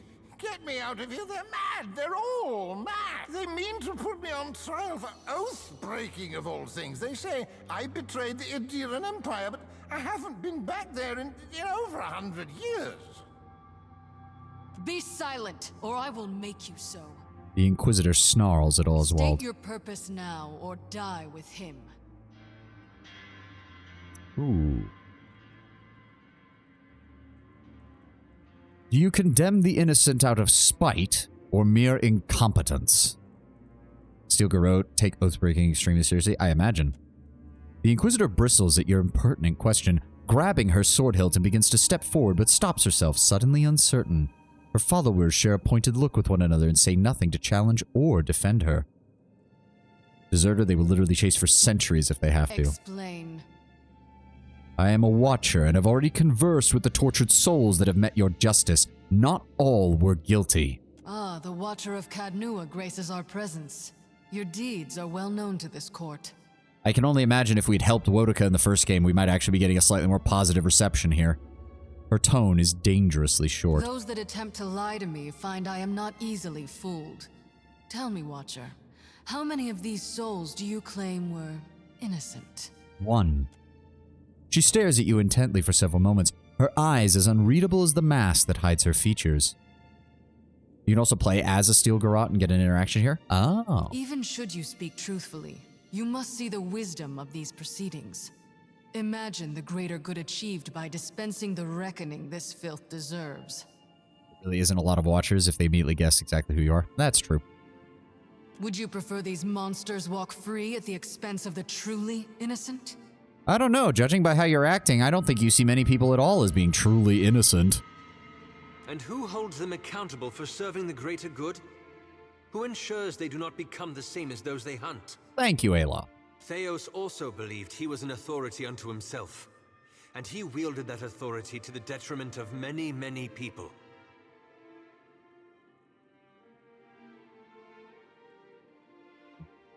Mass murderer lecturing me on justice, that's rich. Yeah, where have we seen this before? What about this man? A death sentence for oath-breaking is extreme, even by the standards of the Wodicans. Oathbreakers are the bane of the McQuinn, my queen. A benign enough crime on the surface, but an oath broken plants the seed of far greater atrocities. Families are torn asunder with a broken vow. Cities fall to ruin upon promises abandoned. What war has not been birthed in treachery? And has your attempt to get rid of Oathbreakers resulted in any of those things not happening? Yes, let's just randomly murder people for a crime they committed 150 years ago. Surely no one will seek revenge on us for that. Tell them Wodika cares little for rules if they apply to her. Yeah, I wish we could. We've already seen her bullshit. Many of the deserters from the Deerwood Rebellion they've been chasing for hundreds of years. Who knows? Because Wodika is largely not considered very well by most of the other nations, but Adir, for some reason, still holds to her really tightly. Take this one. He forsook oaths to emperor and country both to fight amongst rebels in the War of Defiance. How many lives might have been spared without treason such as his? The other thing I would suggest also, Tenwin, is their history was marked by such massive amounts of conflict in its early period that I think the Adirans view the status quo and stability as being like the penultimate objectives that they need to achieve. Because from what we read about the Adirans was that their early history between the human and elven kingdoms that would come to form the Adiran Empire was just one of unending bloodshed. So I could see how that early history would form a society that was very big on maintaining the status quo and maintaining peace at all costs. No, Watcher. Without one's word, one is nothing. Less than nothing. Would you give your life to defend one such as he? I mean, I wish there was an option to just say yes. I see only vigilante justice, and any mistake in your judgment proves my point. You have no authority in the court of Woodica. Only the queen that was holds sway here. I pray your soul learns from your mistakes on its next turn about the wheel. Well, sucks to be you guys, because I'm not going to go easy on you. Oswald, I hope you're smart enough to move away from this fight. Thank you. Keep it down. Oh, yep, we're all ready. Okay, how do we want to do this? Yeah. Shoot him first. Whoa. Hey, Silent Grizzy gifted 2 gear subs. Thanks, Grizz. Thank you very much, man. God damn. Thank you all so very fucking much. Let me see here. Let's... No. Shoot first. There we go. Took him down. Now, switch to melee. Grab the paralyzation. Cast that on her. There we go. Now we're going to... do I want to... Hold on a second. Where's the bird? Okay, the bird is assisting with the initiate. We'll send it after them next. Maya, if you'd be so kind... Go ahead and give me a wounding shot on Lodwin. In fact, Jody, go ahead and drop a hammer on Lodwin as well. And Aloth, if you'd be so kind as to give me a fireball on their rear lines, that would be great. There we go. And we're going to go ahead and grab your defenses to make this nice and easy. There we go. Oh, I should have attacked more with my sword. I could have gotten more out of that. Merry Christmas, buddy. Have a good stream. Thank you again, Grizz. Thank you very much, man. Felt good. Let's... Okay, Brown Bear. Tone it down a little bit. Tone it down a little bit. I don't need to be reading that stuff out loud sometimes. Also, she's dead. Sucks to be you. Ooh, the Cowl of the Piercing Gaze. +1 perception, +1 religion, +1 insight. Funnily enough, I think that means it's probably best going on Jody. She's gonna look weird with that on. Fine sword, some basic equipment. Nothing else really there. And some blessed incense. Alright. Woodica Neophytes. Alright. And, oh, Missives of the Hand Occult. Wait, what is a writing on whale doing here? Yeah, we've read this one from the previous book. Interesting. Or the previous book. The previous game. I'm here, indeed. Sup, Woedica? Yeah, I killed more of your priests. How does that make you feel? Statue of Woedica is sent so far below you can't even see its feet. I owe you a debt too large to repay, stranger. How did you ever find me all the way out here? Did Inalis send you? Khan sent me. That tenacious little wretch.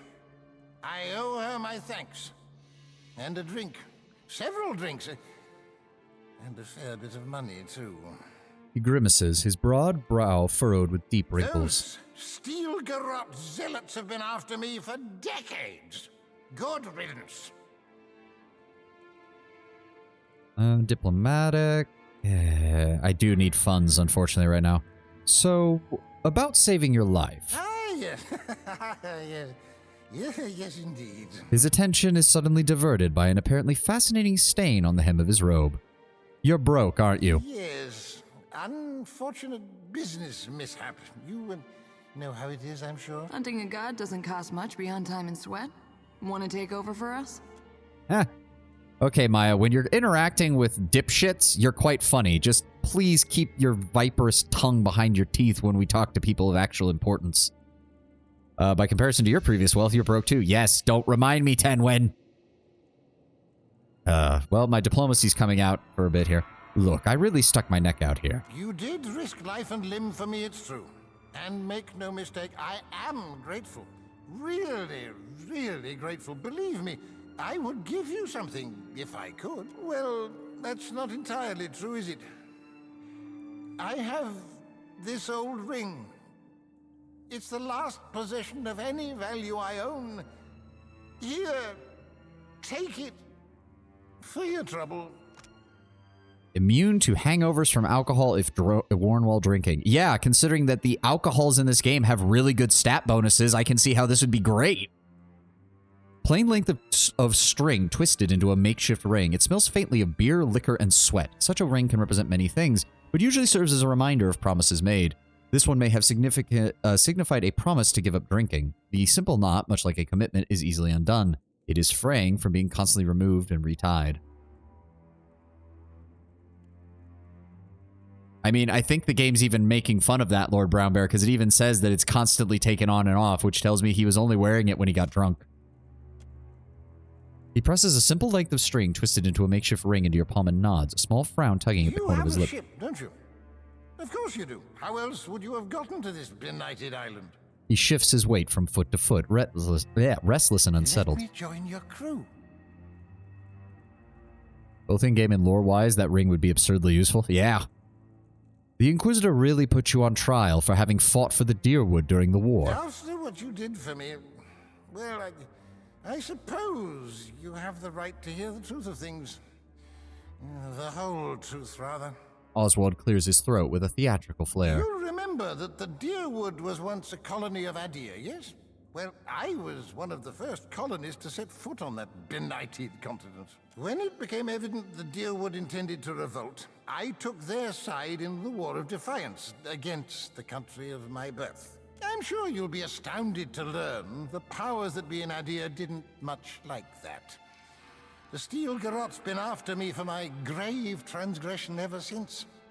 That was nearly 150 years ago. Are you serious that they've been hunting you for that long? Those Steel Garrot hounds are relentless. But it should be a couple of years before they find me again, thanks to you. At least, I hope as much.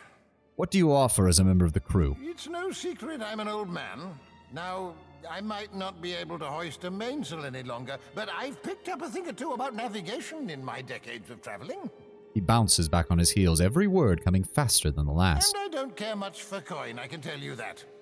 An extra ration of rum here and there, and I'll be perfectly contented. Welcome aboard, Sir Oswald. Thank you, my friend. I owe you a debt twice over. He gives you a toothy grin and stands a hand's breadth taller.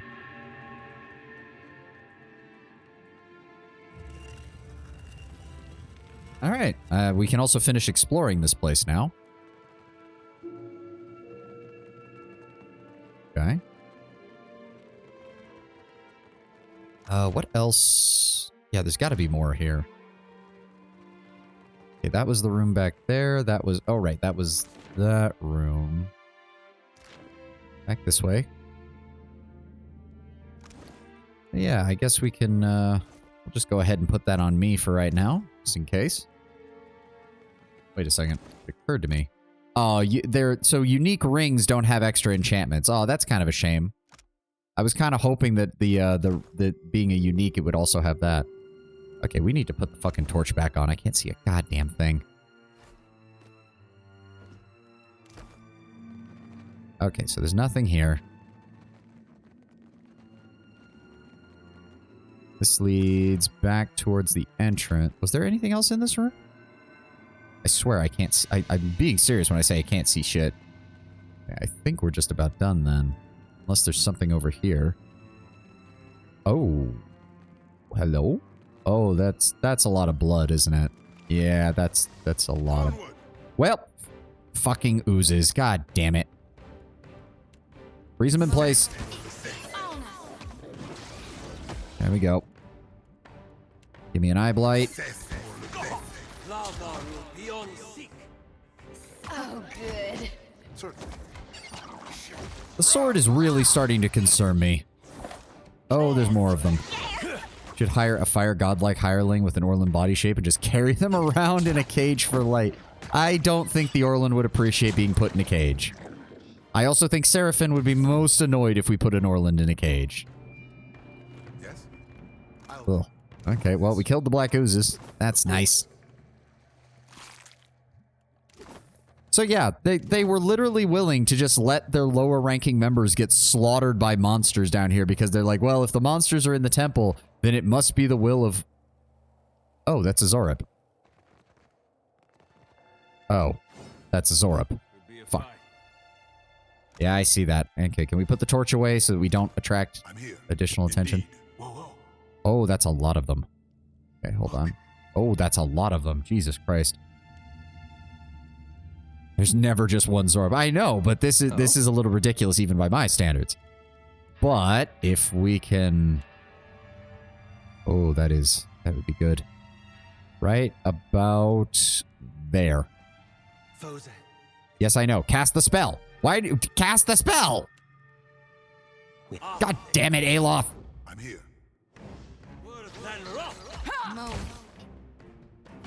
Just, oh, he's so fucking dead. There's no way in hell we're gonna... Oh, for fuck's sake.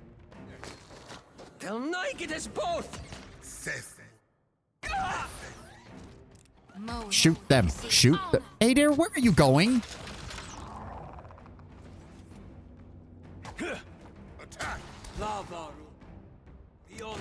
There we go. All right. Switch to the sword. Aloth, give me bounding missiles on the worm. Good. We got you, Adair. Don't worry. There we go. Ugh. Did Isomor just rebound and take over Ale? I don't think so. I think he just got close to death. He didn't quite die. All right, all of this shit. Ooh, they have coins. Nice. All right, let's see what we can gather from here. Hey, Thief's Putty. Always nice to see. Some supplies. Pistol. Oh. Oh. We found a little baby sky dragon. 10% damage with all ranged weapons. An enterprising band of Zorups intent on making a new home in the Deadfire. Wow. Well, now I feel like shit. Also, he's the first pet that only has one ability. That's interesting. His markings look familiar. How do you suppose he wound up here? Oh, no. Don't tell me that's one of the worms from the dragon we killed at the Hylian Temple. Well, I guess it's our responsibility to deal with it. Fine mail armor, fine medium shield, ordinary sword. Why is it called an ordinary sword? Why is it called just an ordinary sword? That doesn't... Even regular swords are not called ordinary swords. What the fuck? Why is it... That doesn't make any sense. Yeah, it's a fine sword, but why is it called an ordinary sword? The latent magic of the blade has been unlocked. The Watcher's Blade has been added to the stash. Plus, ooh, 10% damage is raw? The origin of the Watcher's Blade is a mystery. No smith has ever claimed responsibility for its forging. Its metal is as smoky and indistinct as the in-between, with no markings to suggest it has ever felt the kiss of a hammer, leaving many to believe that it assumed this form naturally. Artfully infused with soul essence, the blade glows in a kinship response to those on familiar terms with death. Its uncanny balance is linked to its ethereal nature, as the blade never seems wholly present in a tangible reality. At times it feels like less of a sword than an ideal expression of one, which is why many have mistaken its true nature. Compounding its mysterious ancient war epics have described mauls or daggers with the elusive properties of the Watcher's Blade. This has led some mystics to conclude that the sword is merely a sword in its current and unknowingly long lifetime, and that it could be something else entirely upon the next turning of the wheel. As a Watcher and a Death God, like you're like death squared. Yeah. So Soul Severing is 10% additional damage as raw. Deny the Wheel is killing a Kith enemy with the sword spawns a shadow for 15 seconds. And Soul Shredding is 20% damage as raw. That's pretty good. That is pretty good, not gonna lie. There you go, Maya. You can have that as one of your backups. In fact, you can take that and the Gladiator Sword. That looks pretty good on you. Yeah. I mean, aside from the weapon clipping into your thigh, but yeah. Aye, of course. Alright, switch me back to my gun. I think that's it. Doesn't look like there's anywhere else to go in here. What is Ada using if not the Gladiator Sword? We gave him that saber we found, the Min's Fortune. Exceptional, sharp. He gets bonus crit every time you hit until you crit. Where do you get that sword, Maya? Watcher looked at it real hard and it got better. She would say something like that. Alright, back over here. We'll get out through the entryway that he made. The meditation chamber. Fucking thing was filled with oozes. Don't call me that a meditation chamber. Yeah. Yeah, the Wodikins are not beating the lawful stupid fucking alignment that they seem to all hold. Alright, let's get the hell out of here. Did you check your new crewmate? I mean, not here, because we can't. I mean, I guess we can. Helmsman and Navigator. He's okay. Like, he's okay. He doesn't really do anything. He's a chatty drunkard novice. Lawful corpse. And a chatty drunkard. Yep. Can we... Oh, there we go. There we go. Alright, let's get the fuck out of here. Stairs up.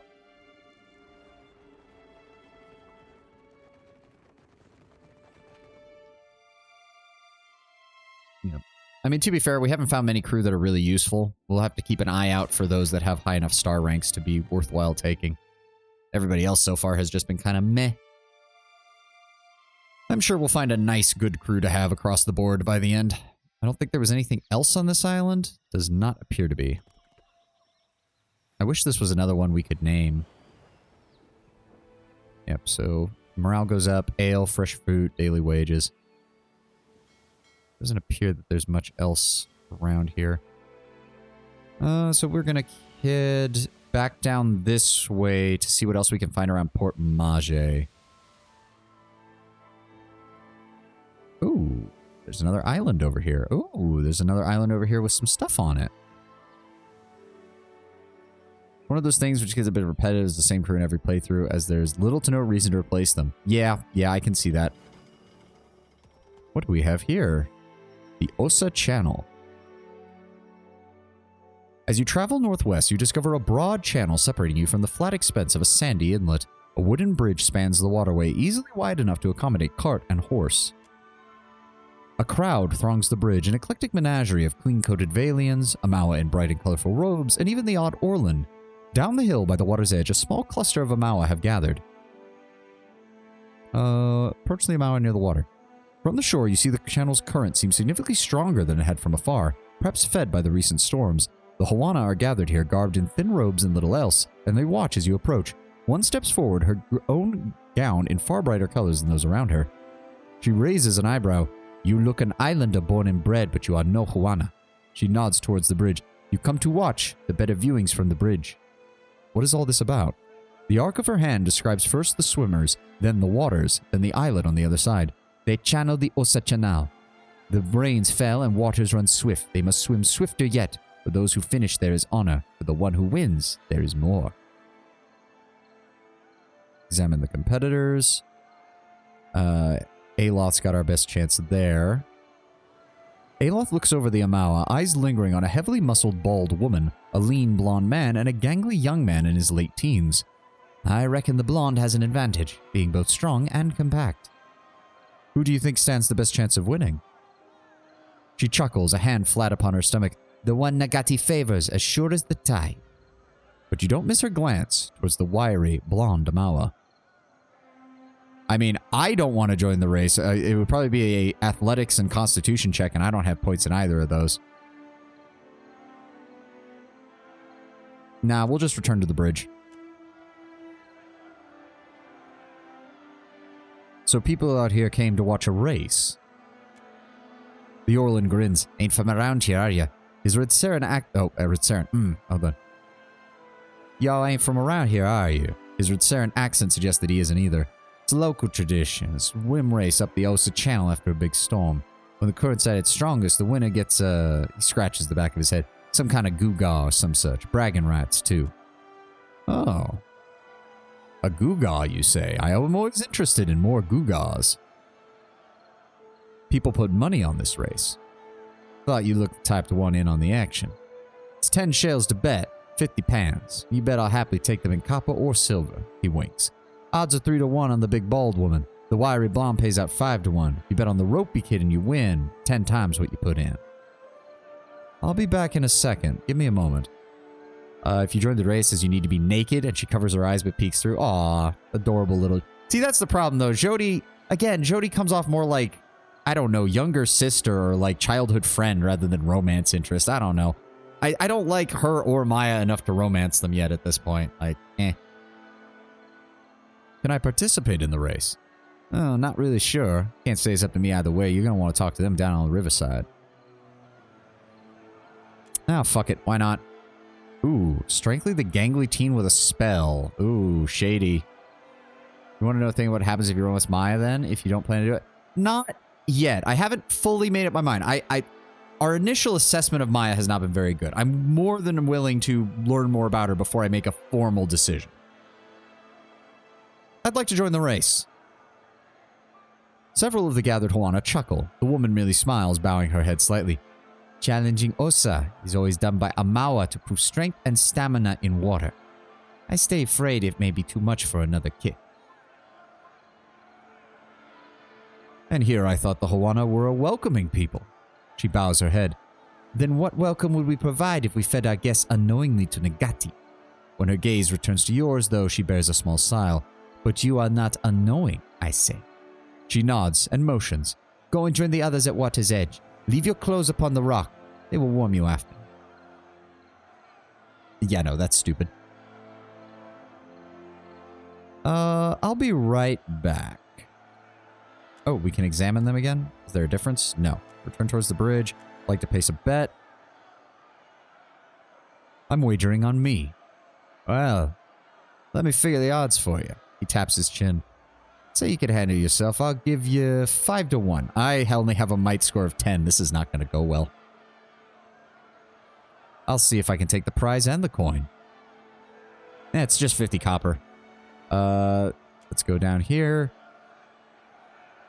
I'm ready to race. Go to the water and strip down. You shrug off your brine-crusted clothes and lay your belongings on the rock. My watcher, you are... good luck. Red-faced, Jodie clears her throat behind her fist, but she doesn't break her stare. And it looks like Maya doesn't mind either. Strengthen the gangly teen and still race against him? Oh, well, too late. You spring off the stone and crash into the cool, crisp salt water with the other swimmers. Yeah, I saw that coming. Nope. You kick and pull as you might, but you can't keep up with the Huana. They seem built for the water. The distance between you widens. One of the Huana, however, you notice, struggles to remain in the pack. No, he's even struggling just to stay above water. His desperate gasps carry down the channel. Help him to the shore. You wrap a hound around the struggling swimmer, and while he has the wherewithal not to struggle against you as you swim towards land, you pull yourself up onto the shore and help him up behind you. The large, bald woman pulls ahead and reaches the goal first. The crowd roars as she walks onto the far shore, fists raised victoriously. The young swimmer squeezes your arm. Many thanks, Akira. Okay, we did gain some positive reputation. That's fine. I don't mind. And we have a village here. They've got some hagfish, silverfin, and water, none of which we really need. Oh, they've got a discount. They've got a pretty heavy discount. Very nice. I don't think there's anything else we can... Oh, maybe? Maybe? No, there's nothing else. Okay. Oh, you're right. I do keep forgetting about that. Also, yeah, I put my equipment back on. Thank God. But yeah, because right now all she has on is a hood. It's literally the same, only now she has the creepy mask on. Okay. +1 perception, +1 religion, +1 insight. I suppose that could also work on Aloth. He does have insight. Now she is Dr. Doom. Yeah, we'll keep it on Jodie for now, but it might also go on Aloth later to give him the additional insight bonus if we find another one for her.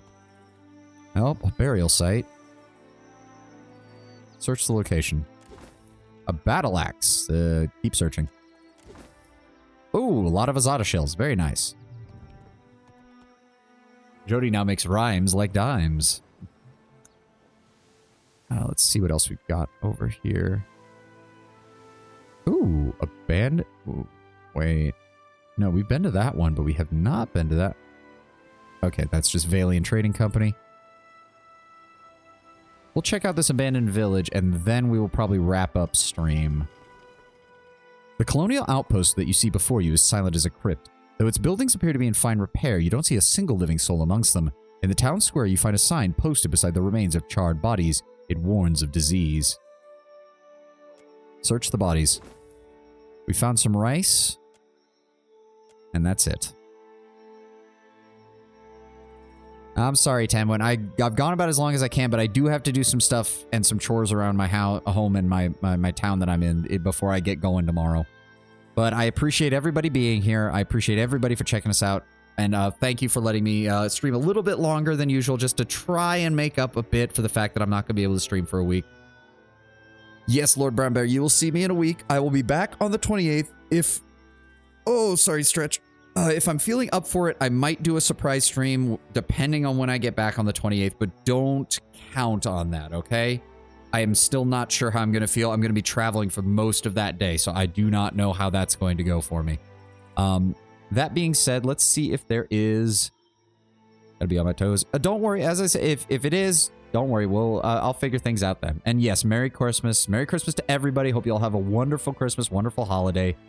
I mean, we may as well see if anybody's up for raiding. I don't know. We haven't had much luck the last couple of days.